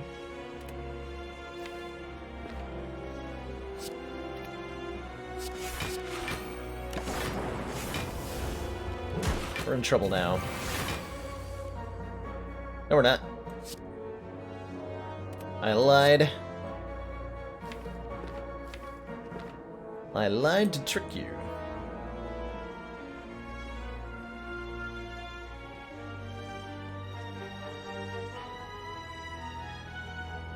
Okay, so I'm drawing 6 cards next turn, so I want to rebound a card. I want to rebound dual cast, probably.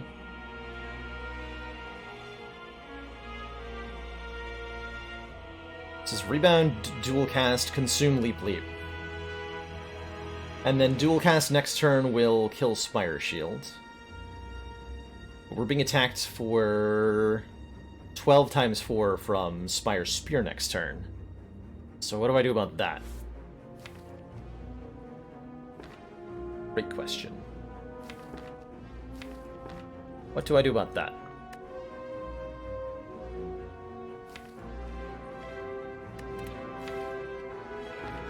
Okay, hold on. Might die if I don't do this right. So I think I have to play the Chill then to get the extra Frost Orbs. Which means we lose the Dark Orb this turn. But if we dual cast the Dark Orb this turn, it'll just bounce off the 57 block this nerd has. Damn.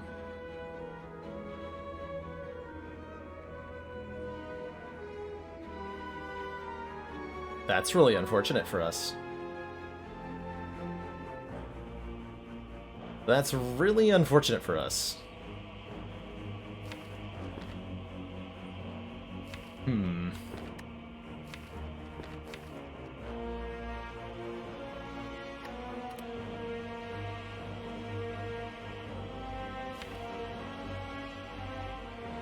I have a Chill next turn, though.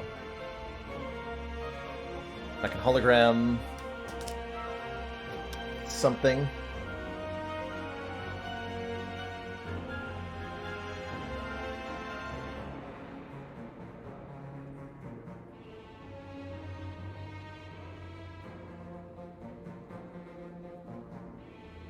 Heck.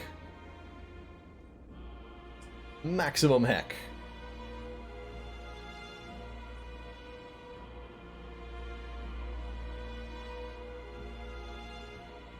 I wonder if I was meant to Strength Potion in this fight versus the Heart fight. It's like I probably was. Okay. Shouldn't be too big a difference either way. Is there any world where I hold on until Stone Calendar pulls me out of this fight? I have to kill Spire Shields soon.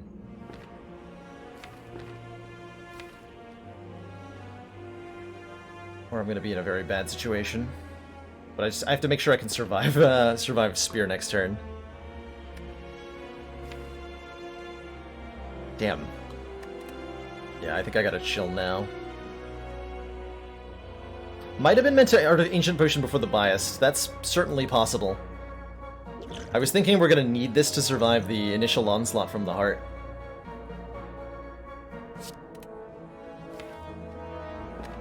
It's just a little too slow. Okay, so...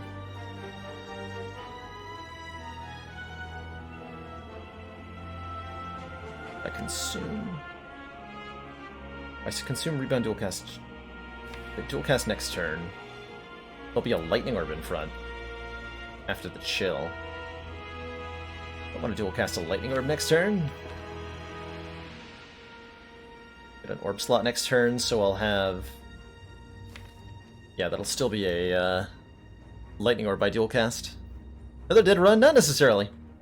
Definitely not necessarily. We are just plotting our course of action here. I think there is a route through this. I'm just not 100% certain on what it should be.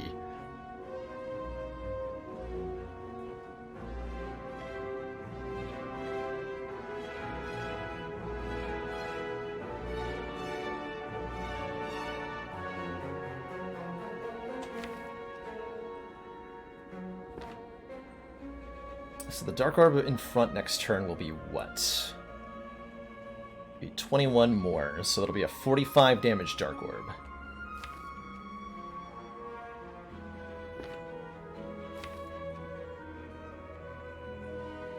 I get that with a single kill. A single cast.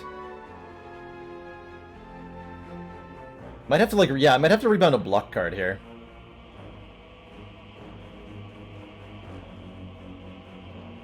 I think that's what I do. Yeah, I think I rebound Leap.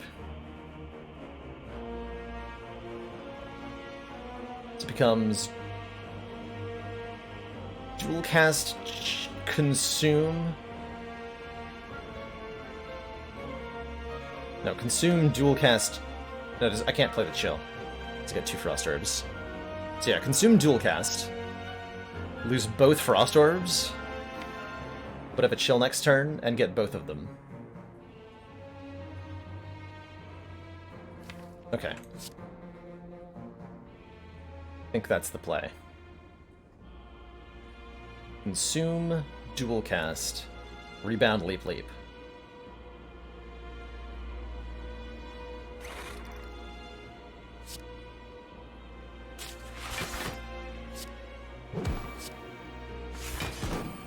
Wait. Nope, I definitely screwed that up. It's dual cast consume. Rebound, leap, leap. Damn it! The ordering.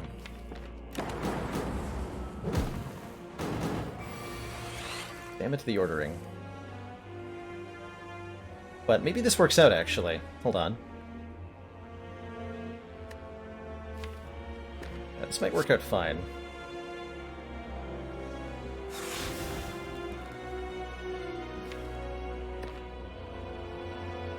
So this will kill Spire Shield next turn, even through the block, I believe.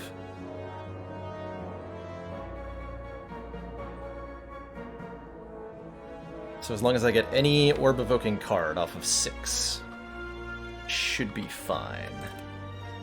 Not a guarantee, mind you.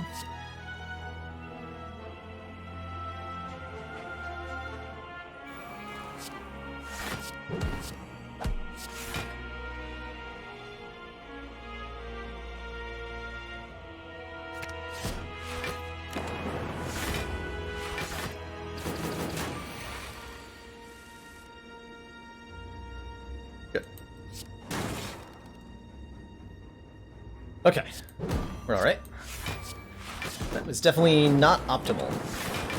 We are alive.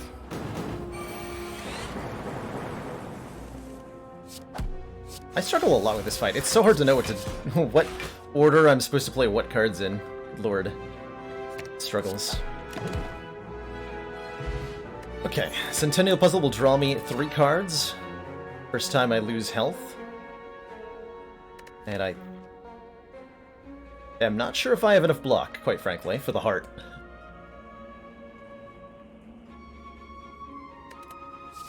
Do I take a capacitor with a inserter? I don't think so. We just need to go faster. 49 hit points. Hopefully gonna be enough. Okay. Ooh, that's risky.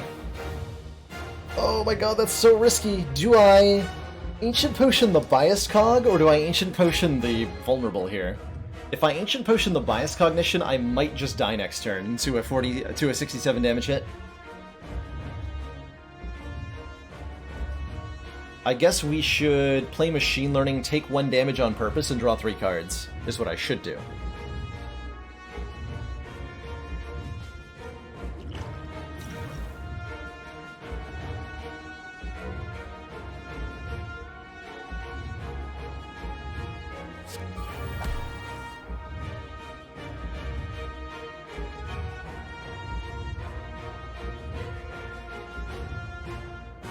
Okay, I'll Ancient the Bias for that.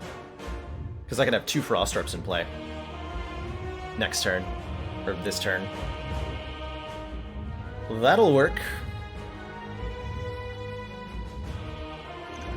Probably going to use this potion for an artifact strip.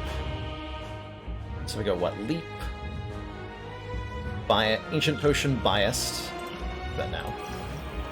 Don't forget that. Leap, Biased. Rainbow, then Cool-Headed, and then I end up with Frost to Dark Frost as my orbs. Yeah, that'll work. Okay, Leap. Biased. Rainbow, Cool-Headed. And draw Echo Form. Glad we did not draw Echo Form, that would have been terrifying.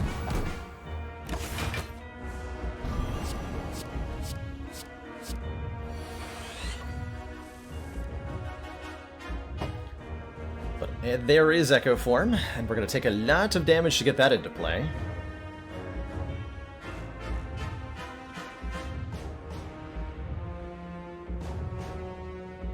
Yeah, still very terrifying compared to... Had we blocked the vulnerable, we'd be much less scared right now.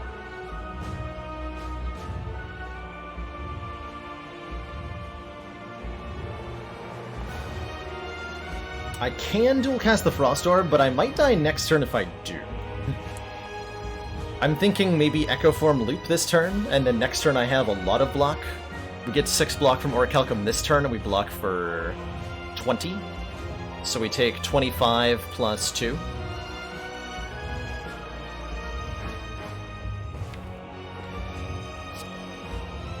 That's pretty acceptable to me.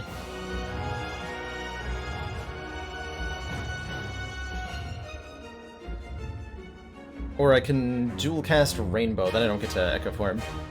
Yeah, let's keep that Frost Orb around.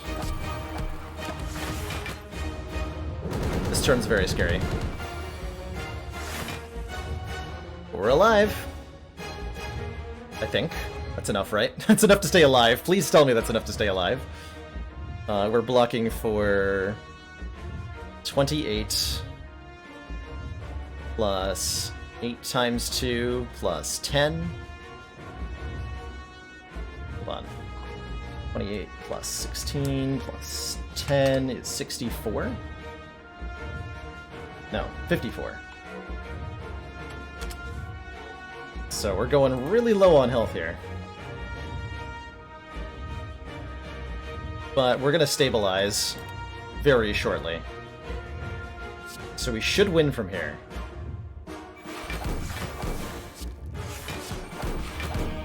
Wait, we are alive, right? 54. Yeah, we're alive.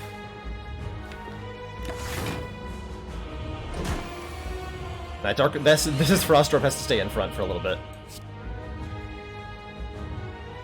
Just a little bit.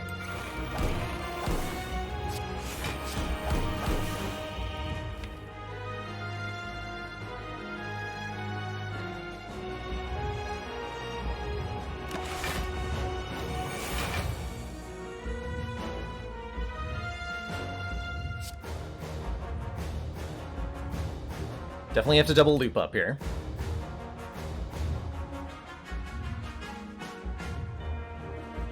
Yeah, on A20 we would not be okay, but we are okay here. Yep, agreed with that. Definitely agreed with that. This is double loop. Double chill. Play this just for the damage. Play this just for the damage.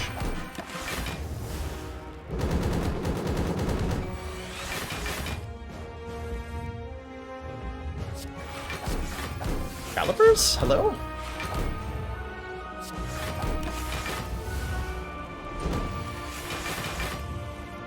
Speaking of damage, how to do? Oh, we're about to find out how we do. Damage is about to happen. In a big way.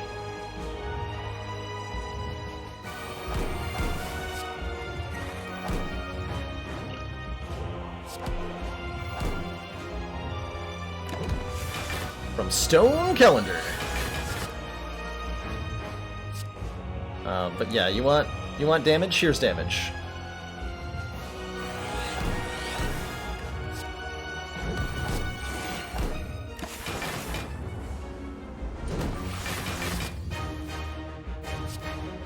Your damage is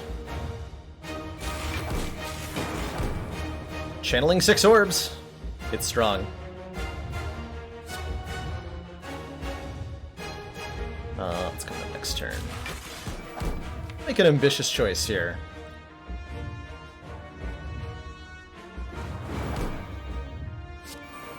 And leave a lightning orb in front. Next turn's not an attack turn, so this lightning orb's gonna put in serious work here.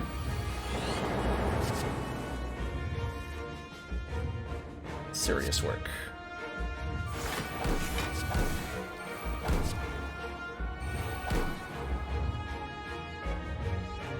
If I beam cell strike, the heart can now die next turn, which is really important,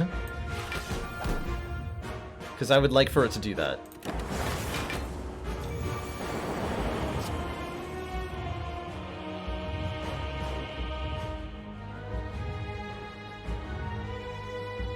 Let's see.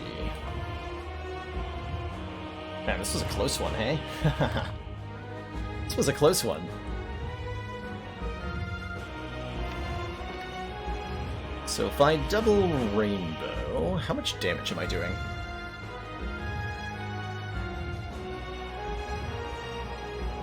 A lot? Is that actually just enough if I double rainbow? Can't triple rainbow, because this one's not upgraded. No other orb generation cards in the discard. So I'll generate 6 orbs, so I'm going to push out both of these dark orbs. No bullseye in play, right? No bullseye in play. But this is 92, plus another 44, plus another 34. Which is lethal. Okay, so we got it. Do we not push up with Dark Orbs? No, we don't push up with Dark Orbs. Sorry, what am I talking about? Let me double check that. No, I'm bad at math. My brain couldn't parse. I was like, well, it channels 6 orbs, so the first 6 orbs will be evoked. No, that's not how it works. We channel 4 additional, so we only evoke these 5 orbs. And then this stays in front. And that is not lethal. If I defragment first, it no longer is a double rainbow, it's only a single rainbow. Unfortunately. Ooh, this is okay, hold on. So, that means...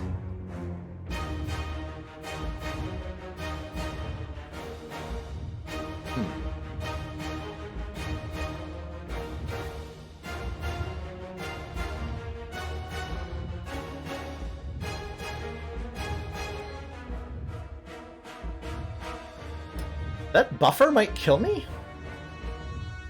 Because the buffer prevents me from using the static discharge to get 1 orb. Right? Actually, no, because I'll lose buffer to the first rainbow cast.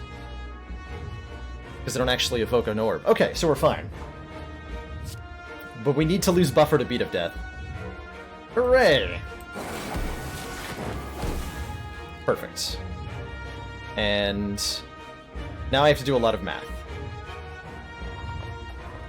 Now I have to do math. Rainbow, hologram, rainbow. Okay, let me just... oh. That's the unupgraded one, unfortunately. So there's no rainbow in the discard pile to get back. That'd be a nice and easy solution. We do have this, I believe.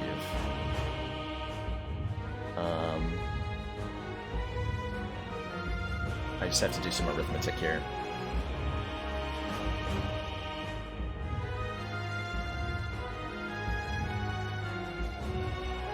Beat of Death is currently at 2.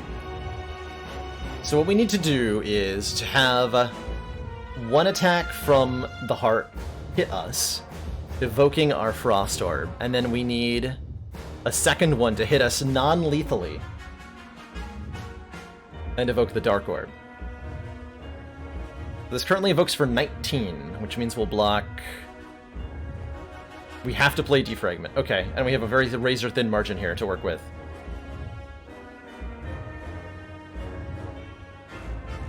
Can I just block? I can't just block this, can I? Is that a thing I can do? Hold on. 8 times 15. 1, 2, 3, 4. Yeah, I can just block this. What am I doing? Why am I overcomplicating this? So that's... plenty, right? Hold on, that is plenty, right? Plus 50 is 114. So it actually exactly die if I...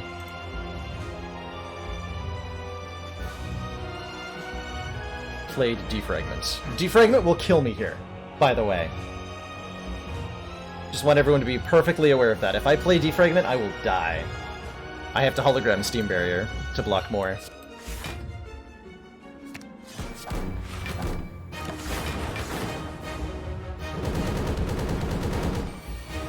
Okay. We didn't need to complicate it that much.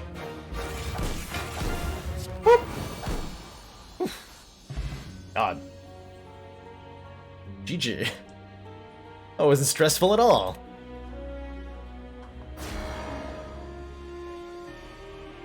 Wasn't stressful at all.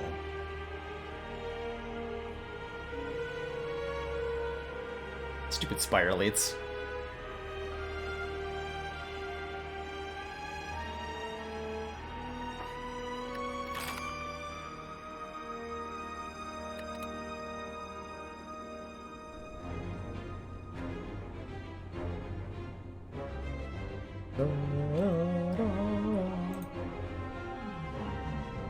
Has it been done? The Spire sleeps, and so shall I. I'm not sleeping, nor am I stopping the stream, but I am taking a quick break, because holy moly, that was a hell of a run.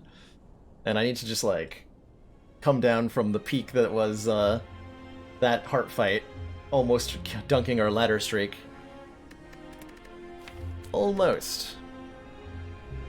Easy 6 hit point win. Props to Panagraph for keeping me alive, by the way. That run single-handedly made you like Dark Orbs less and Steam Barrier more. Did it make you like Rainbow more? Because it made me like Rainbow more.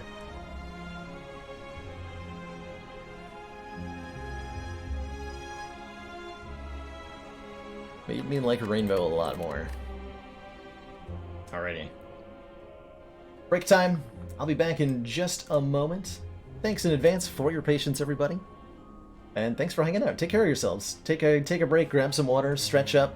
Stretch up? Yeah, stretch your legs. Fix your posture, whatever it is that your body needs doing. I encourage you to do it. And I'll be right back.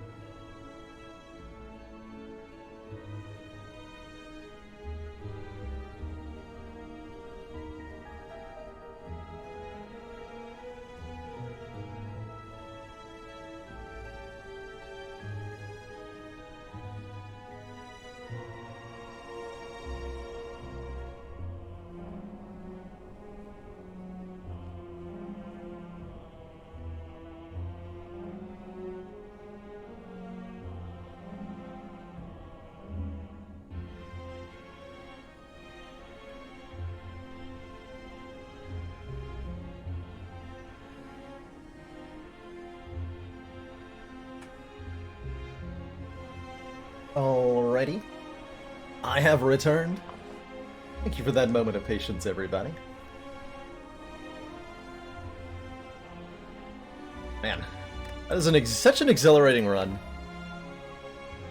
I think what some of these lower Ascension runs are highlighting is, like, truly how small the difference is between what we consider, like, the good cards and the bad cards of Spire. And then I don't really believe in good and bad cards, per se, but I will say things like, Berserk's a bad card. And that's usually true on a A20 or something. But a card like a Rainbow, kind of a Swiss Army knife of cards. It does a lot, but it doesn't do a whole lot of any one thing. And it makes it kind of difficult to work around. As a result, it's a flexible card more than it is a strong card.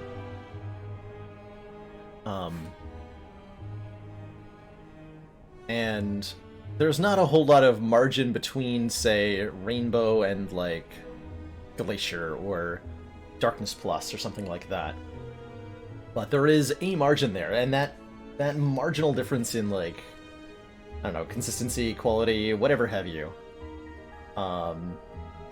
it just so happens to be, like, the same size as the difficulty spike on the higher Ascensions. And so the higher you go, the less likely it is to see some of those slightly below the curve cards doing their job quite as well. Let's play some Ascension 8 Ironclad. Shall we?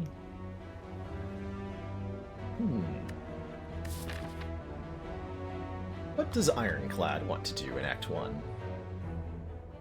Ironclad would like to... But... Well, I can't get a lot of fires no matter what, from the looks of it. We wanted a reliable start. There's nothing wrong with upgrading Bash as your first card. It gives you a really good matchup against Drumlanab and Lagavulin, and so can enable some early elite fights pretty consistently.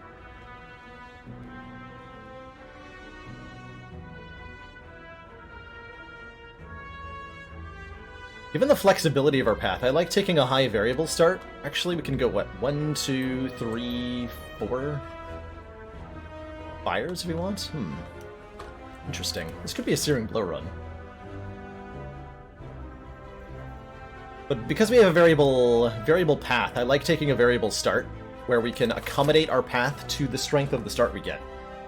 If we choose to, say, transform 2 strikes, and they're really good, powerful attacks, then we can say, hey, I'm gonna fight 3 elites. And if they're not, we can avoid until we're fixed by going to a shop, getting some upgrades. We can fix most of what a transform would do to us. We could also just... Actually, if I wanted to fight 3 elites, I could probably do so quite reliably with 3 potions. I didn't even see this option initially. That's how much I've trained myself to ignore it. And I still think it's not... Well, maybe I should demonstrate that you can, like, just use that to do something like fight 3 elites with some amount of reliability.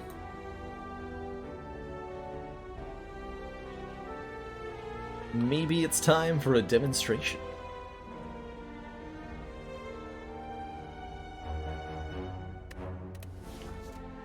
Three smoke bombs incoming. Well, that will get me past 3 elites quite reliably. These are so much more fun, though. You know what? I have a True Grit and a Sentinel now. Well, I suppose that's the kind of path where we don't take 3 elites and we instead go to the campfires. Fair enough. Fair enough.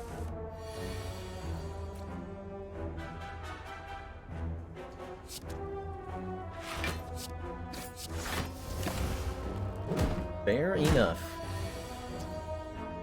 So, this transform has left us with very little in the way of actual damage cards, unfortunately. Means we're in a bit of an awkward position here.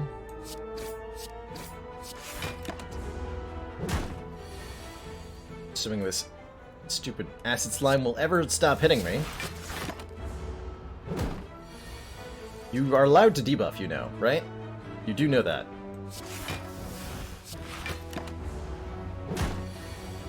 Apparently he does not know that.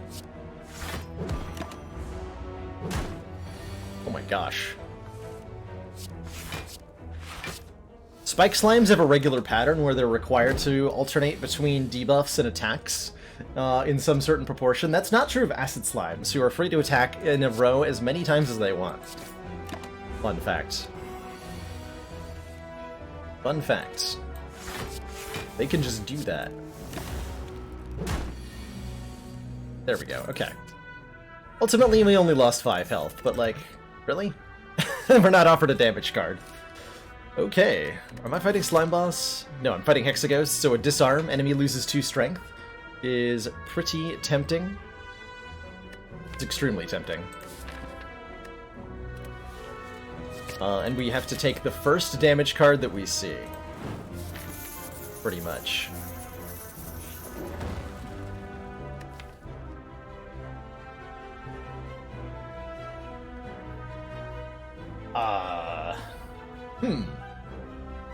Yeah, I know, transform into the strike! I'm thinking about it. That's very greedy of me. To transform another strike. Like, that's almost such a low damage deck that we'd be looking at losing to Lagavulin. Transforming a defend is an option. We have additional block card, so getting rid of one of these isn't the worst idea. I'm almost down to transform Bash, because we don't have any good damage. So Vulnerable isn't doing anything because we have no damage.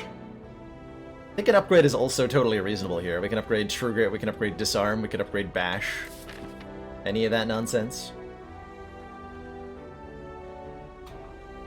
Any of that nonsense?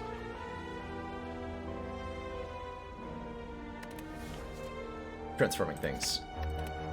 Dropkick. Okay, well, Bash is back in business. Deal 5 damage if the enemy is vulnerable.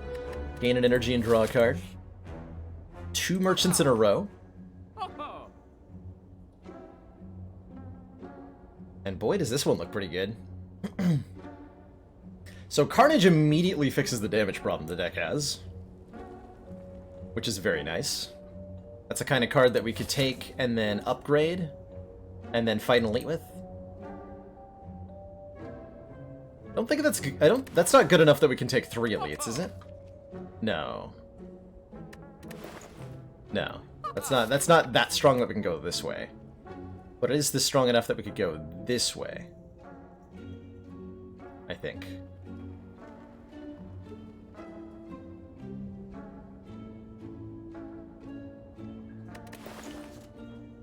Carnage and fight 3 elites with double blood potion.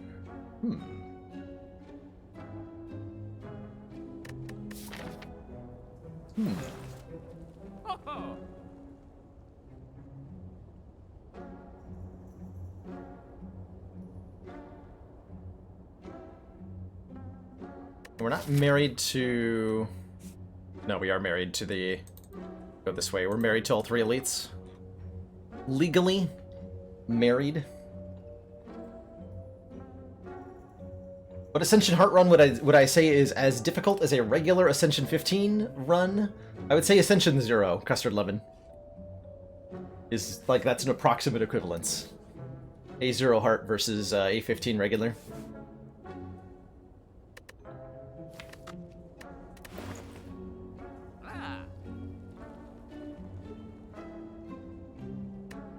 I take on 3 elites. Is that the right way to go for this deck? Are we, like, way... We're too far behind on upgrades if I do that. We're way too far behind on upgrades, I think.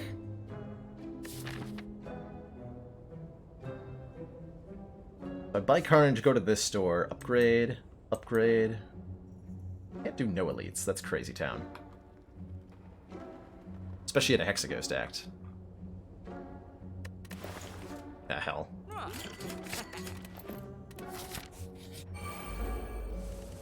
I'm trying it. Wish me luck.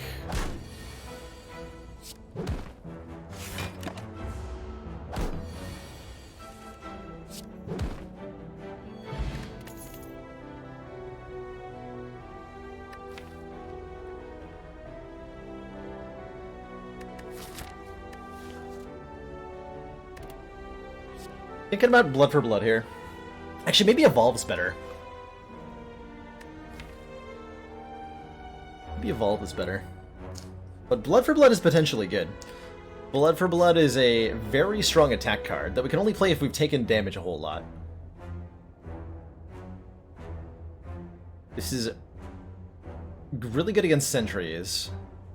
Not great against Legavulin, not great against Nob. Very good against Hexaghost, notably, who we still need more damage to be able to beat. Let's try it. I'm trying it. Okay, turn 1 Blood for Blood's actually quite good. I'm gonna go ahead and say. Get rid of that disarm. Get bashed on. Don't draw Blood for Blood. Good.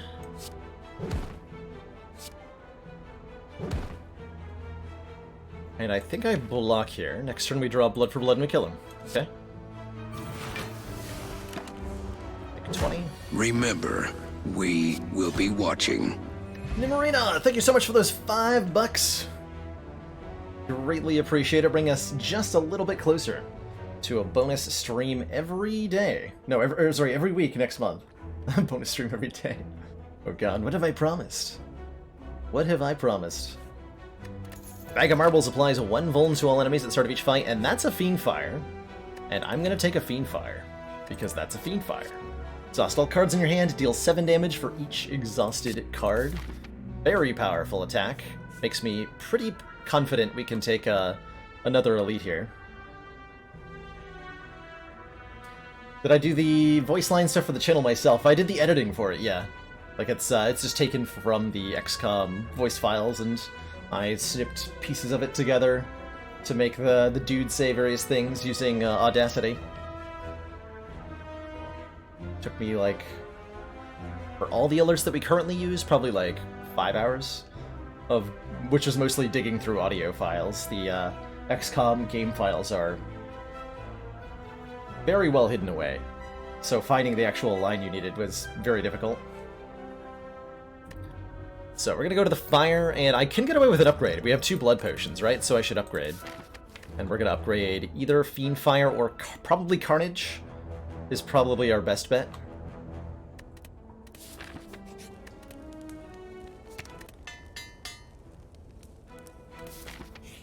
Mind if a nitpick thing? Not at all. Nitpick away, if you're feeling so motivated.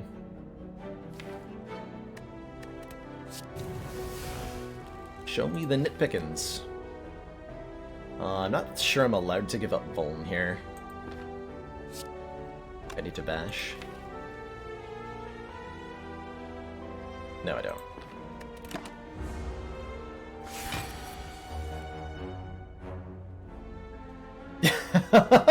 Yeah, that's fair. Some of the stuff wasn't easy to get to line up perfectly.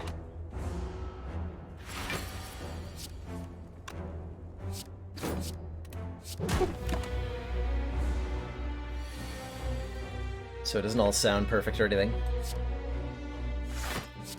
Take 1?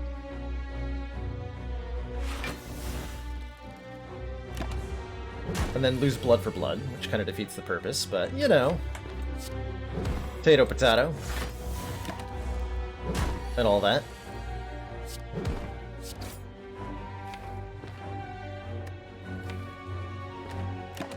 Potato, potato, and all that. Smooth fight. Excellent fight. Excellent fight.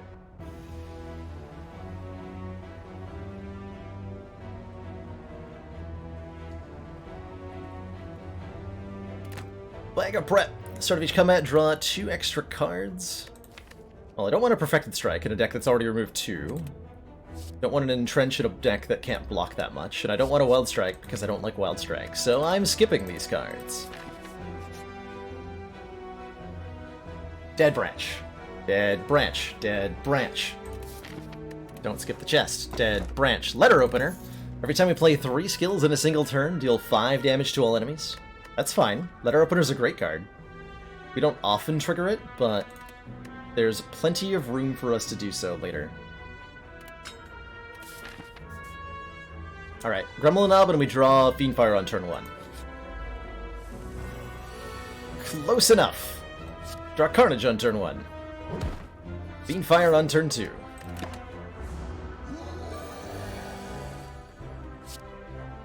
Wait, that's only 28 damage. No! So this is Defend Fiendfire? It is Defend Fiendfire, I think.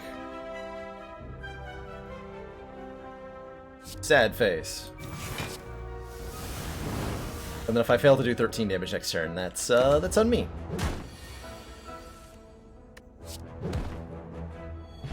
Kunai. Every time we play 3 attacks in 1 turn, gain some dex. Ooh, anger? Anger is a self-duplicating attack that can let us trigger the kunai sometimes.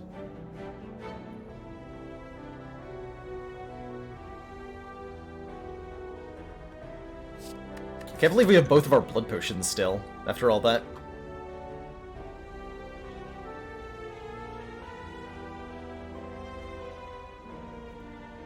So we're probably carrying both of these attack too. We're gonna upgrade Disarm before Hexaghost. Second anger. You enter a corridor full of hypnotizing colored mushrooms. Due to your lack of specialization in mycology, you decide to smash them! I don't understand mushrooms, I'm angry! You shout across the land.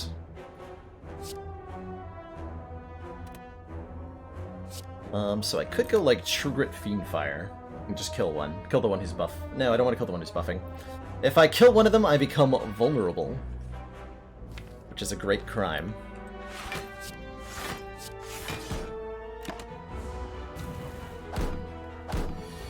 Okay, perfect. We can kill you this turn. Excellent. And the next turn I have to kill both of the other ones. Good luck to me.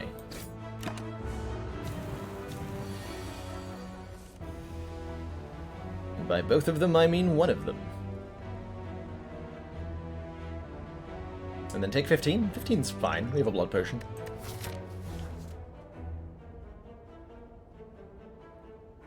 I can disarm Fiendfire. Disarm this one, Fiendfire this one, then that's the least damage taken.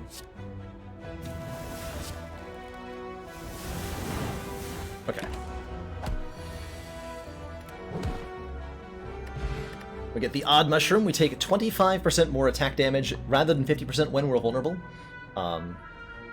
This relic is really significant on runs where you're attempting to beat the heart, because it mostly negates the extra damage the heart deals by inflicting vulnerable upon you. We need something other than these, I think. We'd like Permanent Strength, we'd like Powers of most variety. I don't think we want any of these cards. Hey, Dog Barker. Thanks for those well wishes. Pass all that. Boop. Are there character-specific potions? Yes, Mr. Mulugulu, and indeed you're right, the blood potion is Ironclad specific. Every character has one character-specific potion. It's the blood potion on Ironclad, the Ghost in a Jar on Silent, and the Focus potion on Defect. All 3 of these are uncommon potions. Potions have rarities just like relics do, common, uncommon, and rare. And there's one uncommon class-exclusive potion for each class. Do I want a headbutt? I feel like I'd want a shrug, mostly. I think Thornton's potion was... What's it? I don't remember. I remember the Echo Draft, but that's from the Problem Sleuth, not from Thornton. Which potions are rare? Rare potions off the top of my head are Fruit Juice, Entropic Brew, Snecko Oil, Fairy in a Bottle, and Smoke Bomb. Might be one more. Might be one more. Do I want a headbutt? No? Maybe it's good for Carnage? Take a headbutt. Essence of Steel is an uncommon.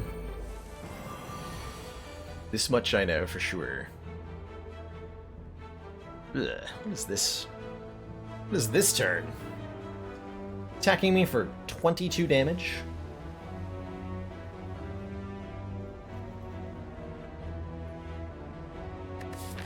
On turn 1.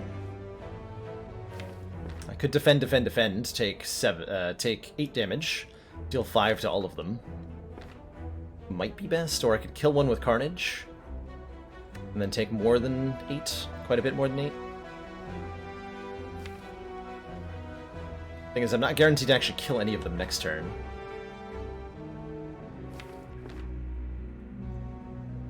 Rude. Could be like a power... Maybe this is a potion time. It feels very strange to use a power potion here. I don't think so. I don't think so.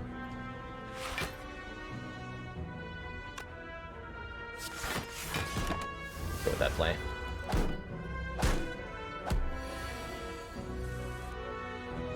Okay, we did not get the headbutt. Although, bash kills. Bash triggered's fine. Okay, so it feels like triple defend was probably the right route through the fight then. Said moments before dying.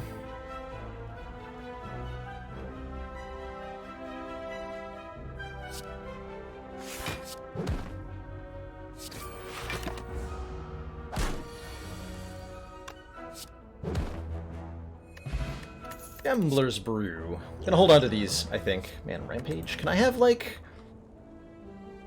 I mean, I guess we have True Grit for blocking and Disarm for blocking, but it feels like I could be offered maybe more block cards than this. Lots of skipping cards down this act. That's okay. That's okay. Heck yeah, I got extra health. I'm gonna... Not only am I gonna upgrade 2 random cards here, but I'm gonna upgrade again at the fire. Drop Kick and Anger? Sure, whatever. I got potions. We are totally safe here. Totally, totally safe. I guess the question is, do I now commit a power potion to this fight? I think so. Using a power potion means maybe keeping a blood potion. And... Feel no pain. I'm not going to do combust, that's here. Feel no pain. Whenever a card's exhausted, gain 3 block. Perfect. Yeah, we should be totally safe now. 0 times 6. Okay.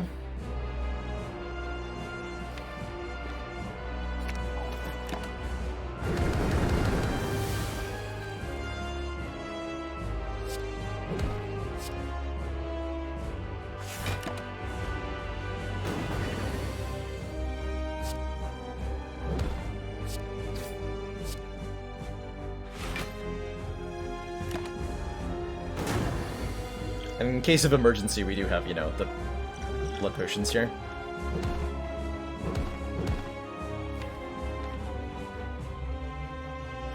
So let's put drop kick and bash together. They can at least do something.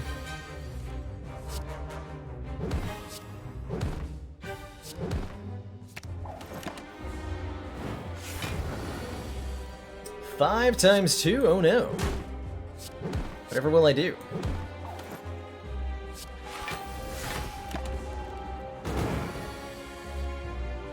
Whatever will I do? Hey, Power Potion came back. Convenient. Ooh. Options. Options. I like these options. Offering says, lose 6 health, gain 2 energy, draw 3 cards, and then exhaust. Excellent card alongside something like Fiendfire. Excellent card. It makes Blood for Blood better. Oh my god. It goes with Letter Opener. I have a hard time not, like... Let me at least look at the other cards before I click on Offering here. Juggernaut, whenever we gain block, deal 5 damage to a random enemy. Don't have a lot of ways to gain block. If I had a real copy of Feel No Pain, this would be a lot more interesting. And the same would be true of Exhume, which does let me get back Disarm. And I think that is actually, like, almost good enough to be a reason to take it. But it's not actually a reason to take it. Yeah, Blood for Blood was supposed to be for Hexaghost. We'll figure out a way to use it. I think offering will definitely help. And for fun choices. Runic Dome. Gain an energy at the start of your turn. We can no longer see enemy intents. Black Blood replaces Burning Blood at the end of combat. Heal 10. Or the Coffee Dripper. Gain an energy at the start of your turn. We can no longer rest at rest sites.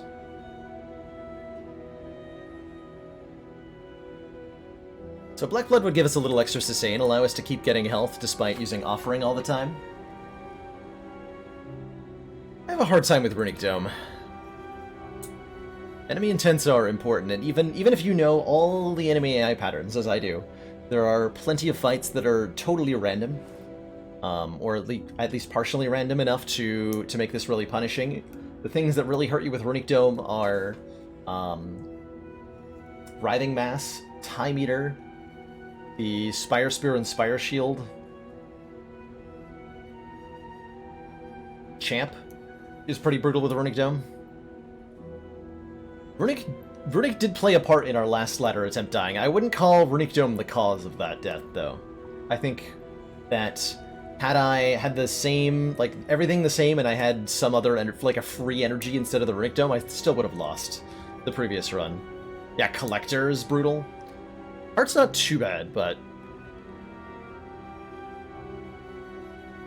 I think with 2 blood potions, like, I can, like, normally I'm already a very confident person with a Coffee Dripper. I feel very able to ration out my health and, like, pretty reliably predict how much health I'm going to lose in a fight. And the Coffee Dripper only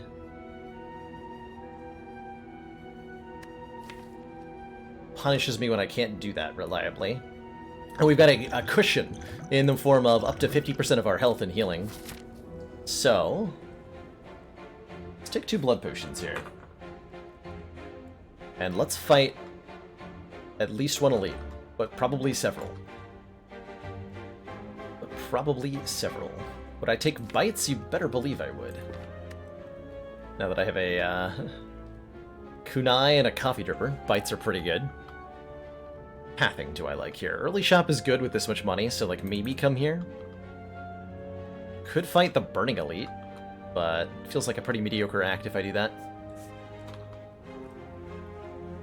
I think fighting 3 elites is maybe too ambitious. I'm not afraid of Book of Stabbing, because I've got a Disarm Plus.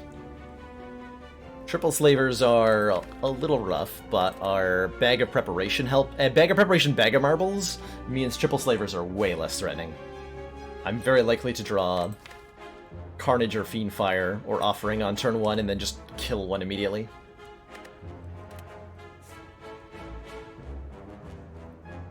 So I guess it depends. Let's try to get a store in one of these question marks. See what happens there. See what happens there.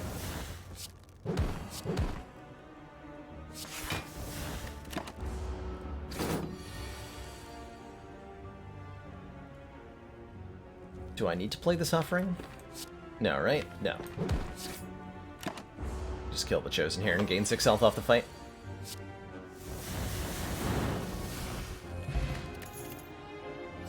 $13 block? Yeah? Yeah. 13 block. Give me that. Give me that. Yeah, we can take a ride at the store off this path too, if we want to go like this way. I think that's a totally valid option. Remove a card from the deck. Do I lose a strike? Is strike the worst card in this deck? Just want to double check it. I think it is. Pretty sure it is. Ooh, is this a Ritual Dagger take? We don't have that much front-loaded damage at the moment. Well, it's not true. We have lots. But we'd like more. Ritual Dagger says, deal 15 damage if this kills an enemy. Permanently increase this card's damage by 3. And by the end of the run, this is a card that's like insta-gibbing something pretty hardy. The notable uses I've found for Ritual Dagger are killing one of the Orb Walkers in the double Orb Walker fight, a really powerful Ritual Dagger can easily kill either Spire Spear or Spire Shield to make that fight way easier. It can just instantly kill a cultist against the Awakened one. It's a pretty powerful card when you need to just do like 50 to 100 damage to something. We have a lot of fights coming up. Let's take it. Let's take it. Hey, there's the merchant we were looking for.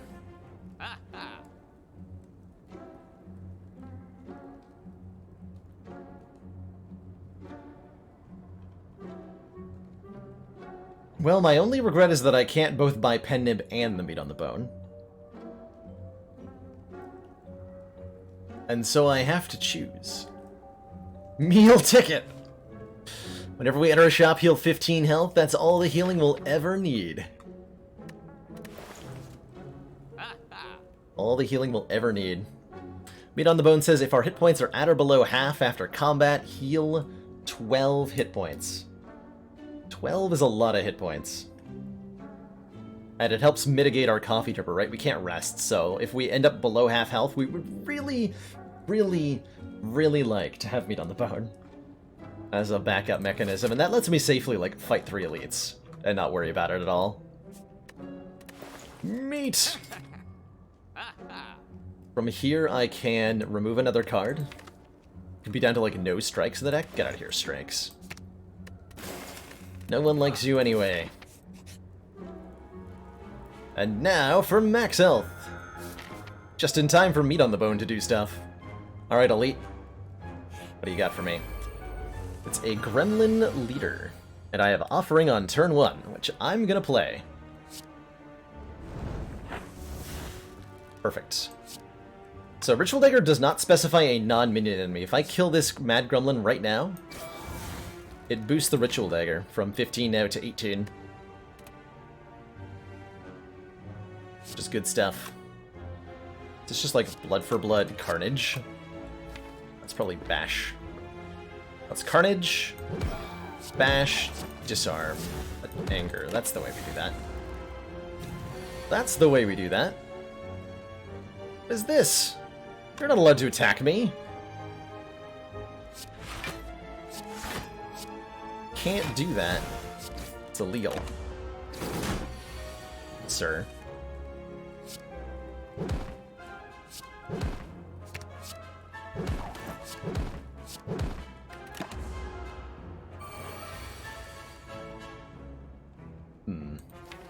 Okay, we have a kill next turn.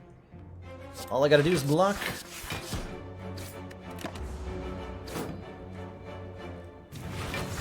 Get 'em, boys! Boys! Run! Wait, was I 1 hit point off of half health there? No, I wasn't. Okay, I was at half health. Perfect. Meat on the Bone gives me a lot of health back. Centennial Puzzle! Oh my gosh. The first time we lose hit points each combat, draw 3 cards. That's like a super free upgrade on Offering. This is now a 6 draw card. And Second Wind? Maybe Second Wind. Can we have Strength or something? Hello? Hello?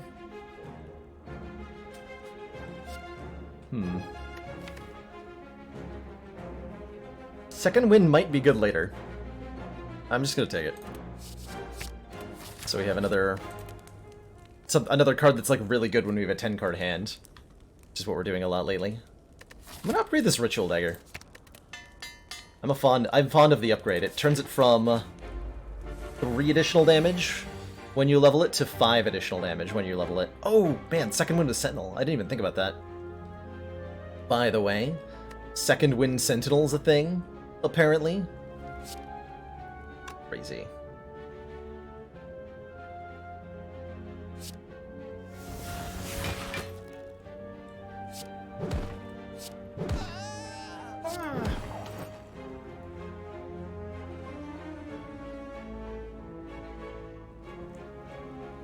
Just debating whether I have potion. I don't think it matters. So I want to make sure I Ritual Dagger kill this nerd. For maximum killing value. Just gonna require offering, I believe.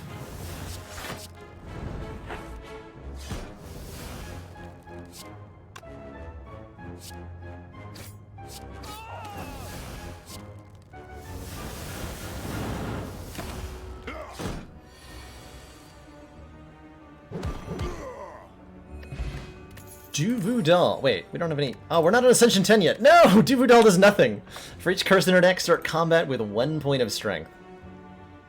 Unfortunately, we don't have any. But if I see a Calling Bell, I have a good reason to take it.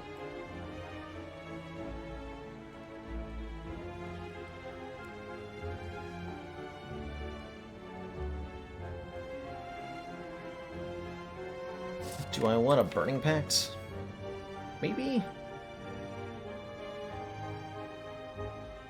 Already, like, at severe risk of just exhausting every card in this deck. My next upgrade's gonna be Fiendfire. Just here. I think this might be a skip. I'd rather have a Battle Trance. Or I'd rather have a Dark Embrace, truthfully. Ooh, there's Strength. Every time we play 3 attacks in a single turn, gain a Strength. That I will take. That I will definitely take. That's the first source of strength we've seen, and I would like to have it now. Yeah, Feel No Pain when? Please to give Feel No Pain immediately.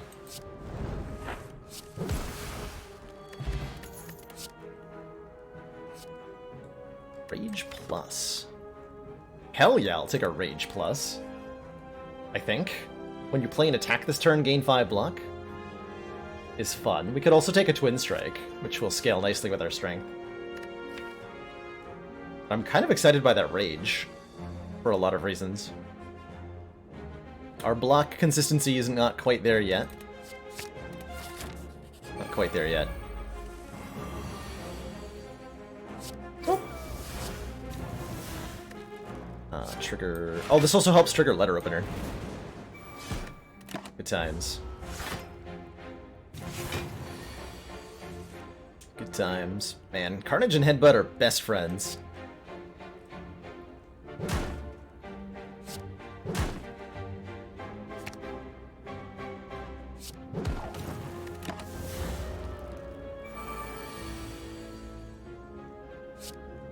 A convenient time to have Offering in my hand.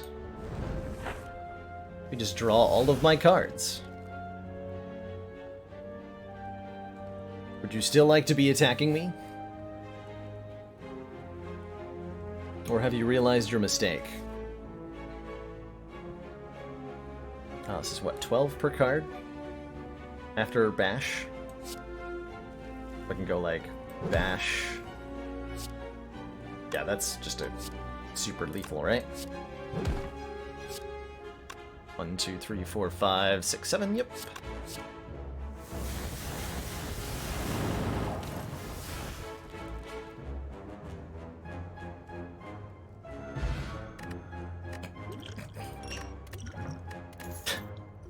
Healing! Ooh, double tap? Actually, you know what? I like Pommel Strike quite a bit. It's a 1 energy attack that replaces itself, allowing us to collect Kunai and Shuriken procs with some more reliability. And if I upgrade it, it'll draw 2 cards. And we're about to get 2 skills upgraded, which could be True Grit? True Grit, please? True Grit, please? Oh, double tap. Double tap's really good with Ritual Dagger and with Carnage, and also helps me proc Kunai Shuriken.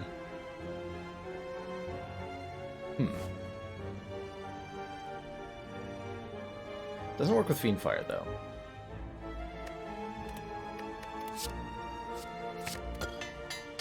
Yeah. Take an upgraded double tap. 12 cards, match them to...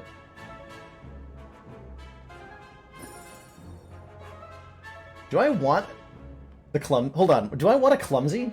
It's the least bad curse in the game. And it essentially gives me a Vajra. Gives me +1 strength permanently.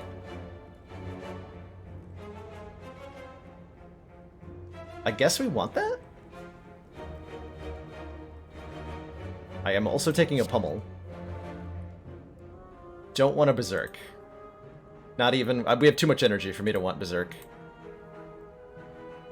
Okay, no clumsy. Just a pummel, unfortunately. Tragically. Disastrously.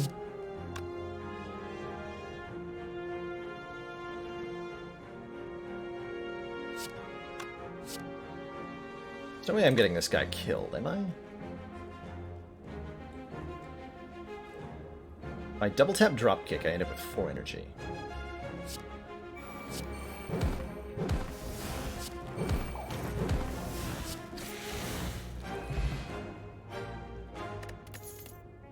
Okay. Do I want a whirlwind? Brittle Dagger will not boost twice if you double tap it, in the same way that Feed doesn't give you max hit points twice if double tapped. Because the part of the card text is if this kills an enemy, do the thing. But only one of the 2 hits can kill the enemy. So it's even if it gets played twice, there's only 1 kill.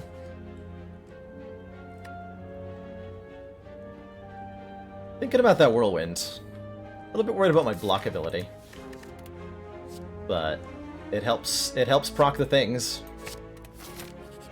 That's probably the last attack we want to add to the deck. If I had to guess.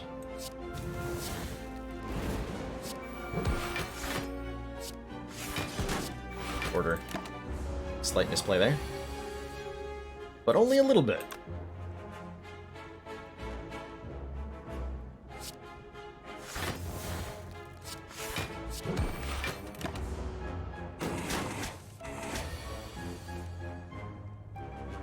We want the dagger.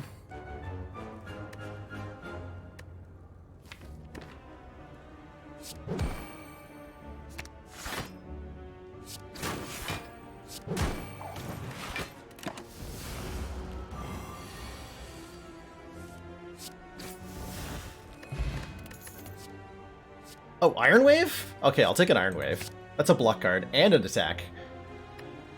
And with both a Kunai and a Shuriken, this is the ultimate card. I would like 5 more of those, actually. And I would like to upgrade Regret, actually, more than anything else. For the champ fight. Kunai and Shuriken will be our victory conditions here. So I want to slim down the deck to be one that can attack multiple times per turn. Oh man, I can't... Oh, this is fine, right? We just want to purge all this. Purge all this.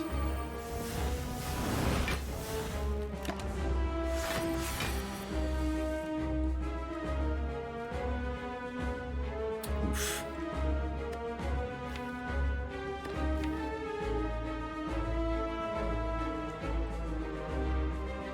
Yeah, we're fine.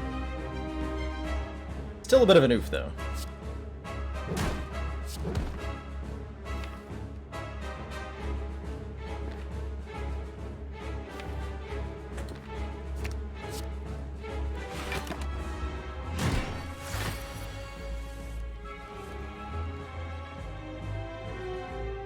Is it just you're seeing a ton of upgraded cards? Below Ascension 11, I think? Or 12, you see upgraded cards more often, Sewers. So if you're used to seeing Ascension 20, then you are indeed seeing more upgraded cards than usual. True fact.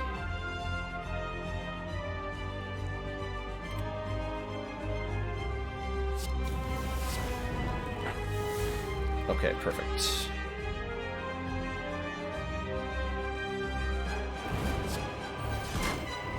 Tap, Iron Wave,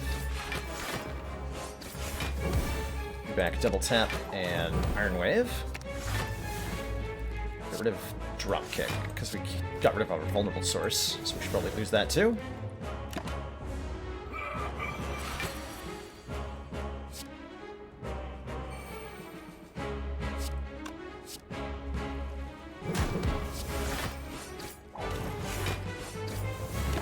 Take 1, which Makes blood for blood even cheaper. Good times. Could get a proc if I was willing to use the ritual dagger here. Maybe I should. How scared am I of this fight?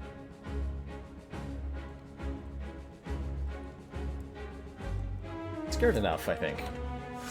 I'm sure we survive it.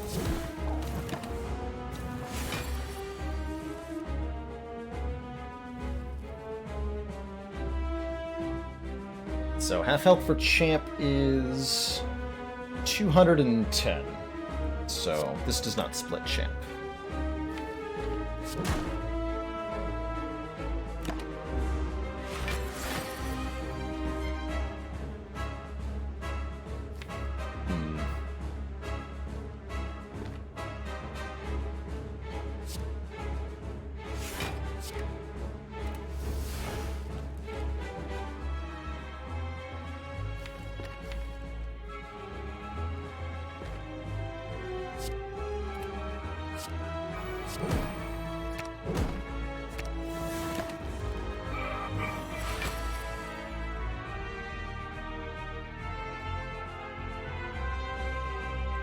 Okay, this will prevent me from being vulnerable for the big hits, the executes.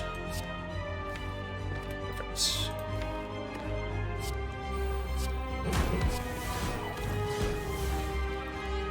Go pretty low on health here. We do have 3 blood potions, so we can actually heal up quite a bit, thankfully.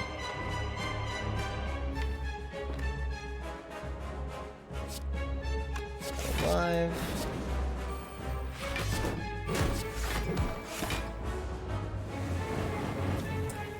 We've done it now. Indeed we have.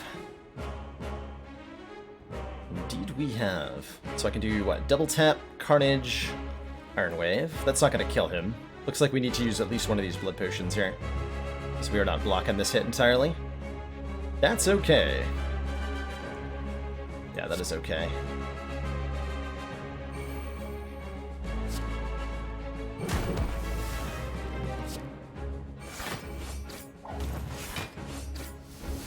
This is 38, yeah.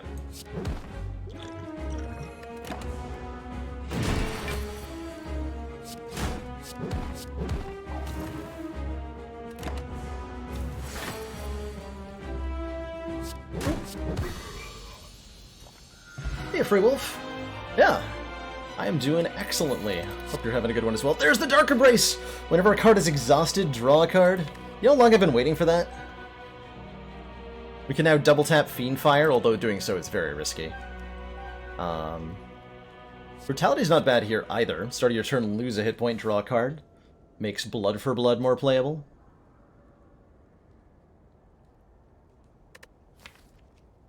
But we have what? Like 1, 2... Like everything exhausts? Well, not everything. Lots of stuff exhausts, and so Dark Embrace represents lots of card draw, which means lots of playing Anger. And if we ever find a Corruption or a Feel No Pain, oh god, do we actually take the Duvutal or the Calling Bell? Maybe? Maybe. So our choices here. Astrolabe. Upon pickup, transform and upgrade 3 cards. Strike, Bash, Dropkick, I think would be the 3. Strike, Bash, Dropkick for sure. And what we'd hope to get here is like a Feel No Pain or something. How many curses exhaust? 1. Just clumsy. But we do have Second Wind to get rid of them. Calling Bell gives 3 curses and 3 strength and 3 relics. And we have a lot of card draw, so like curses aren't that bad, maybe? We might have to, any normalities we get, we probably have to remove. But the extra strong is significant. Or Black Star, elites drop an extra relic when defeated. Which would represent, ultimately, this will be the same, like, we don't have the green key yet, but probably we're fighting between 3 and 4 elites, so this is the same number of relics as the Calling Bell would be, but without the curses. But without the curses. Pain would actually be pretty good. Let's do it. Intentionally take the Calling Bell. We did get a Pain, excellent. While in hand, lose 1 hit point whenever you play another card, aka this is an energy relic because Blood for Blood is now super free to play. Good. Probably, well, we'll see if I end up keeping all 3. Whoa! You know, that might have been worth it, actually. Regal Pillow does literally nothing, because I can't rest, but Toxic Egg says any skills we add from here on out are upgraded, and Gambling Chip lets me discard any number of cards in my opening hand, which is 7 cards, and replace them with that many. And we have 3 strength. So I'm pretty happy here. Looks like we have to go here. Yeah, that was sort of a nice black star. 3 elites. 3 elites. I will fight 3 elites. 27 card deck with 3 curses. 3 curses. Somehow.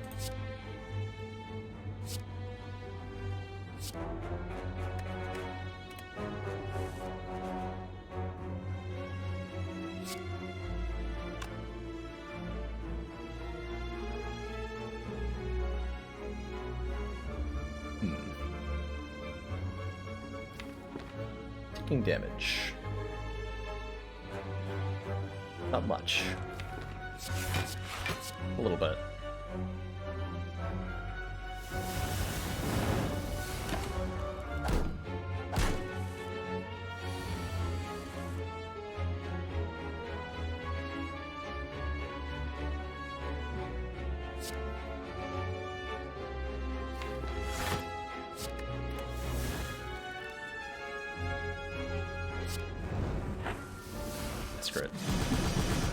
Buzzsaw! Armaments Plus. Upgrade all cards in your hand for the rest of combat. Would get... there's a few important cards that could get upgraded by that. We tend to have pretty giant hands, so I'm gonna take that.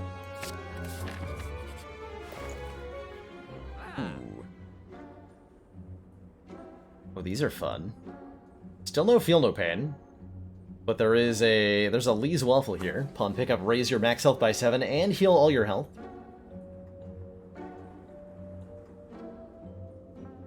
Omamori's a little late to the team. I don't think we want it anymore. Could get an upgraded True Grit, which is like a Shrug It Off, basically. We could take that Brutality that we wanted, but I think with the Pain, we no longer need it. Pain obsoletes Brutality. Hilarious. How many events am I taking? 2. 3 events, and I won't take the 999 gold at Mind Bloom, so I don't think I want Omamori. I'm okay with the Writhe from the other event, because I can always just pitch it, so Writhe would actually be a really good curse right now. It looks like we've got our work cut out for us, Commander. SD89, thank you so much for that generous host. Welcome on in, folks. Hope you're having a lovely day. It's a good day to be streaking in the Spire.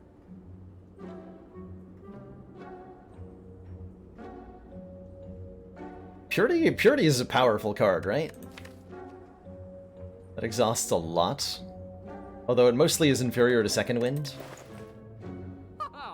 Warcry feels pretty good. Warcry feels excellent, actually. We could get another blood potion. We've just received the support of another Terror council Incognita, member. thank you so much for that tier 1 sub. Welcome to the council. Enjoy your new emotes, the community, and your newfound sense of smug superiority.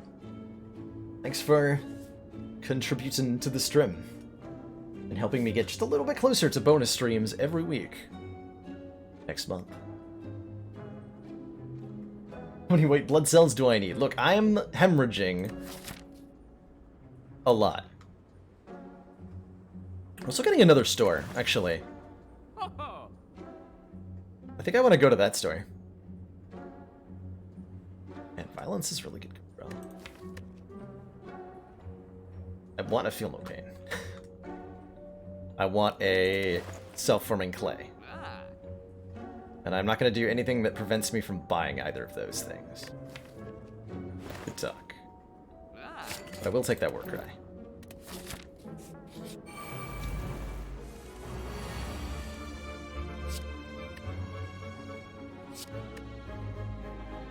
Oh, That's a lot of damage on turn 1.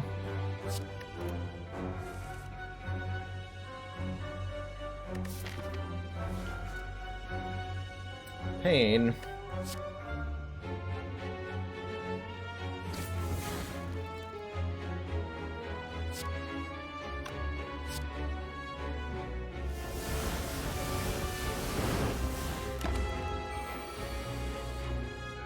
Bring it on, Spiker Nerd.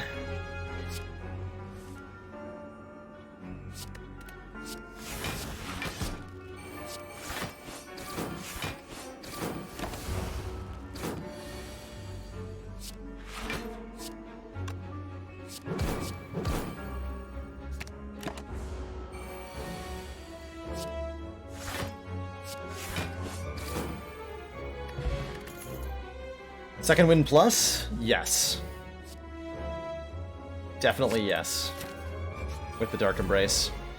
Oh, it's the Writhing Mass. Every time we deal attack damage to Writhing Mass, it changes its intent. Which is super spooky right now.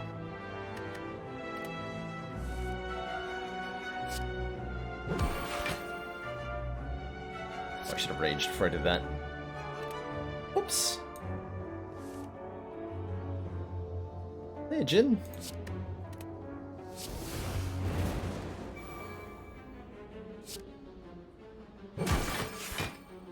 Not that one.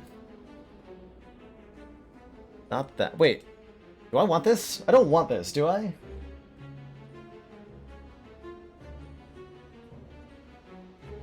Yeah, I want this. This makes us stronger. I'm probably removing a curse if I get this, though. It's like another injury, basically. And it's gonna hurt me if I change his intent. Alright, you know what? Just give it to me. Give it to me.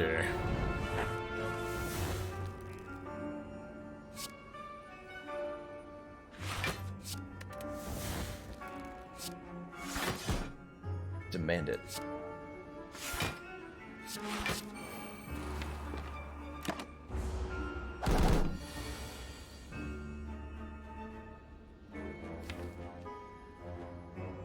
So what do I like on top of the deck here?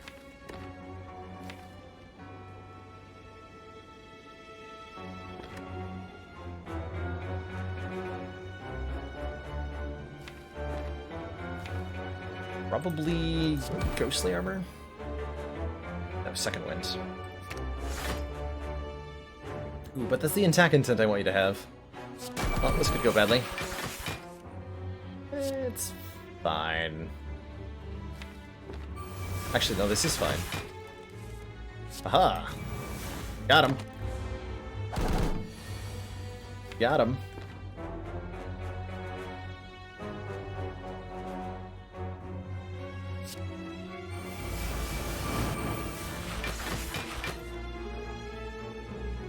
Dark Embrace is a good card.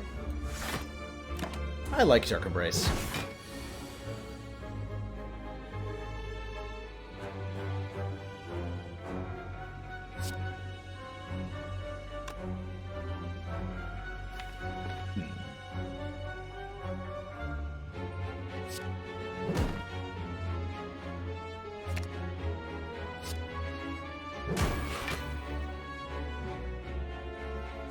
It's not gonna get less threatening than that.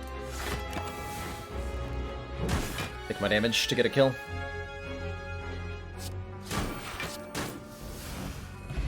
Gambler's Brew. Discard any number of cards and draw that many might well be very useful to us. Alright, shot. Feel no pain or self-forming clay. That is neither of those things. That's a brimstone. I don't think I can take that, but I kind of want it. Start your turn, gain 2 strength, and all enemies gain 1 strength. I mean, we have a disarm. And 2 blood potions. Hold on. How much damage does the heart deal? If I fail... Ooh, we have the odd mushroom. Hold on. How much damage will a heart deal worst case scenario? Worst case scenario.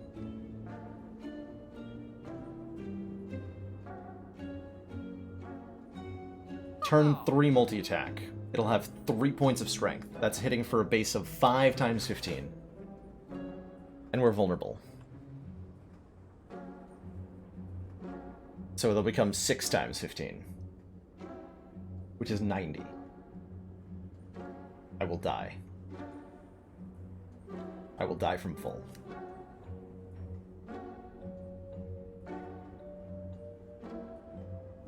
It's a pretty good reason not to take it.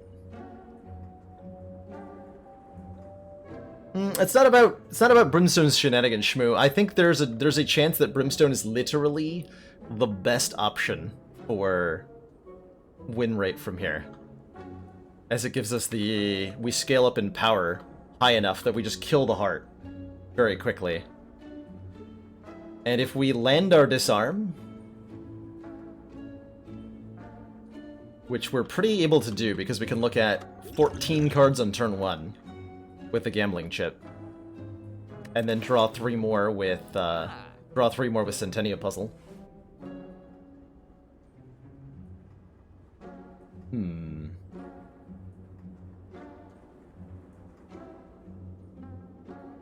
Otherwise, I'm probably doing like Flash of Steel and remove one of the 4 curses.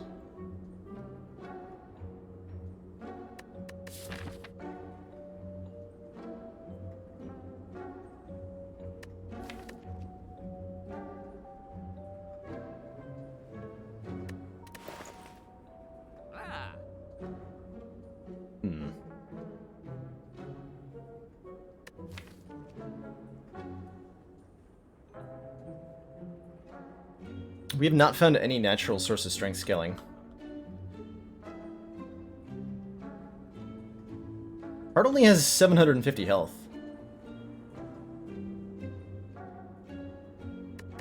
Fighting Jonu and Dekka. Does anything along the way kill us? If we do this stupidness. Alright, you know what?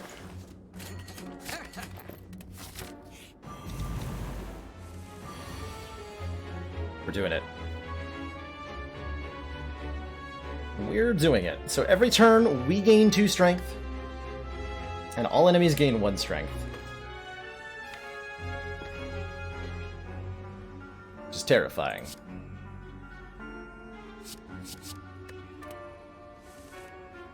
But is it terrifying enough?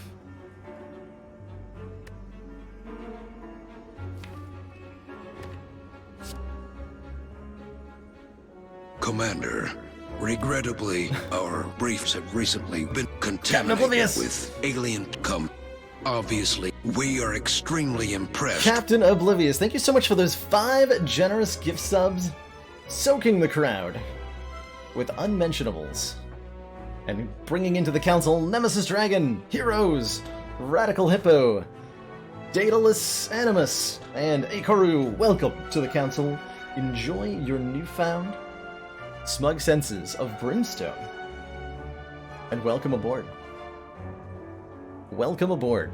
Commander, we've just received the support of another council member. Thank you so much for that Twitch Prime sub. Welcome to the council. Enjoy your new emotes, the community, and your newfound smug sense of gaining 2 strength every turn.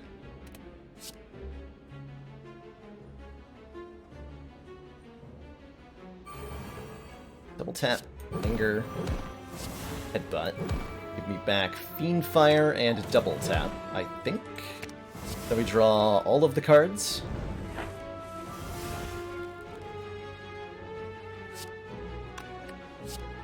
And then I think I just Carnage Fiendfire here. Yeah.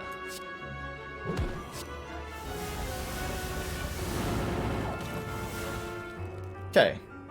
Decent enough turn 1, I think. We still have several turns before Giant Head. Oh. Well, that helps, right? Is that gonna kill him? Yeah, that will.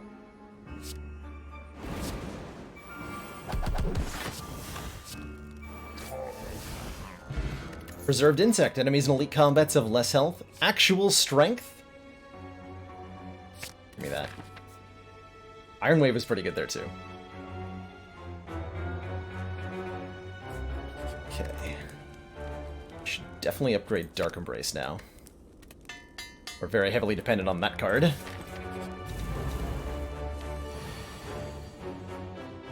Very heavily dependent on that card. Good. Pain is excellent here, letting us draw extra cards on turn 1.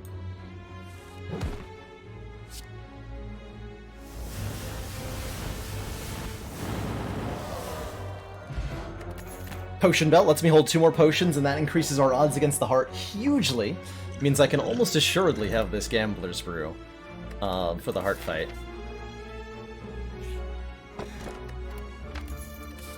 Turn 1s are looking pretty good right now.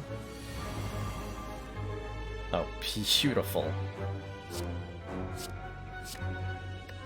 Oh my gosh, that is gorgeous. Where's turn 1s go? This is probably just a turn 1 kill.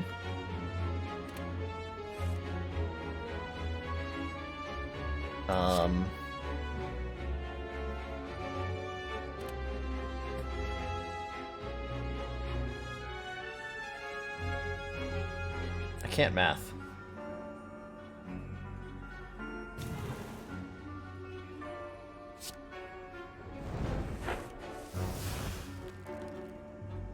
This definitely... Wait, is this just a kill right now? Yeah, then, okay. Take less damage from regret or whatever. Easy fight. Fossilized Helix. Prevent the first time we'd lose health each combat.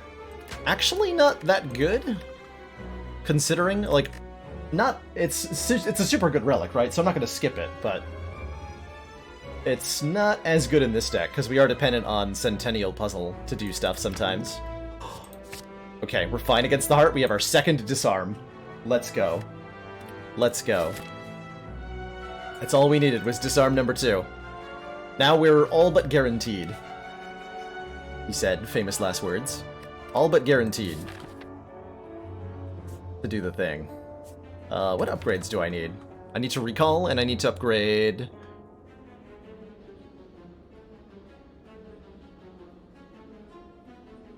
Offering? Or do I care about a question mark more? We haven't seen Mind Bloom yet. We would like a rare relic from the... You know what? I think I actually don't take a fire. Because our upgrades are no longer worth very much to us. Stop! You violated the law.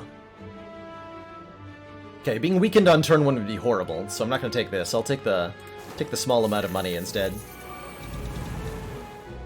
Do not want the one bad face. Oh god, what is this?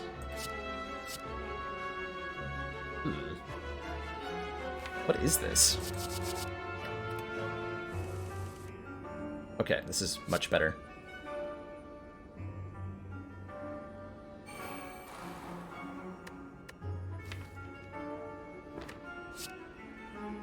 Why is this?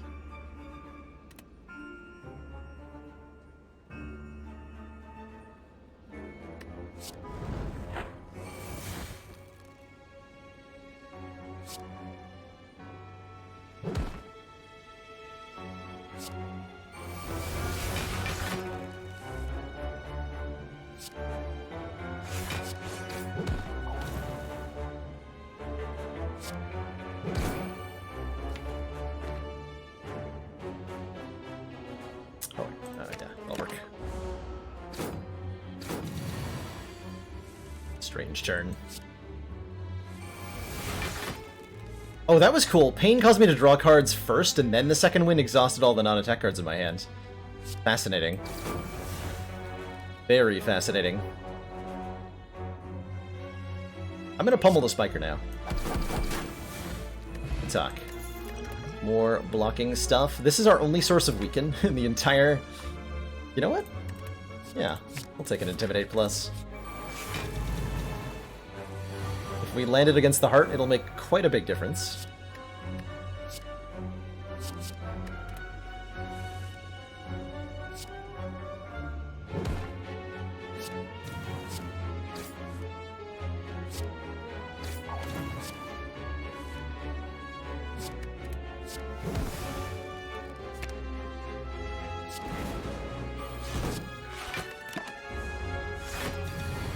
I've not seen any clothesline or shockwave at any point. That's true. We already got a... No, we did not get a ritual dagger kill, right? No, we did not. So let's try to achieve that.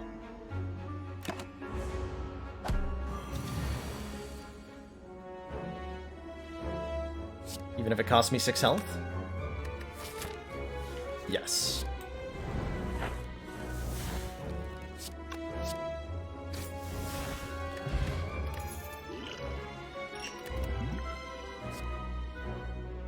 Heavy Blade Plus seems like the kind of card we want in a deck that has 6 strength on turn 1 and only goes up from there. Right? That feels right. Oh man, I drew all 4 curses on turn 1. Can I do that against the heart, please? Please and thank you. I would very much like to do that.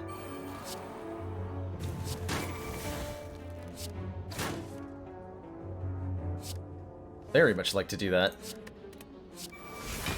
Oh, derp. Redraw that anyway.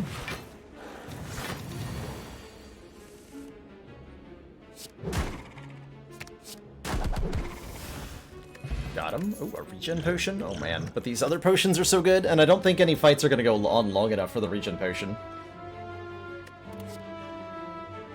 Take a second Warcry, though.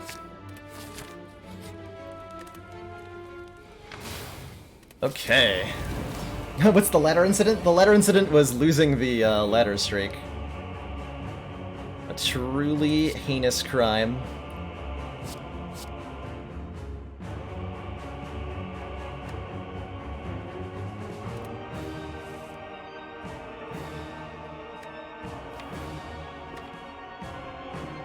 Double tap's so nice, though.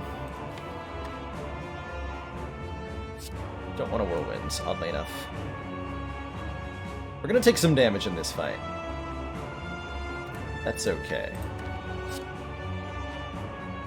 Ooh, what if I double tap bash? Drop kick. Let's do that.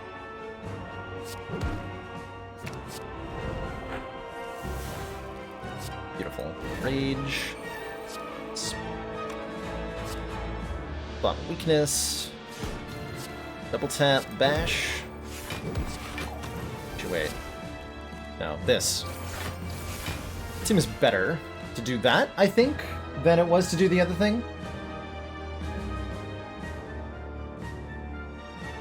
Usually, yeah, usually you kill Donu first because Donu buffs his strength.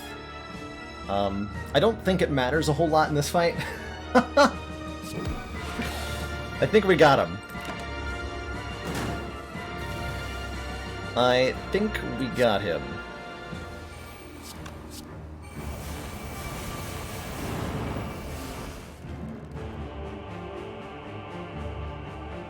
He appears to have been got.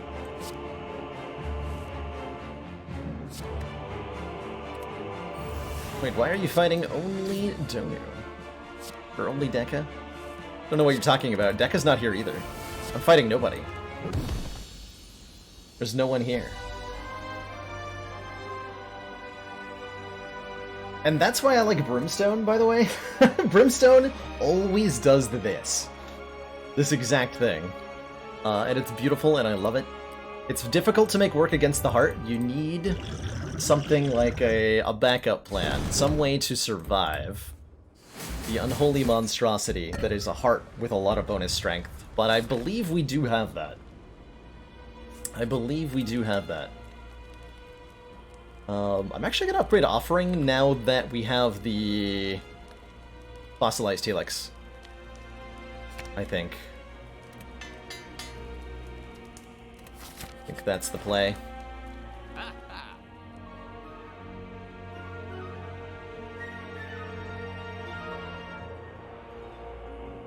Wow. This store is crazy.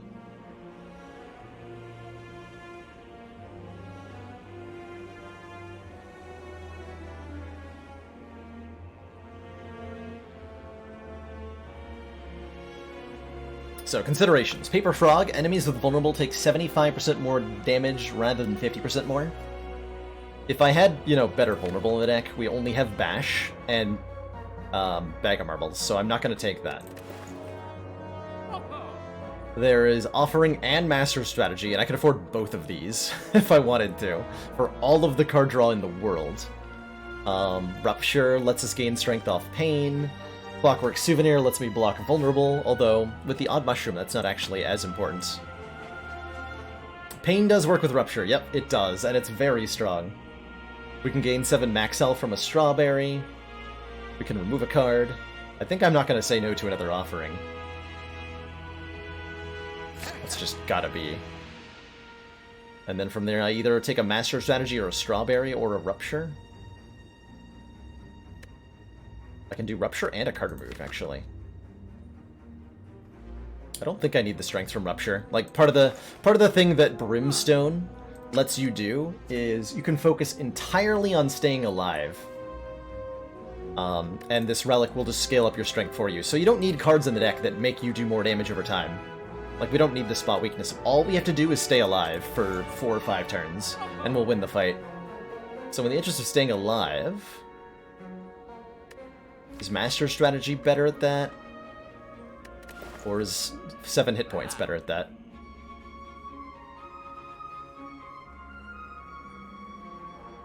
The Master Strategy. I imagine we'll run into hand size issues, but that's a problem for future Baylor. That's a problem for future Baylor. Let's see, this seems like, of all the fights, like, I should probably use Whirlwind in this one. If I'm going to use it somewhere.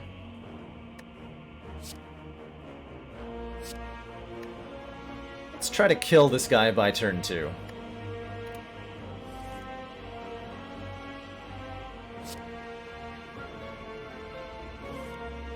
Perfect.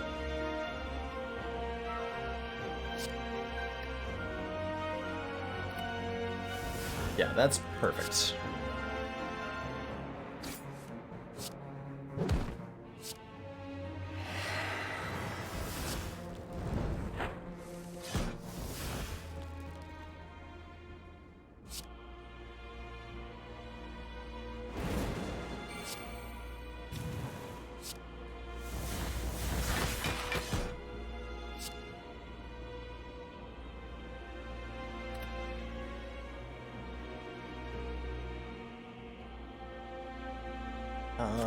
That'll kill this guy. Let's just take that as a turn 1. Is that a good enough turn 1? I think so. I think so.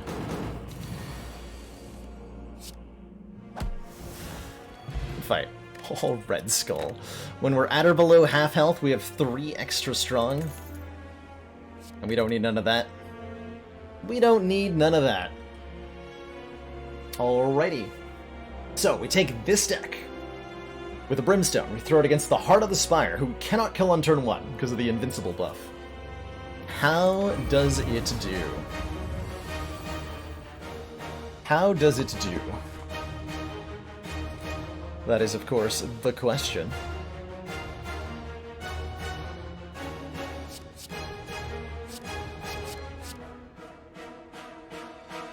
I think this is our throwaway on turn 1. And we have a lot of card draw this turn. Perfect.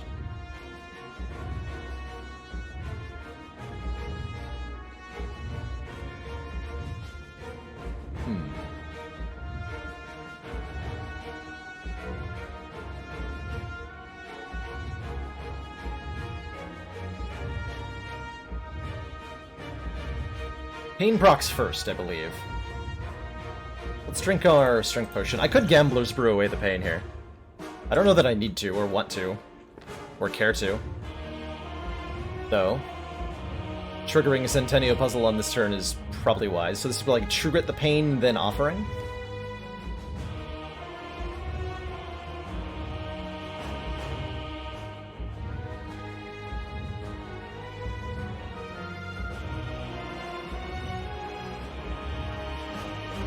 And yeah, pain is eating that buffer no matter what, if I don't use the Gambler's Brew, and I don't think I want to. I think I True Grit Offering here.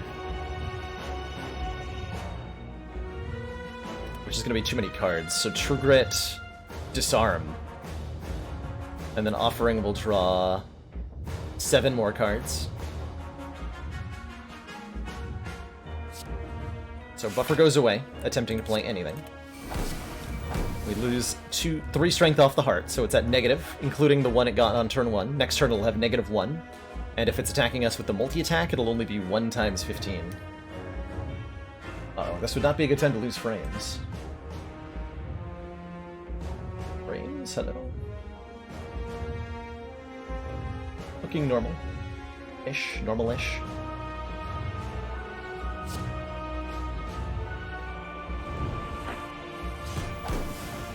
Okay, definitely play Dark Embrace. So now anytime we exhaust a card, we draw a card.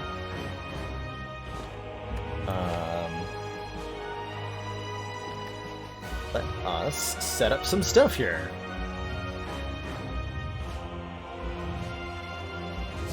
Lash of Steel. Heavy Blade does so much damage. Better than Carnage. Heavy Blade does 81 damage on turn 1. And then, quite frankly, I just like to headbutt Spot Weakness so that we can guarantee we kill this thing in the requisite amount of time. And blocking. Well, that's for suckers.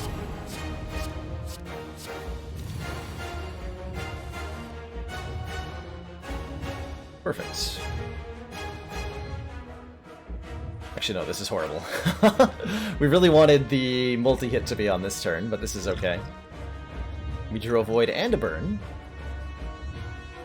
And that's okay, too. I can get a Kunai and Shuriken proc. I think I'm going to block potion here. We're going to be blood potioning next turn.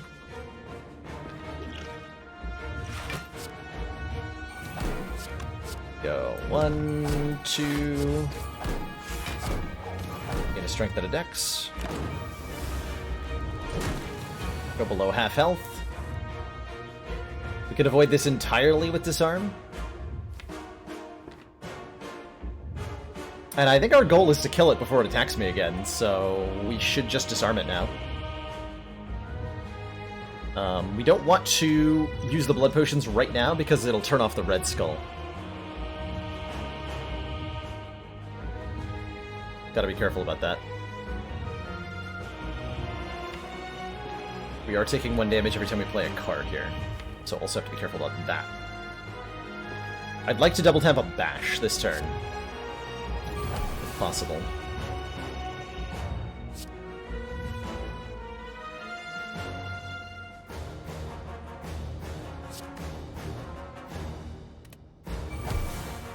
Damn it, I didn't want to draw that again.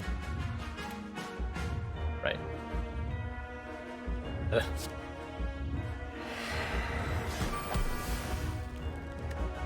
Okay.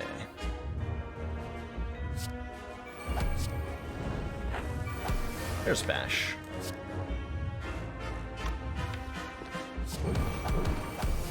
Double tap this for how much?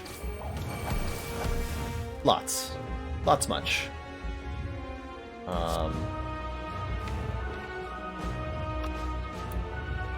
Then if I don't get rid of that regret, I'm going to regret it. Because I'm going to take a lot of damage.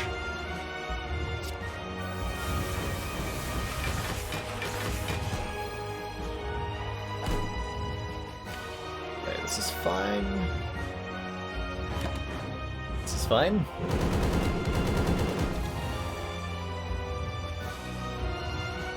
Perfect. Blood for Blood does 63 damage.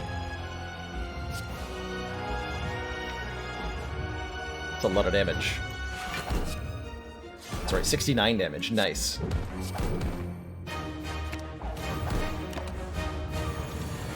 And then I guess these blood potions that we got in Act 1 were extraneous. Works for me. GG. GG.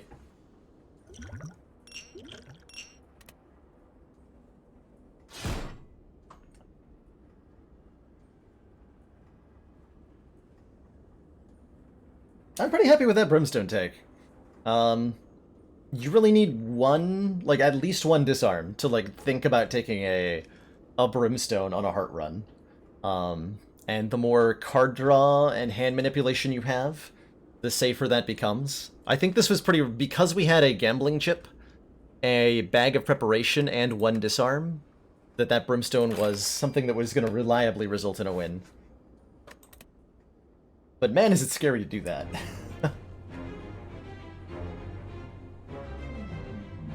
Now what? Has it been done? The Spire's been brimstoned? And so shall I. I think I've got 1 more run in us. We can go 1 more ascension up the ladder here.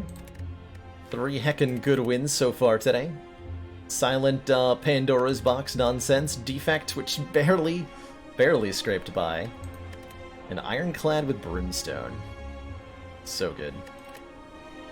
So good. Let's jump right on into Silent on Ascension 9. Bosses are tougher. Bosses have a little bit more health. Notably, the Heart of the Spire has 800 hit points instead of 750, so 50 additional health. Which is a lot. Which is a lot. Rare relics, though. Have I refound my Hyper Beam yet? I have not.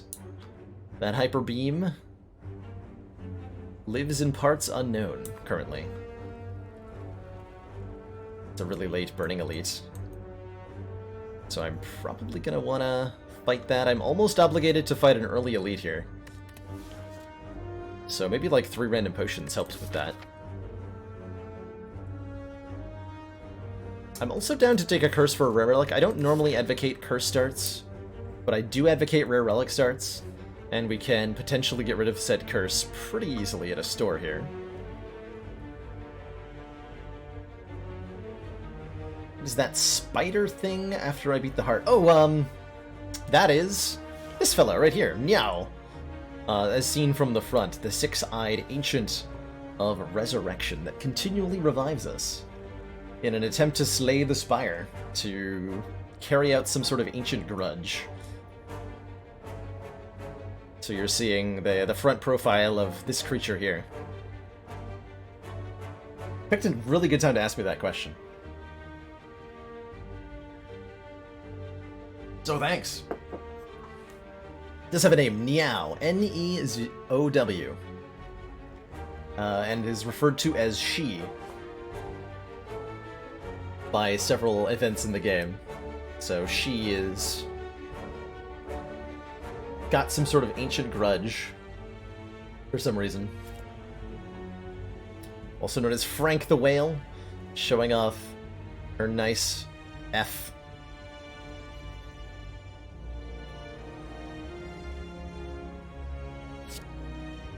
Wing boots. We can ignore the paths when choosing the next room to travel to up to 3 times. Neat. Oh, that lets me get like 2 extra fires this act alone. That's a nice wing boots. That's a nice wing boots. I like that wing boots.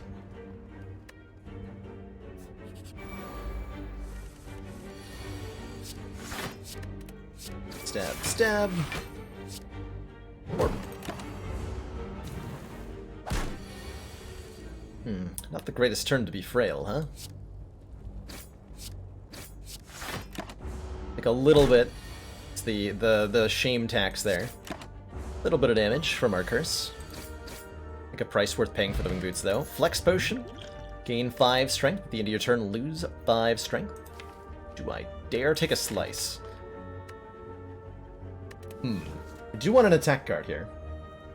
Why didn't I discard the curse? Because I'm bad. I should have, yeah. And then I wouldn't have taken the 2 extra damage. I want to take one of these 3 cards. All of them are, well, 2 of them are conditional attacks. Heal, Hook, and Bane are only good if the enemy's weak or poisoned, respectively.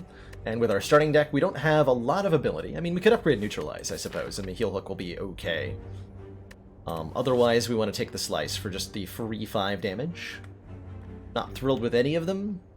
Don't think skipping is acceptable, given that we have an elite coming up pretty early on, and we need to be able to win that fight. And I don't get to upgrade Neutralize for that fight. I think I have to take a Slice here. If I had a Poison Potion, I could take Bane, but I don't. Commander, one of our most valued supporters says continued support of the XCOM Whalerfish, project. thank you so much for those 6 months! Tier 1 support. Feel like you already had this anniversary? Well, let us renew our vows. Whalerfish. Do you accept this smug sense of superiority? Until credit card do you part? I do.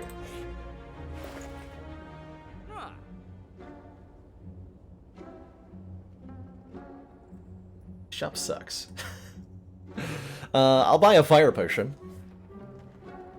In lieu of actual good cards, a fire potion is a way to cheat your way through an elite fight early on. Turn it into a relic.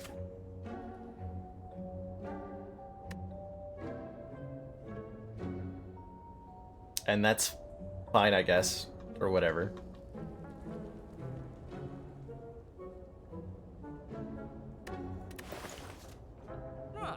Blur is a neat little block card. Gain 5 block. Blocks are not removed at the start of your next turn. I don't really like Blur until I've got a little more of a something going on.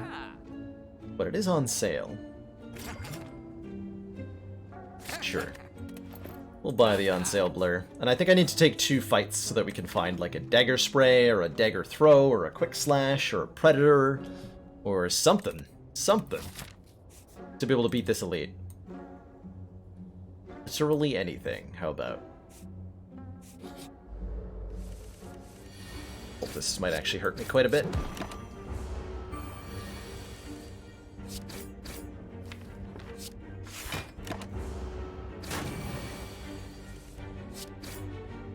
Okay. Blur on this turn was good. 3 strikes on this turn? Perfect. Okay, only took 1 damage there. That was much smoother than I thought it was going to be. I've been told I'm taking Poison Stab too much by Chrono, but I think in this case it's a totally appropriate take. We could have had 3 slices by now and made for a good Wristblade deck. What are these damage options? This does the most damage of the 3 cards, so I'm gonna take it. I am definitely just gonna take it. Would have been nice if we'd taken that Bane. Actually, also just to further clarify how Wing Boots work. So, we can see that all of the options on the same floor level, all of the floor 5 things are highlighted, so we can go to any of these. But if we go to anyone other than the one our path is connected to, it'll use a charge on the Wing Boots. So if I go here, here, or here, we lose 1 charge on the Wing Boots, and then continue forward, like so. Told you to take Bane and believe. I didn't believe. I did not believe. And that was my undoing. Why don't I just avoid the elite? Well, that'll defer my sadness until later, but avoiding an elite means no relics, means when we get to the heart, we will be cry. Isn't Poison Stab one of the best early damage cards I can get? I don't think so anymore. It exists in a weird niche. I think, as far as early damage card... Actually, Chrono, you can talk about this. Isn't Poison Stab, like, the best early damage card, Chrono?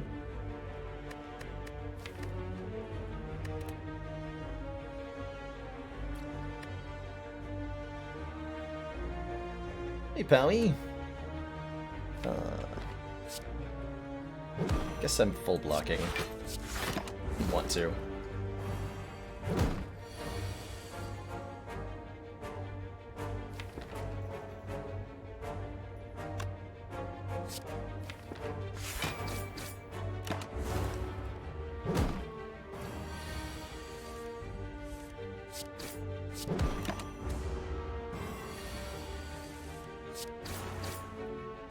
We would have gone through this fight either successfully. Ooh, nice.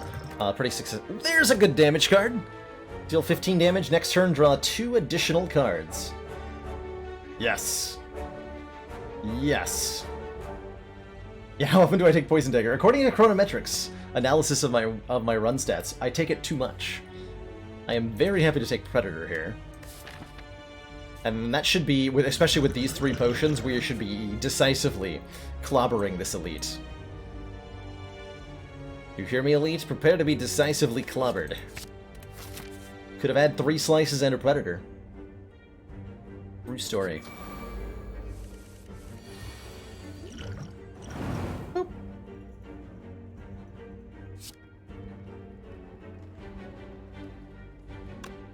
Could actually just kill one outright with a fire potion here. Yeah, I think I will. This fight will be greatly simplified. Wait. Yeah, math. Whatever. I'll try to take 0 damage. Go with that instead.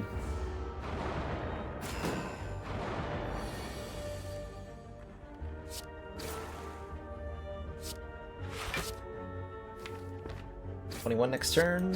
Perfect. Buttery smooth fight, courtesy of those potions. Putting in a lot of work.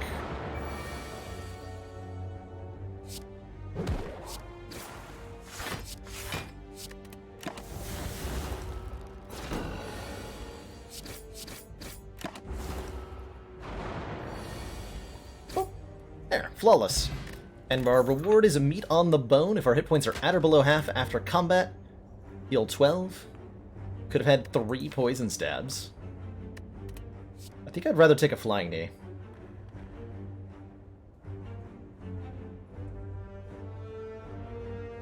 Don't think that... We could have had an interesting, like, Bane poison stab damage combo going, and I think that would have worked pretty successfully. As it stands, I don't think we go into more copies of Poison Stab. Man, was the one Poison Stab I took wrong? It feels like it was already. Damn it. It's wrong to take a Bane with only 1 Poison Stab for poison. I know that. So I think I take the Flying Knee to go with our... Predator. I take another Elite? I don't think that's right. We are going to fight the Burning Elite at the end of the act. Oh, if I take another Elite, I'm actually saving a Wing Boots? No. Yeah, I'm saving a Wing Boots charge by doing that. And I have meat on the bone. Now, hold on a minute. Yeah, this is free, essentially.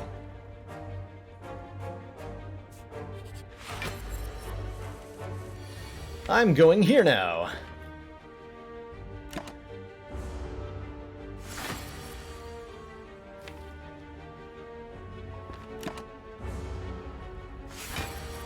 Hey, Doublethink, we are on Ascension 9 currently. And climbing.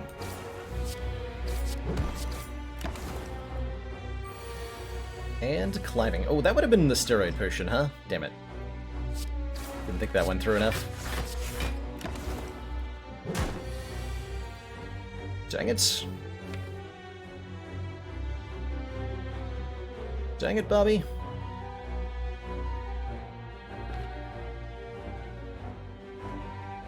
We just go face.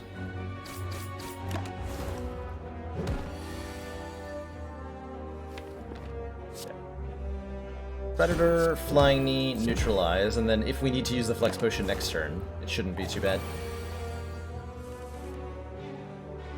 So 7+. Nope, we have a kill without it, actually. Cool. Very cool.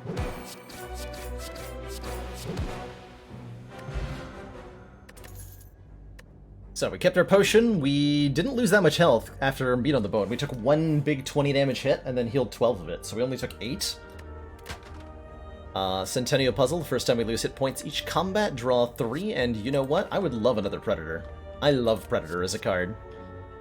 Deal a bunch of damage, next turn draw additional cards, and then we're done adding damage cards to the deck. They take 10, I took 10. So now we're gonna go... Question mark, open, get a relic, upgrade Predator, fight, upgrade Predator, fight the Burning Elite, and then go to a shop.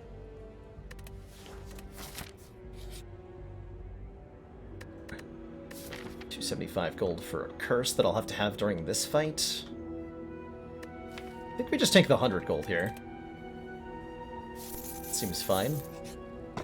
Singing Bowl. Ooh, when adding cards to the deck, we can instead... Sorry, when adding Slice to the deck, we can instead take 2 max health instead of the Slice. I appreciate that. Very much appreciate that.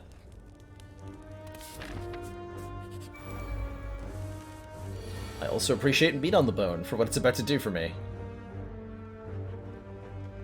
Boy. So half health is 35. This is what, defend Predator, or do I just like poison stab Predator? Let's just defend Predator. We draw a lot of cards. We draw a full 10 cards here. Because I'm amazing.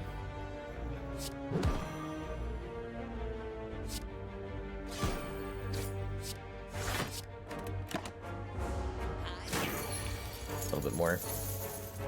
Now give me my money back.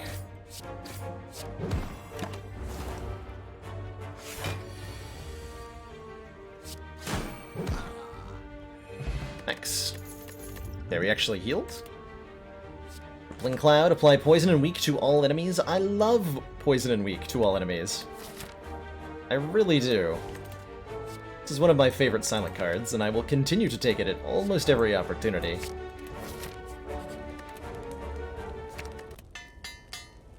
And upgrade it. Alright, Gremlin Gnob. See you here, having a lot of health. Would you like to have less of it? Yeah, this is a Snecko deck for sure. Pleased to give, Snecko Eye. Thanks in advance. This will be a 3 damage fight after Meat on the Bone. Perfect.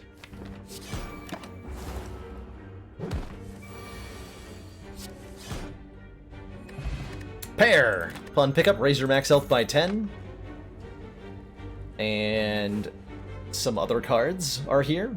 Well-Laid Plans allows us to retain cards from turn to turn. Envenom allows our unblocked attacks to apply poison damage, which we're not that good at. Or 10 block, 10 damage. I think we take the Well-Laid Plans here. So we can hold on to, like, Blur for key moments. We're drawing a lot of cards.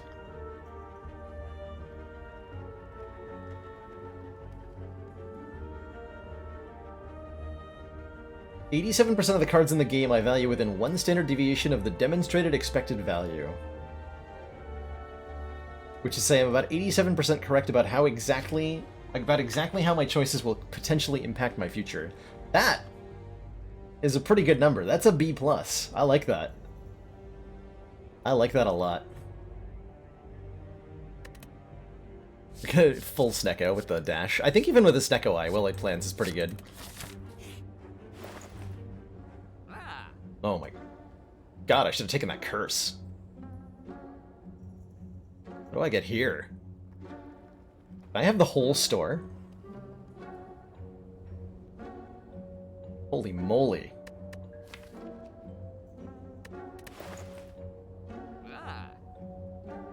Wow. Let's consider all the options, of which there are many. On sale dash. I mean, we just turned down a free one, so probably not. Bouncing Flask is very good at Hexaghost. We are a little bit worried about Hexaghost here.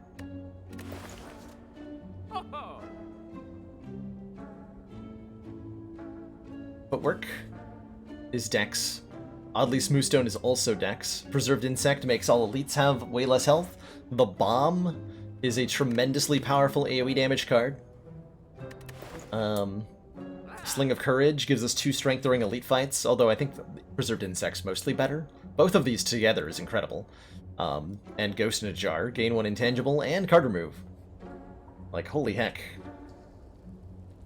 Holy heck.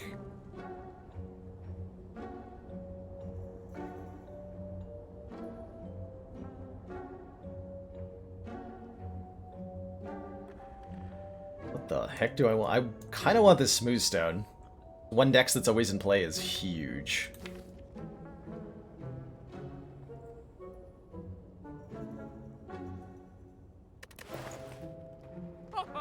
Insect and remove. I like scaling up our blocking ability for next act.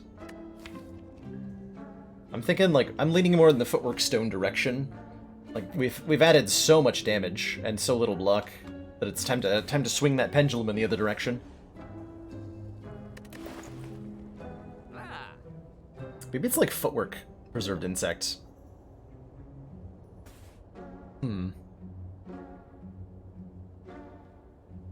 Seems like I'm getting a Footwork.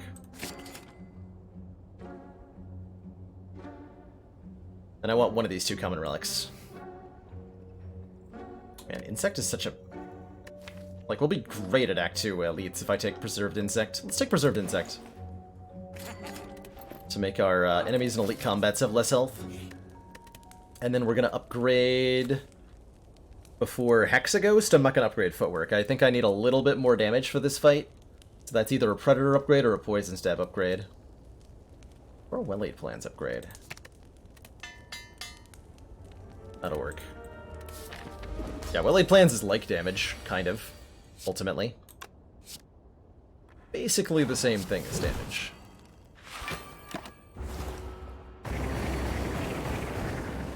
Let's keep that poison going. Beautiful. Beautiful.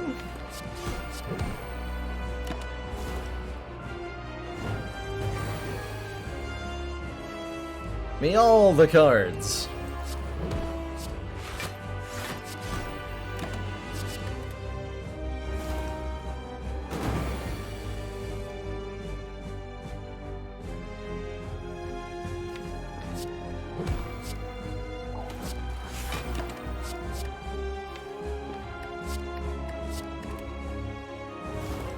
Shuffling the deck without Predator in it. Not my smartest move.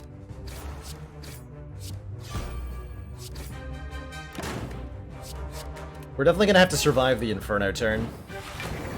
But I think because we have a Well-Laid Plans Plus, it won't be too bad.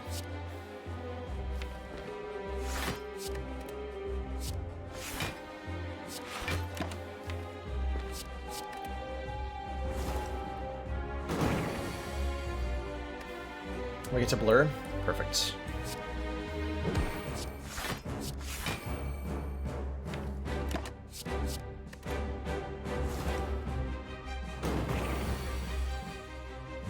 Five times 6 gets weakened to 3 times 6, which is way more manageable here.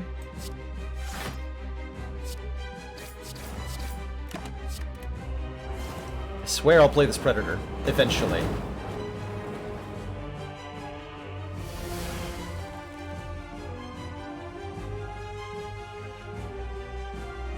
Bunkers.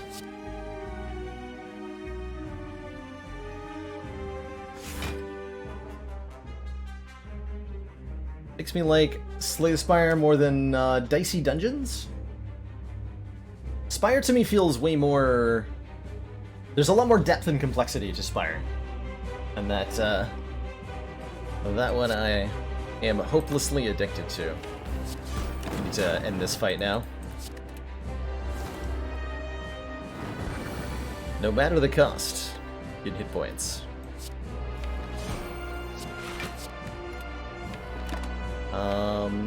20 damage? Okay, that's enough. Okay.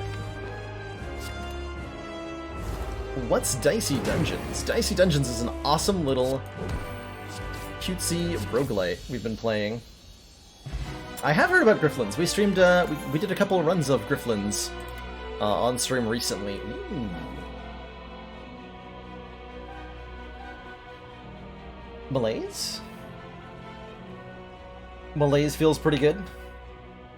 Malaise feels pretty great. Malaise get in my deck. And someday, we'll eventually use that singing bowl.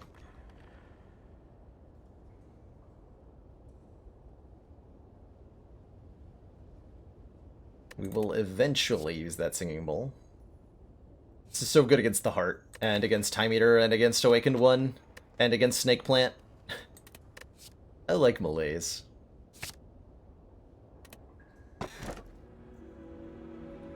Could have had it. We could have had the triple slice Wristblade dream. We coulda.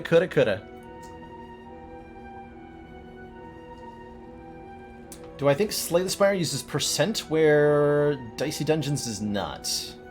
Like random chance? So I think both Spire and Dicey have a lot of random chance involved in them. I don't know that I've played enough of Dicey to speak to how much of that game is randomness versus skill. But there is definitely a lot of Dicey Dungeons and definitely quite a bit of randomness in Dicey Dungeons. And I've heard tell that it's possible to die on the first fight. with the wrong series of rolls in the wrong episode. Actually, I feel like I died in the first fight at some point. Certainly in certain episodes you can. I wonder if this is meant to be an Eternal Feather, by the way. Buster Crown gives me a 4th energy, but prevents me from picking up extra cards moving forward. And, well, we already have a Footwork.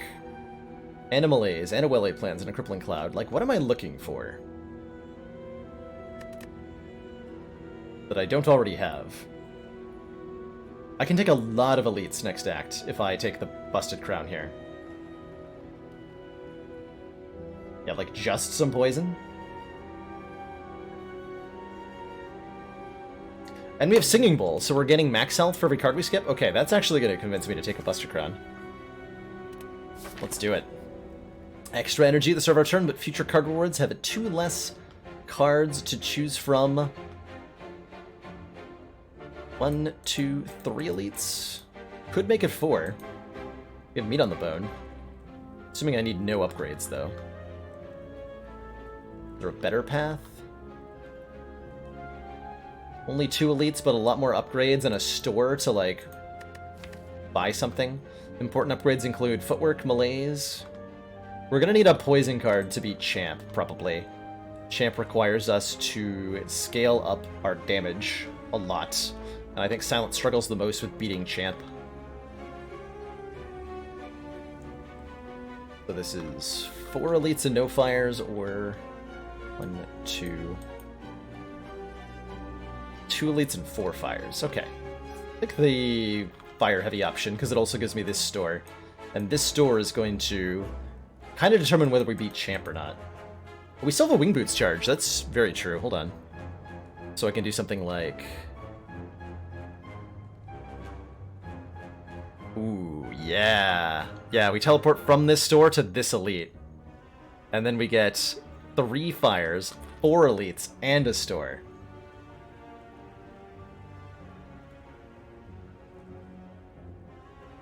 That's a good act, too.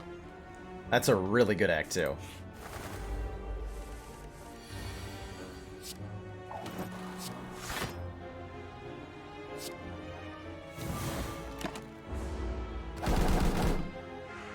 Come on, Crippling Cloud. Ow? Okay.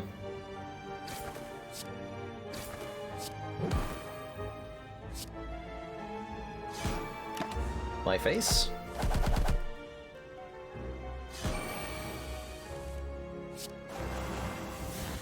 But my face, though.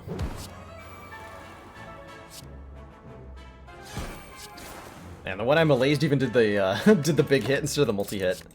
Or Maximum Rude. Would not have expected this deck on 4 energy to take that much damage to birds.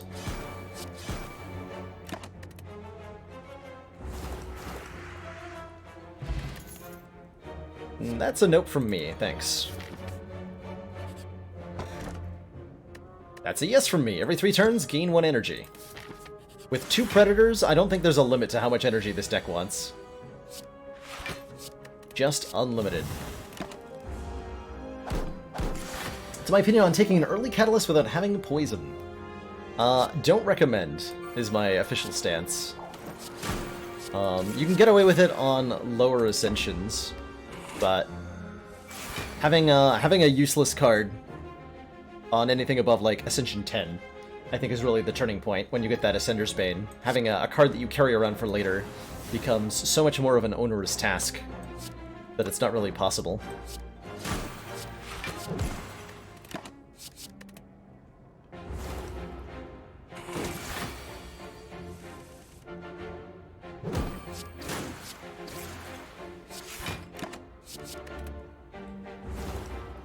Yeah, this is working out pretty well.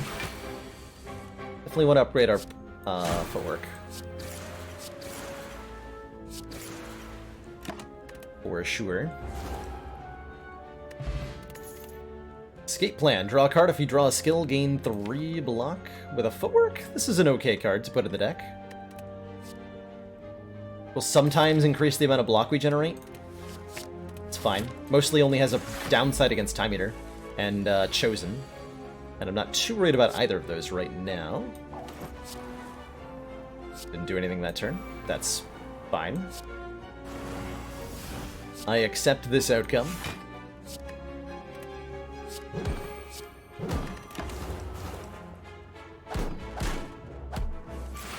Half health for us is what? 41? So I'd like to take 6 more damage here if I can. Which I think I can manage. It's become 13. Perfect.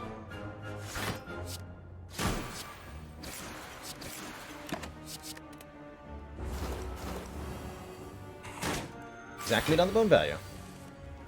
Huzzah!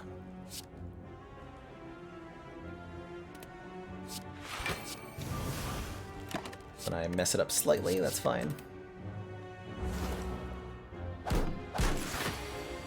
We'll probably be hovering around half health for the rest of the act. I don't see any reason to upgrade stuff, or to not upgrade stuff at every campfire.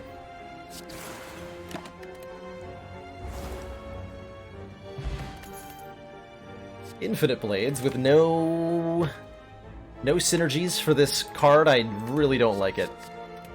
So you'll almost never see me take it if I don't have some sort of coordination with my deck going on.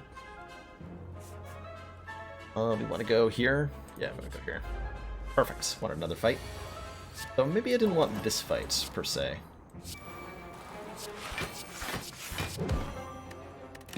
This is fine. See you later, Chrono. Thanks for dropping by. Etc. And all that.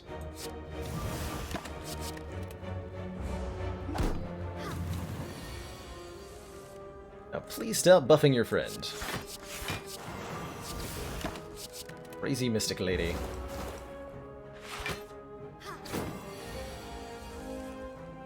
It hurts. So now I want to do meat on the bones things? Okay, so I'm actually just going to take the full 10 here then. If you're going to be like that about it.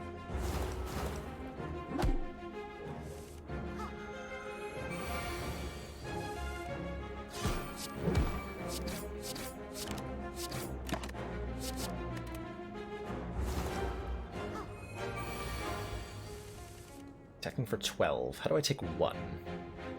I can take... No, I want to take 2, actually, and I can take 2. Good. Perfect.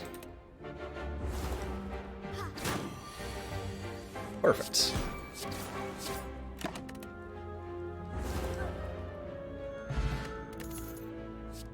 Yoink! I will definitely take a second blur. Currently, would I take bites if offered? I would think about it. I wouldn't be impressed with them, but I would think about it. Turn 1 Crippling Cloud. Can't ask for much better than that here. Well, this guy, stack poison on Grim Leader. We have to put an end to this fight. For sure. If we don't kill at least one of the minions, then Grim Leader's guaranteed to attack me on this turn, which do not want. Very much do not want. This is definitely a race fight, where we have to kill Grim Leader before he chooses to attack us. Oh, he chose to attack me. Well, that's unfortunate. Can I kill you this turn? You have... slightly too much health for that?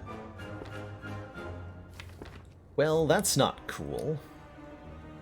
I guess I could just Speed Potion block this. Or whatever. Or maybe I can, like, calculatedly take the exact amount of damage I want to take. And we're fine that way?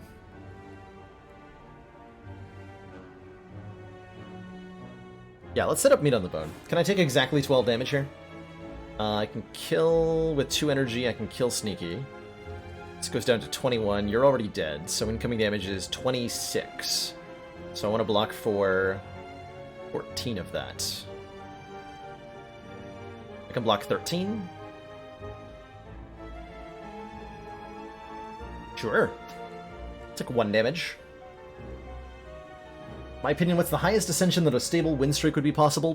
Probably Ascension 16, would be my guess. If we're talking, like... not counting the heart,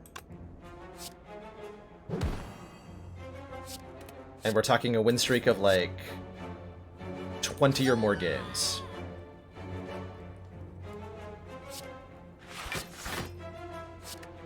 That's what my brain pictures when we say stable. You mean less stable than that, or if you include the heart, the variables change? A little bit.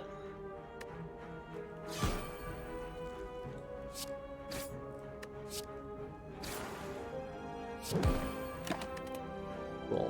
1 damage fight. And now Blood Vial. Okay, now I would take the bites. Now I would take the bites. The start of each combat, heal 2 health. What are the odds I can... There's only 1 event? Well, if we get bites, I will take them. Explosive Pot's nice. Phantasmal Killer. Next turn, your attacks are doubled in damage. I think I'll pass.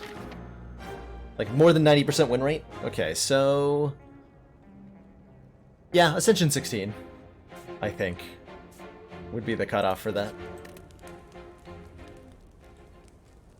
This is either Triple Slavers or Book of Stabbing. I have an Explosive Potion for the Slavers. We'll upgrade Malaise for the book. Even on Defect. Oh, definitely. Not counting the heart, especially. Defect has no trouble. Defect has no trouble. Triple Slavers. Well, gonna go ahead and do that.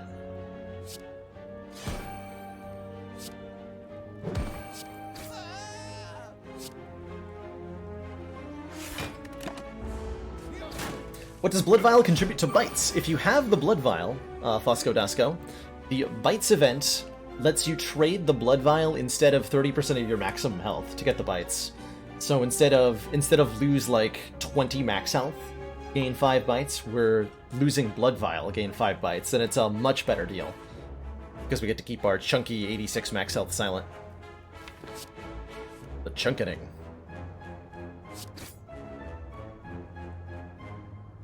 And then the loss of the Blood Vial is made up for by the fact that we have bites instead of strikes.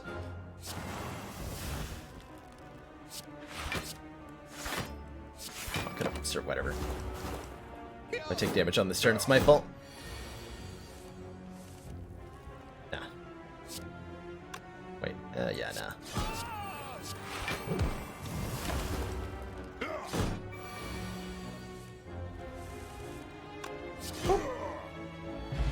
And then frickin' meat on the bone, like perfectly keeping us at 50-something health. The Blood Vial for bites has always been in the game, since day 1 of me starting to play. Panagraph is great, sort of boss combats heal 25. I might have to take this finisher as a damage source. I'm going to. So I am not being offered anything better, and I feel like I need more damage. And it's pretty good with the well-laid plans. Like, we can hold on to finisher and set up a decent number of attack turn. And gives us new ways to scale up. Frozen Egg, when we add any powers to the deck, will be upgraded. I think I'm going to do that. Take that, because I want powers from the store. From the store, we want a Footwork or a Noxious Fumes, are the big ones. I would also accept just about anything. Like Caltrops I'll take right now. We need any kind of damage we can get. Any kinds.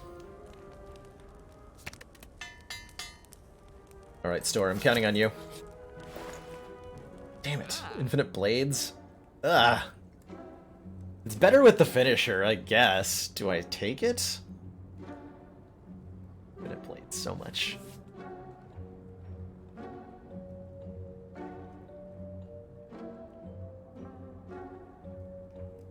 Yeah, we have synergies now. Takeable. There's an argument for Mayhem, right? Start of your turn, play the top card of your draw pile. That'll work weirdly.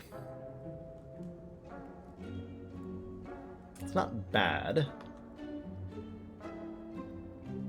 It'll like randomly play predators for us is the main thing it'll do. Which is fine. Take another predator. Take another predator. If Mayhem procs Malaise, then it takes your current energy value, but you don't lose the energy. So it's really good. Really good. If it procs Finisher, we're very sad. Do I have to take Panacea to, like, go with the speed potion to beat Champ? Because if we speed potion Panacea to get the 5 decks permanently, we can definitely get past Champ.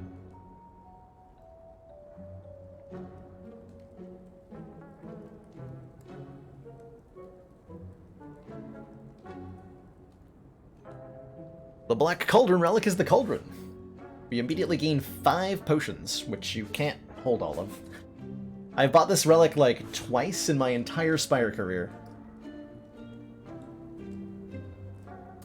Though, truth be told, most of the problem with Potion is that the shop sells potions. Most of the problem with Cauldron is that the shop sells potions. So, like, if these weren't here in the shop, this would be a much better relic for when you need potions. But, like, that you have potions that you can see what they are and just buy them, mostly obsoletes this. Mostly obsoletes it. Yeah, could give us a ghost in a jar.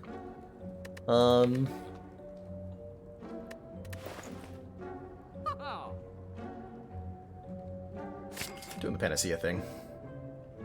Am I gonna refuse to take Infinite Blades?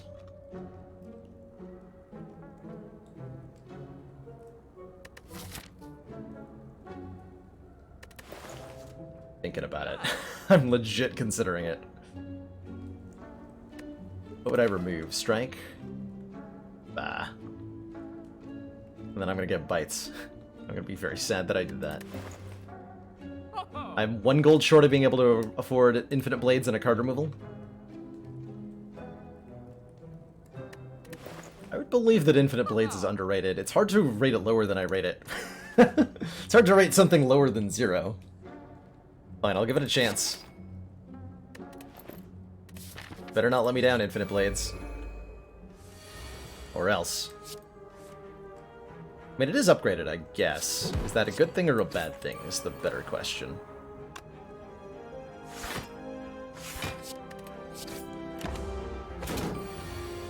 Why Panacea? Because of the speed potion. Letting me get decks for an entire fight. Letting me keep that 5 decks like it was a 5 dex potion kind of thing.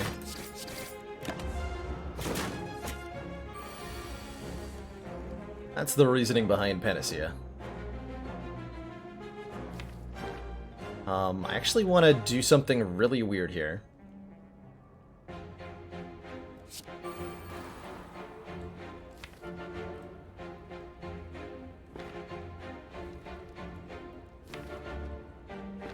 And go defend, footwork, defend, blur, to set up meat on the bone here.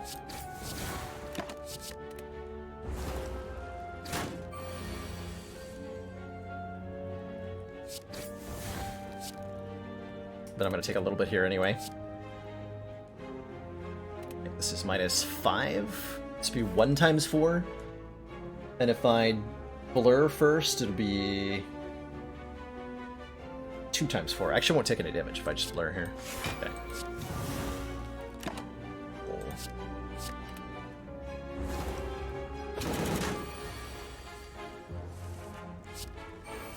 I'm dunked upon, sir. Slash madam.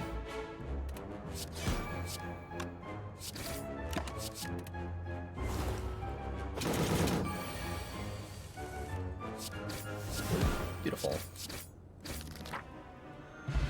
Or Kelcom, if we end our turn without block, gain 6. Prepared plus, draw 2 cards, discard 2 cards. That'll help us deal with the 5 strikes that we've got. I guess I'll take that.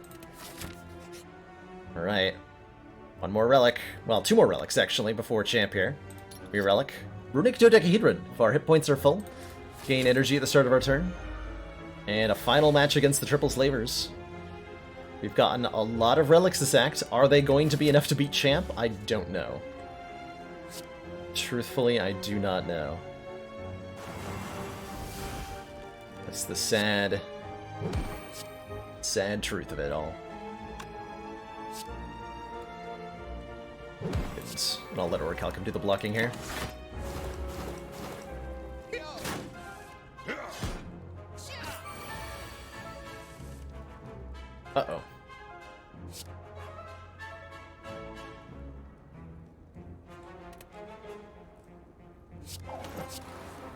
Okay. Get that nerd out of here.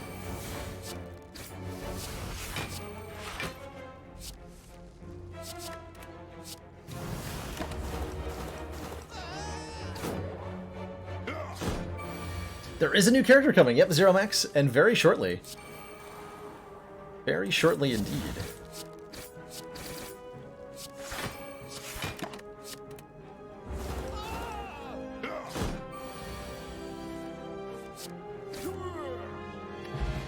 The Courier. Merchant restocks cards, relics, potions, and prices are reduced by 20%. This is potentially life-saving, because this lets me buy multiple upgraded powers at a shop in the next act. God, do I take a Blade Dance? Yes, I guess. I suppose that I do. I'm gonna upgrade probably Neutralize or Panacea. Great Panacea here in 2 artifacts.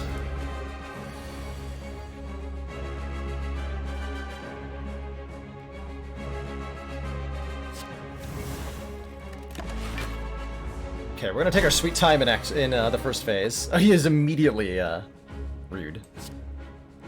Alright, so I think we're gonna need this for the fight. By gain artifact and then drink a speed potion, we negate the dex down and just have 5 dex.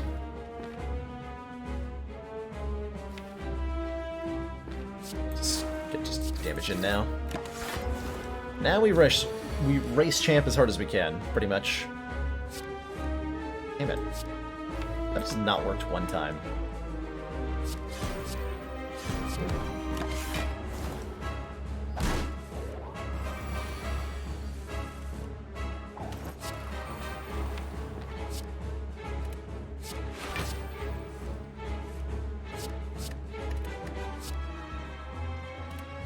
Hold on to Blade Dance for a good finisher.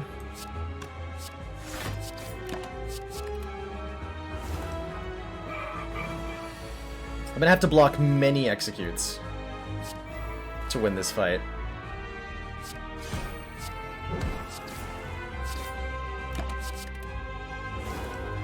Many.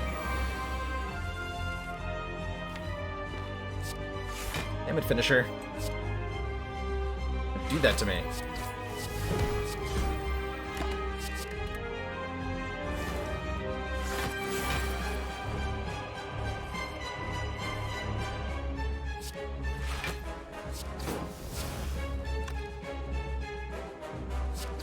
Not even a good enough turn to use it on. Go like this instead. We actually have a really hard time getting through Champ's Metallicize, sadly. This is a good turn, though.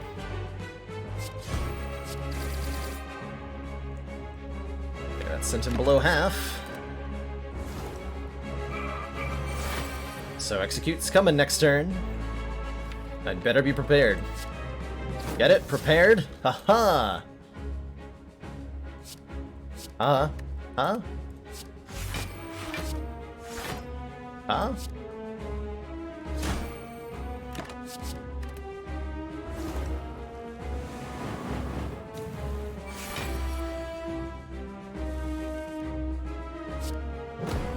But, as you can see, we're already, like, full blocking, because we have 8 points of frickin' dexterity, so we're fine. So we are fine.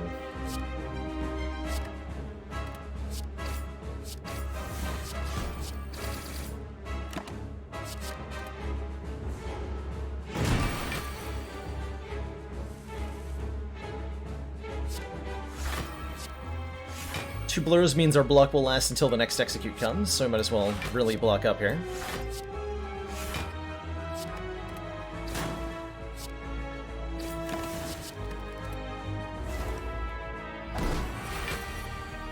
Especially if he's gonna make me frail. Jerk.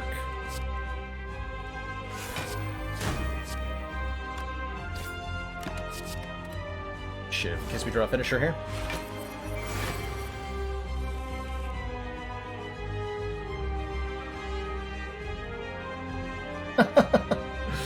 Excellent, Phaley. So I know I've succeeded as a streamer.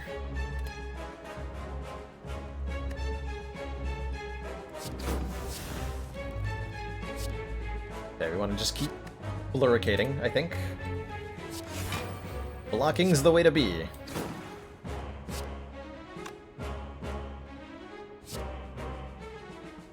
Yeah, blocking is the way to be here.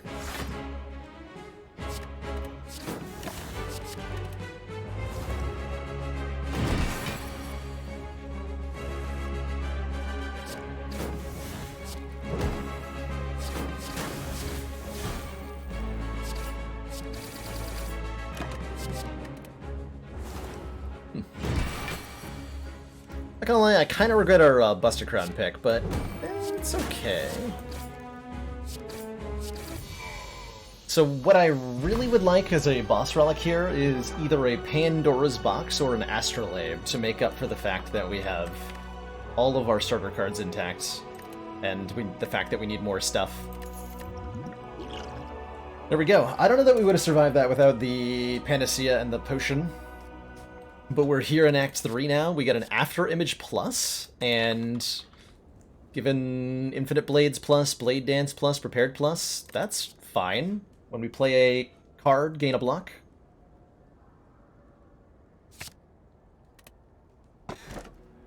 Yes! Haha! Pandora's Box! Upon pickup, transform all strike and defend cards. Yes. Yes, yes, yes. Let's go. Other options include Velvet Choker, cannot play more than 6 cards per turn. Blade Dance says no. Calling Bell, obtain 3 curses and 3 relics. I say no.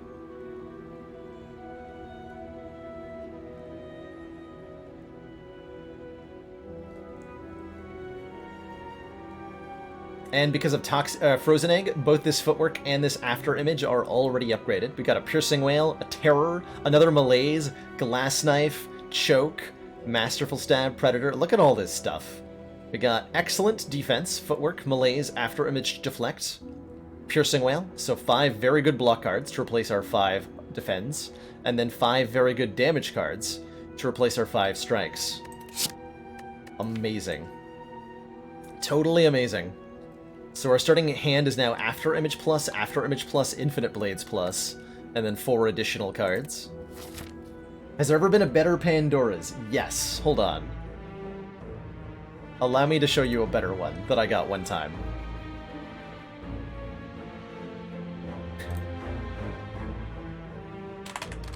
This one I posted on Reddit, it was so good.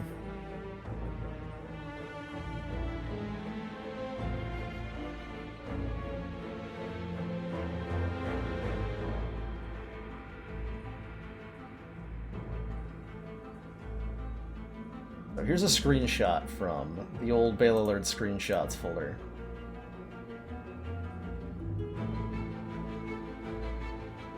Of Pandora's Box has been opened. This happened. This happened on stream a while ago, and I think this is to date the best Pandora's Box I've ever gotten. By far.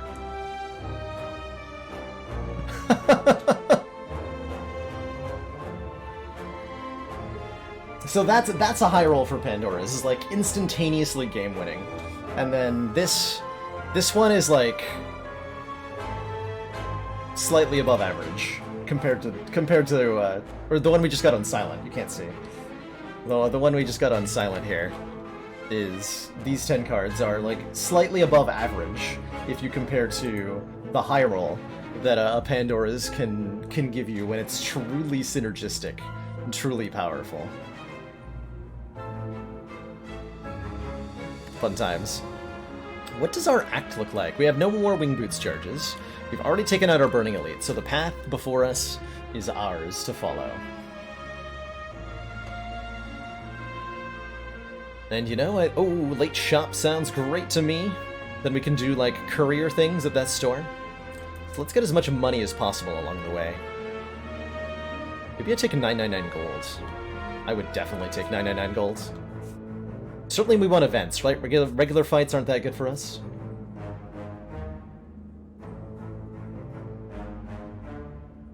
What was the worst roll of Pandora's Box? Oh, that I don't know. I do know the worst transform event I ever got was the Jack Stealer turned, I think it was 2 strikes into 2 setups on Silent. But I don't have a bad Pandora's off the top of my head. Story to share. What is this turn 1? Excuse me? Excuse all of you? Actually, that's a pretty good turn 1, all things considered. I would like that one again. So, 2 block every time I play a card.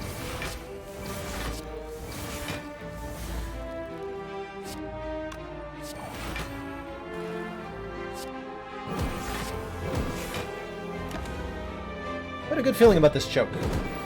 Might upgrade that choke. Might do that.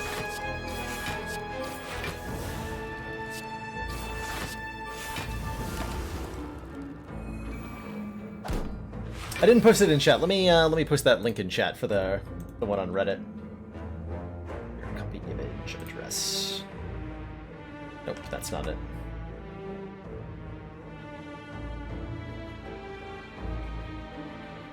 I brought it up directly on stream. Here's the link for you.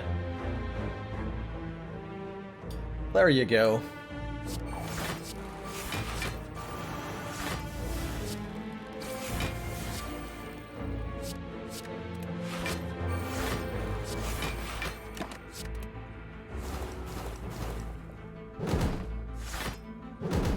Yeah, this deck is way better than it was before.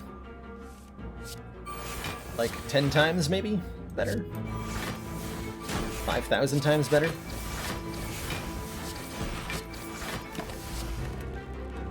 Feels like it needs 1,000 cuts. Or Noxious Fumes or something.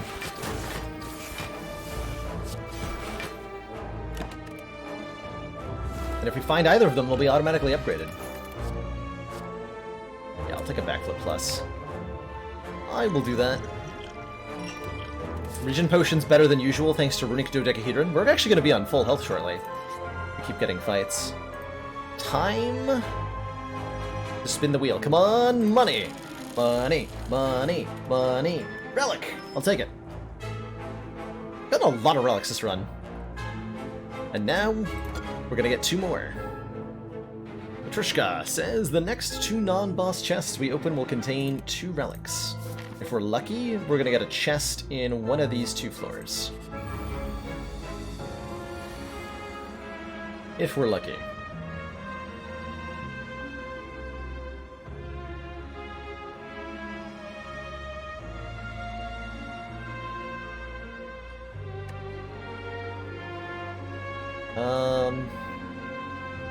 Man, if I had 1 more hit point, I'd have lethal here.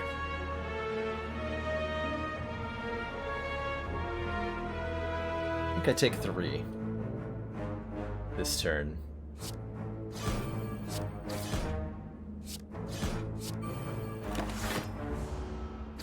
Like the afterimage lasts so that Orichalcum would go off.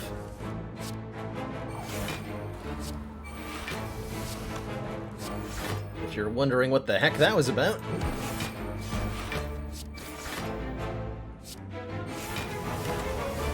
So this guy can never hurt us because of Orichalcum.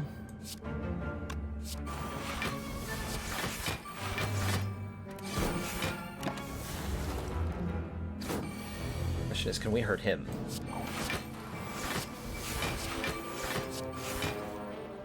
Looking like that's a yes. Sorry, I didn't win a car. Someday I'll get that car. Someday. Speaking of cars, a Ghost in a Jar rhymes with car, and is therefore the best potion we could have ever found. Gain 1 intangible. This alone, having one of these in your inventory, dramatically increases your chances of beating the heart. So it's something where we're going to want to hold on to very aggressively here.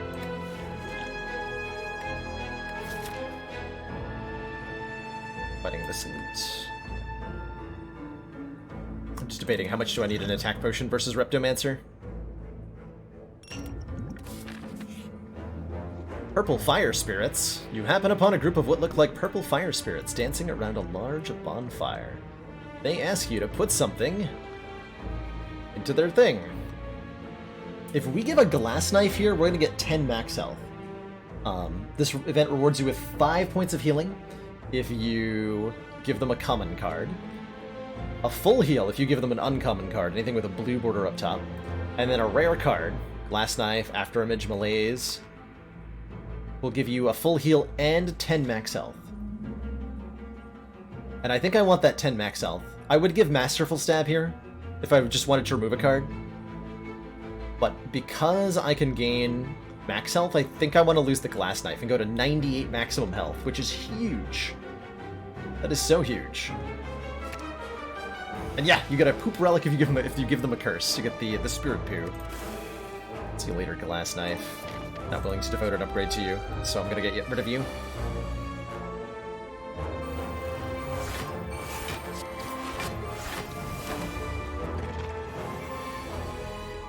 Big attack first kind of guy, huh? I respect that. I respect that.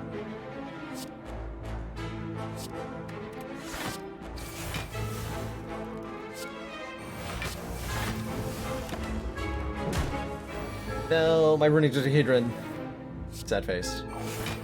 Might have been able to prevent that, actually. Chose not to.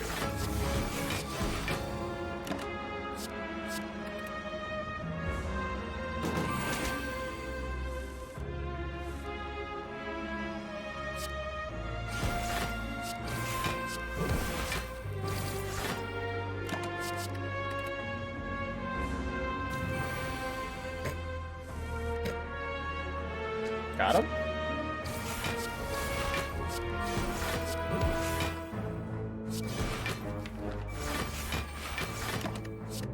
That for our next choke or finisher. Whichever might come first.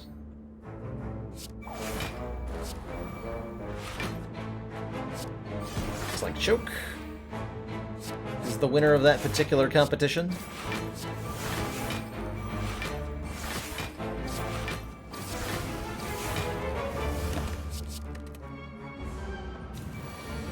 So even though we don't have like the traditional late game silent stuff like stacking lots of poison, we're assembling a damage engine of sorts out of all these disparate pieces. We got a lot of attacks. We've got finisher, we've got terror to amplify them. I want to deflect. Yes, I want to deflect, I think. Yep. I'm gonna upgrade choke, actually, for a little bit more damage here. I think I was meant to use that regen potion to go to full. Oh well. Let's do it now.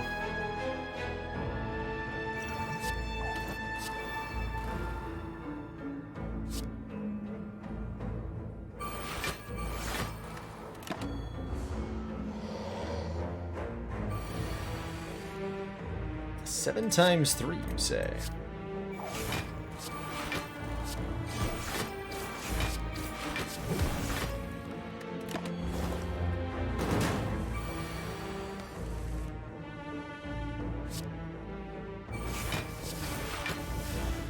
Double malaise, you say?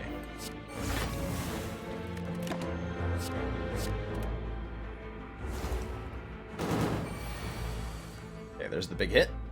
Should be an easy block, though. I know he's intangible, but whatever. Doesn't matter.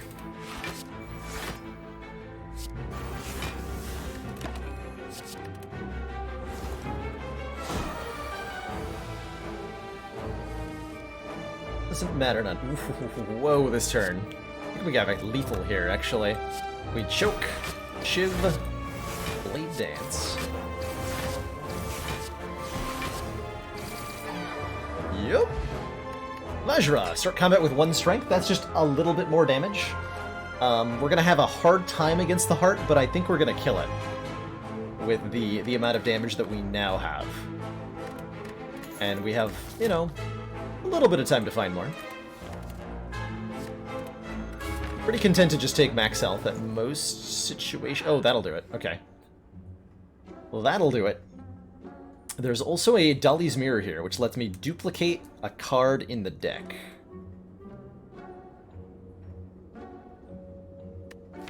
What would I duplicate?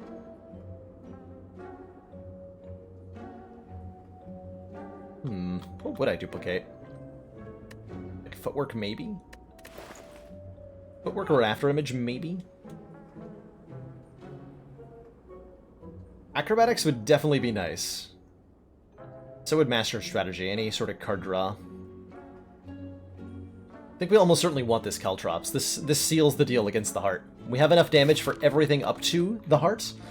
And I think we have, like, barely enough for the heart, but if we had a Caltrops plus, we would be a lot better. A lot better. Do I want another one?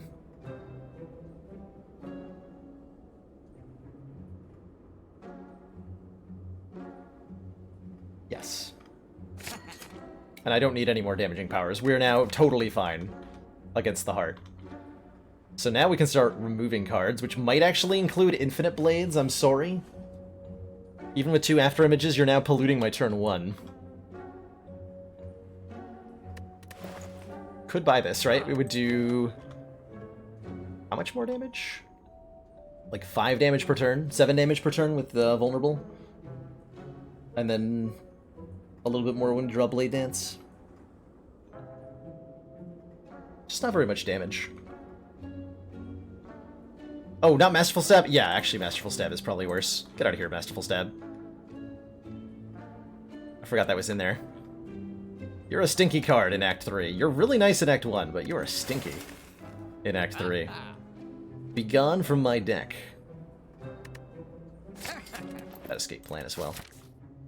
And then we're gonna go this way. Do I still want to go to the store? Maybe. What's in the box? Rip Ninja Scroll. That's so disappointing. Start of each combat, apply a 1 vulnerable to all enemies. I did take the Frozen Egg. You know what? I don't regret the Frozen Egg. That upgraded 1, 2, 3, 4 cards already. 5 cards, actually. 6. Okay. Frozen Egg was fine. But it does hurt to lose 3 shivs on turn 1 with Vajra and Bag of Marbles and 2 in it after images. Oh well. And then I'm going to find a chest here for dramatic irony. Nope? Alright. Very well.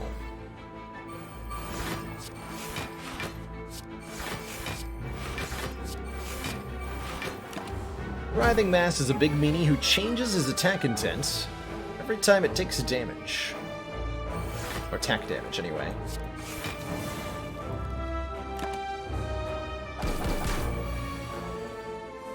We're gonna be careful about it when we do that.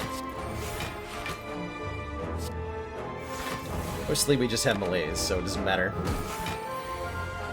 Doesn't matter.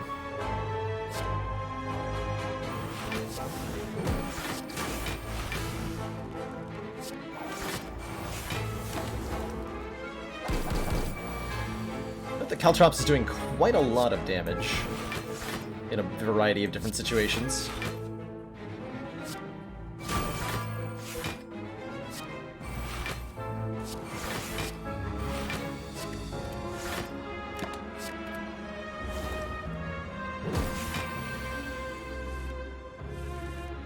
Sure, we could have taken Happy. We could have given up the Happy Flower a long time ago. I stand by the Happy Flower being a very good pick. Ooh, yeah, give me a second copy of that. Just get our retain up earlier. I think is very important to have. So that's what, 7 cards now upgraded by Frozen Egg? Heck yeah. Recall now before I forget. Choke ignores block. Yes, it does. It does indeed. I am so fighting these guys, by the way. I have 100 hit points. And a ghost in a jar. And stuff.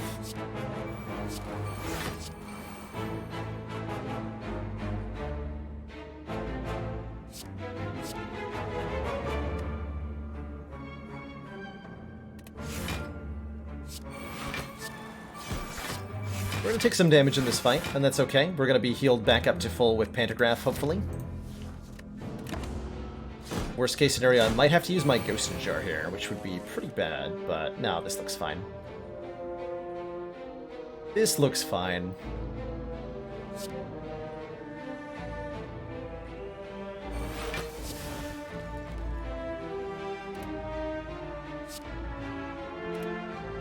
We're doing Blade Dance, Finisher, probably Poison Stab.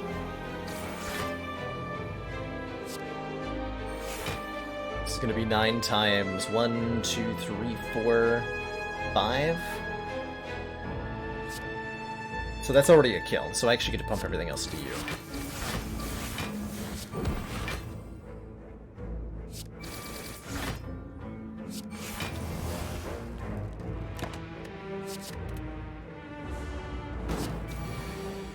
Good job, Finisher. For what it's worth, Choke would have accomplished the same thing.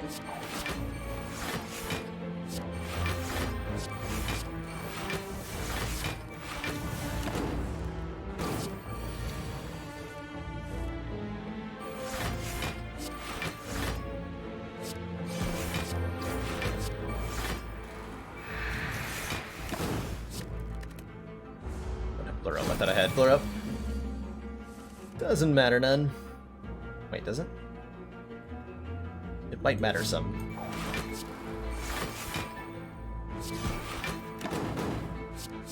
Two more damage. No! Heresy. Tori, when we would receive a 5 or less unblocked attack damage, reduce it to 1. Say no to Poison Stab Plus for 2 more hit points. Fight another elite to get yet another relic. Because there's no such thing as being too strong against the Heart of the Spire.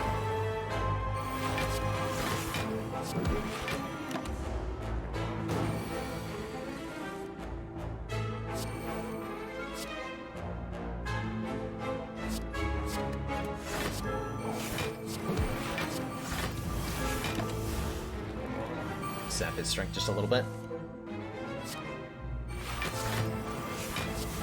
Don't have well laid plans out yet, huh?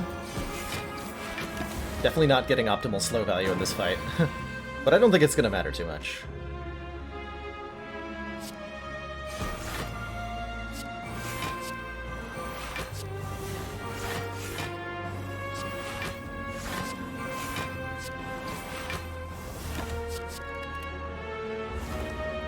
Why are you still here?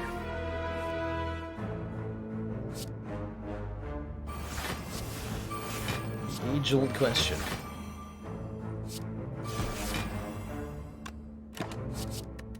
I should have played the Upgrader Predator. I don't know why I didn't see that in my hand. It was invisible to me.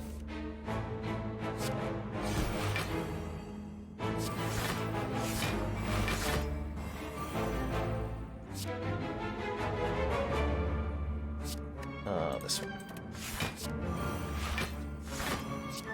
Oh, poor giant head. What I've done here is overkill. Okay, 25 times 4? Oh, not quite overkill. 27 times 5. And all that for the Juzu Bracelet. Oh boy. Normal enemy encounters are no longer encountered. In question mark rooms? Huh. Okay. Okay. We could take an accuracy here. I am honestly more interested in this Master strategy. Draw 3 cards and exhaust. I'm also potentially more interested in removing 2 cards from the deck at this shop and the next shop. What would I remove? Flex Potion's kind of neat. What would I remove? I don't like the slice. I would maybe remove 1 Predator. Infinite Blades. Thinking about it. Like maybe 1 Predator?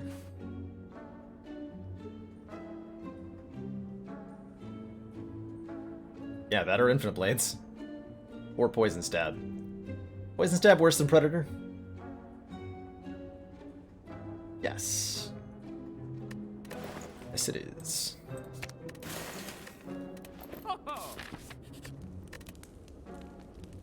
Last upgrade. Before Act 4. We have 1 piercing whale. Upgrade my melees then. We're gonna need a big melees against the heart at some point.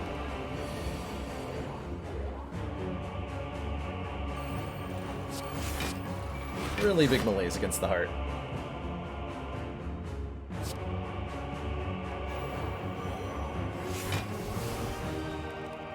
Nine times 2. Okay, so we're gonna take 1 damage here. By Blade Dance.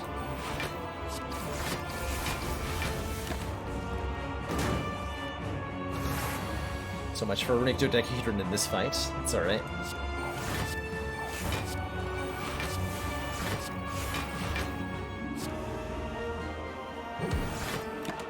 Supposed to hit Deca there.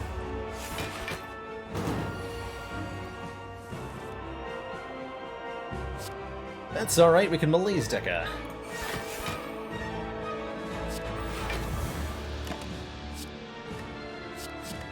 Gonna have a little bit of difficulty getting our damage going in this fight.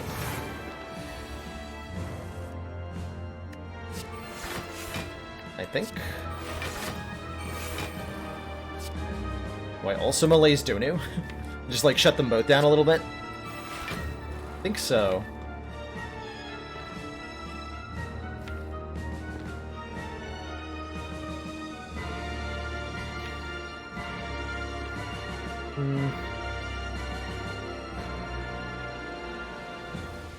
No. Like that.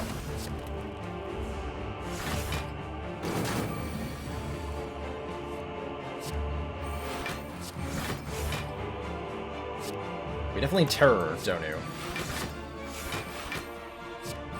That much is a given.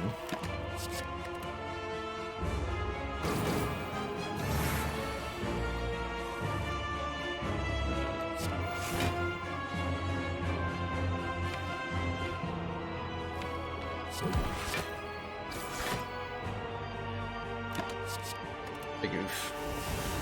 Why is it better to kill Donu first? Donu buffs the strength of both of them, so as long as Donu's on the field, the damage dealt by our opponents will increase with time, whereas Deca simply adds dazes to the deck and provides block. Isn't as threatening to us.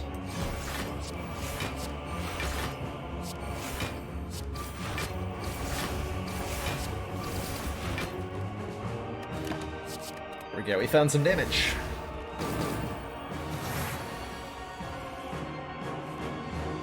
We found it.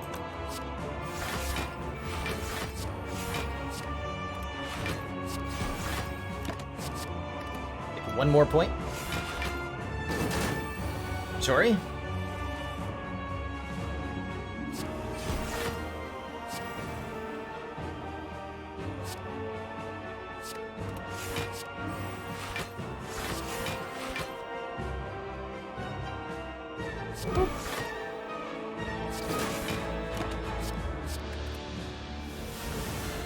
So now all we have to do is contend with Deca's much weaker attacks, which will be very easy to do. You hear me? Easy.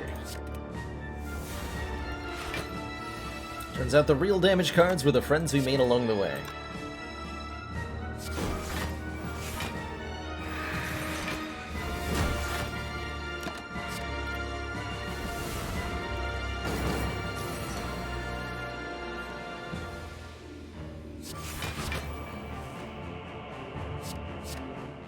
Why have 3 Predators in your deck if you're never going to play them all in the same turn? That's what I always ask.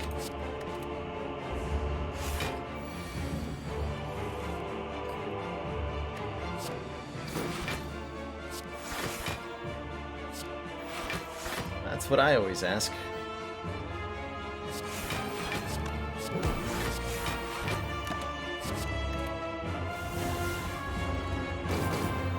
What's that thing in the background? Oh, just want to, you know, it's a party balloon. You arrived right as Donu and Deca were celebrating their anniversary together, and, well, things went south from there. True Spire Slayer would set up Happy Flower. Well, you're in luck. 'Cause I'm gonna have Happy Flower on turn 1. Got him. Got him. Oh, I totally forgot that I have 4-card Retain. I played that entirely off of Well-Laid Plans muscle memory. I think that's the first time we made it. Well, maybe not the first time, but the first time where having 4 Retain was relevant. Maybe I'll remember that successfully in the heart fight. Alright, so thanks to Blood Vial, we'll have extra energy, courtesy of Runic Dodecahedron. I have a lot of energy on turn 1 in the next fight. Let's upgrade Terror, I think. Don't have that much energy. Alright, shop, what do you got? Oh boy, a membership card. And another copy of Accuracy. I think I'm totally okay with our current potions. We could take a second finisher. We felt like we needed more damage, but I don't think we do. Let's just remove one of those 2 predators. The excess predators that we don't need. Thin the deck out just a little bit more. And fight these jerks.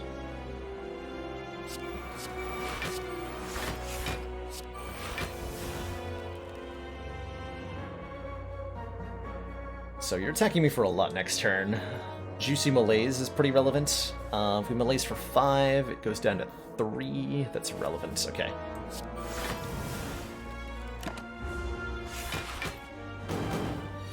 Let's turn that into an inconsequential amount of damage.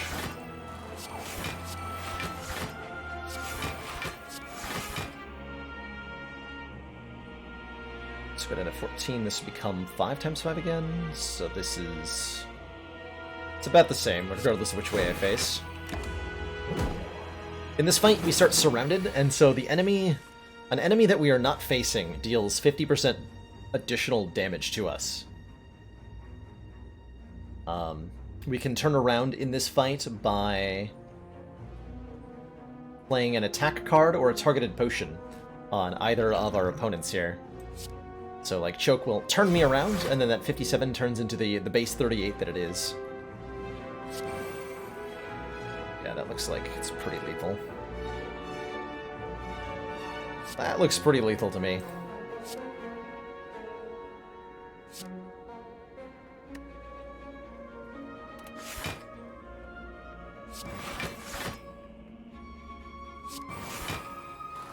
It's not, though, right?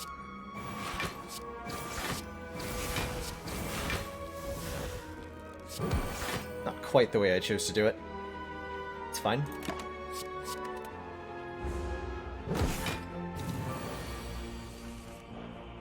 This is fine.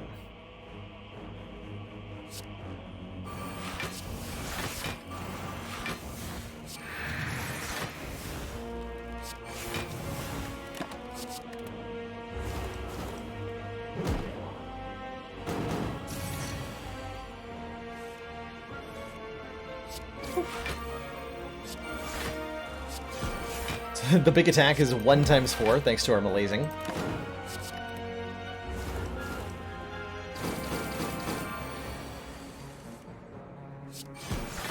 And we can set up Happy Flower again, I believe, for maximum gamer score. Got him. Dead Branch. Oh, we're gonna escalate into full silliness for the last fight. Cool. Whenever we exhaust a card, add a random card into our hand. And this lets me exhaust cards, so you know what? I'm taking it. I'm taking it.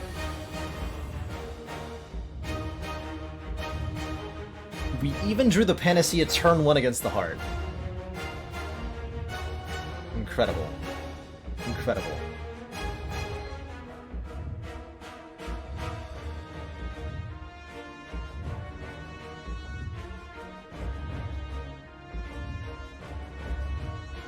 Let's see, so every time we play a card, we take 1 damage. We can do that 104 times before we die. But I'd like to do it 0 times, because the Runic Dodecahedron's nice. So let's block... If I just play an After Image, I'll take the 1 damage. So I gotta play a block card first, then the After Images. Power now.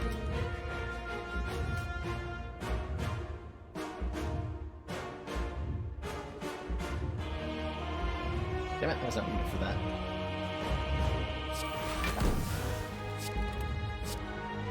Dang it. Alright, get everything in play. Calculator gamble. This is what? 2 attacks? 2 measly attacks?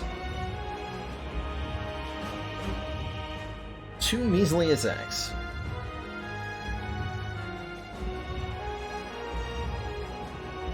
One time you did a 2-person debate event, and you had to wear badges with your team identifier, which is made of the first 2 letters of our last name. Yours was N-O.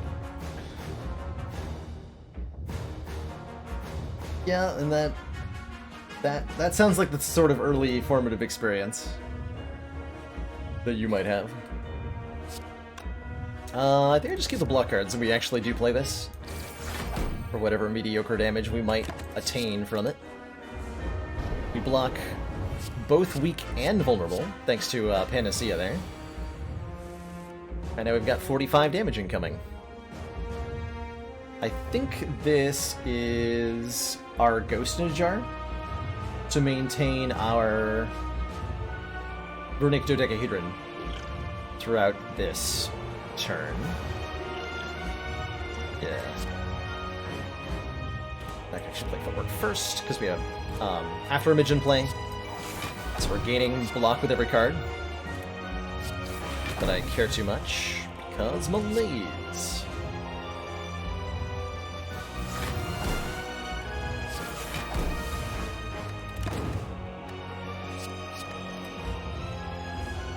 Play accuracy, just for you, chat. Just for you.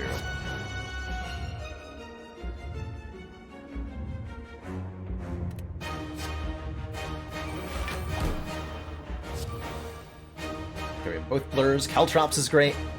We can drop Malaise for now. And Finisher. More cards in hand here. Tools the trade. Start of each turn, draw and discard 1 card. That works. Below a kiss. Or pre-recorded. Mwah. Mwah. I say. Mwah. Should have choked earlier in the turn. I'm gonna do it now anyway. 3rd After Image? Oh my. Let's go. And a Nightmare. And a Leg Sweep. And a Burst.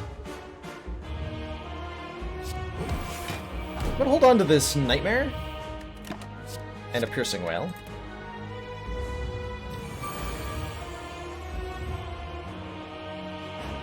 And a Piercing Wail. Do we Nightmare this Footwork? Certainly we consider it. Certainly we consider it. And Branch is trying to make a better deck. It's almost succeeding, too. Nightmare Void.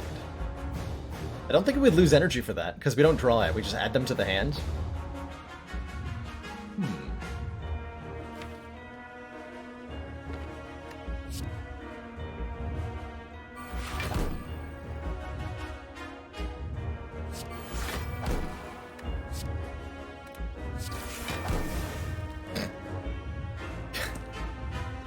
Okay. I got another Malaise. Because of course I did.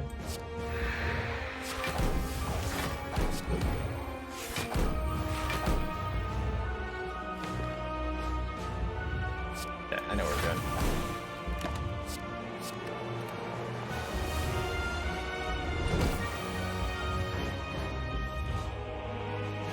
I know what we must do. We must Nightmare Choke! For maximum choking.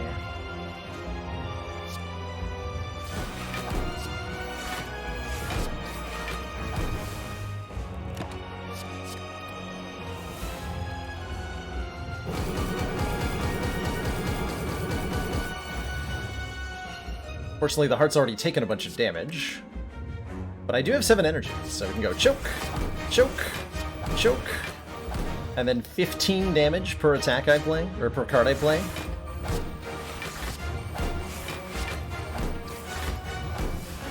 Lets me hit the damage cap this turn.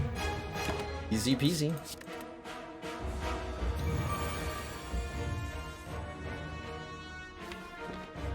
I see that you continue to have strength, Heart. Would you like to stop having that? Got him. Oh no, my blur. No.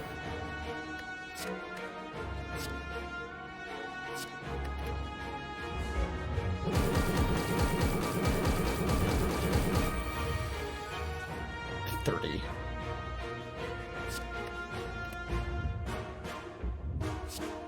$30. You know what? Just to be extra insulting. Gonna let you down at Caltrops. On the big hit. Boop. GG. G. Freaking G. Excellent run. Excellent run. I was a little uncertain when we took this Busticron, but man, did we like skyrocket in power. Courtesy of Pandora's Box. But I'd like to remind everybody, we bought a Panacea just to beat Champ. Because we were so scared. GG. GG.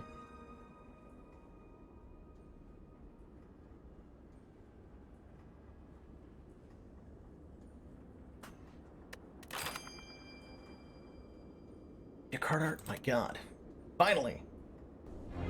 I can look at Deflect's alt art. Has it been done? The Spire sleepeth, and so shall I.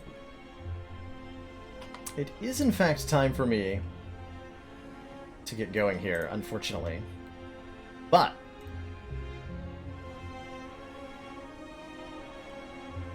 before I go, can I ask for everybody's help with one quick thing?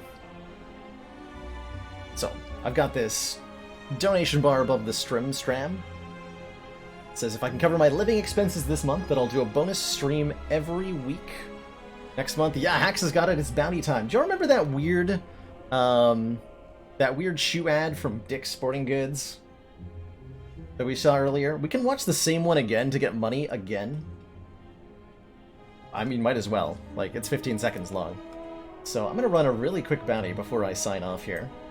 And we can talk about shoes for, like, 60 seconds. Talk about shoes.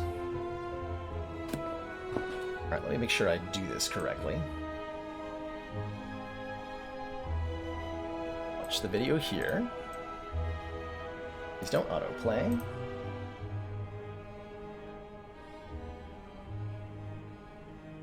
Nothing quite like a size 10.5. Yeah, we can watch that weird ad a bit again. We can. I'm gonna make sure that the volume is correct before I do that, because it was way too loud last time.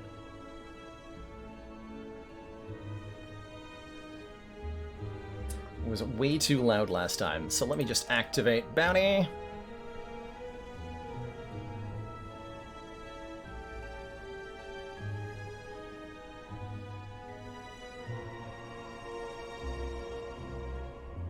There we go. Switch over to the bounties thing. And let's watch this video together. So this is Dick's Sporting Goods is letting us know that apparently they've got new shoes or whatever. And why is this muted? Oh, hold on. I'm bad. Unmute. Whoa, that was... Why did it reset the volume? What the hell was that? Let's try that quieter. Holy moly. Thursday there we go. Must be on point. But usually I start from the bottom. Why is it so complicated? The footwear. You know, I like to be comfortable. I like to be swaggy. Shout out to Dick's Sporting Goods. I'm looking trippy. What does it mean? What is the arcane secret behind this ad? I don't know. I don't know. Here's a better question. Do you all like shopping for shoes? Personally, there's nothing that I hate more in life than going out to a store and like trying on pairs of shoes, and trying to find one that meets my like price versus like quality versus is this gonna last long as a good product in my life. I hate the entire experience, and so my dad recently, as a Christmas gift, this is one of the best gifts he ever got me. He had like 4 pairs of shoes that fit me because our feet are the same size, and he's like, here's 4 pairs of shoes that I think you might like. Pick 2 of them, and this will be part of your Christmas gift. And I was like, man, I don't have to go shopping for shoes. This is the best thing that's ever happened.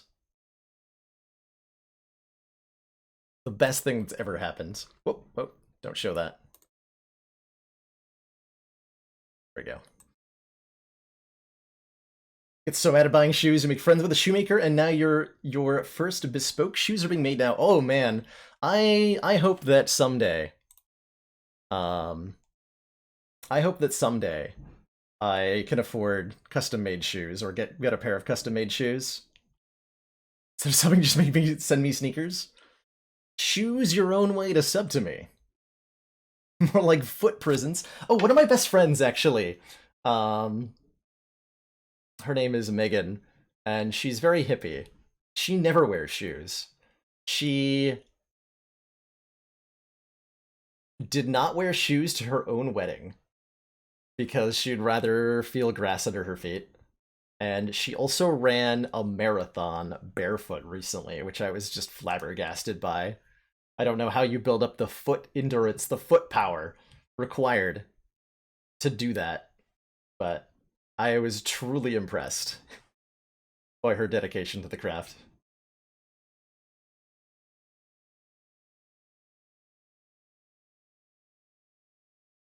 Do I think I've never found out.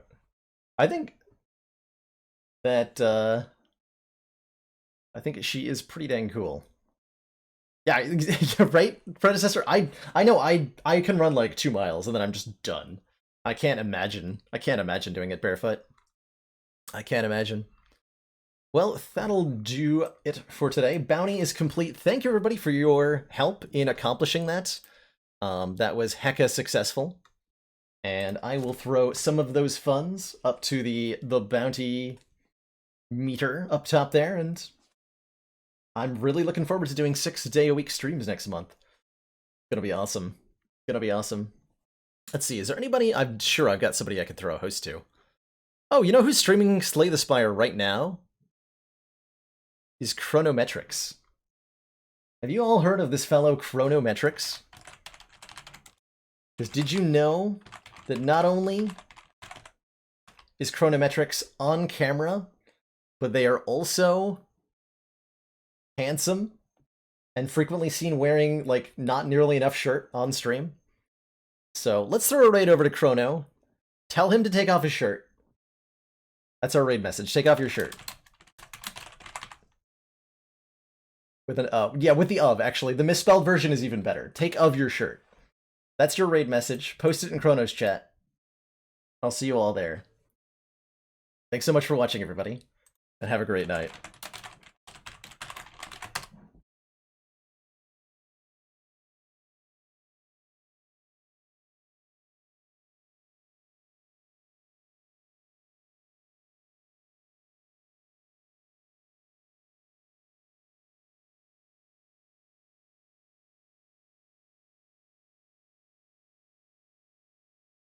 Hey, take off your shirt.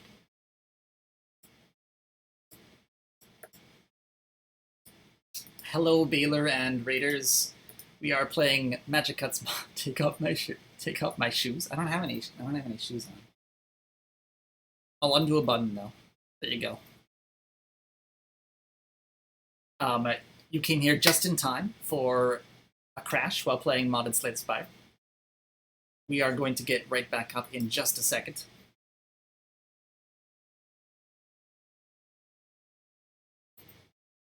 How's everyone doing? How was your stream, Baylor? How far did you get up the ladder? Take off your shirt. It cracks me up. You guys are lucky. Normally, I only unbutton for subs.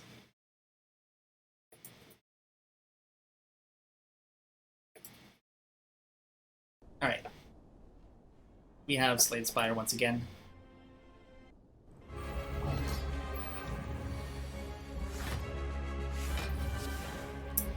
So we are playing Magicuts 101s. So we are playing the Heart. Magicuts. This is his first mod character, and it's the first release. The Heart is huge and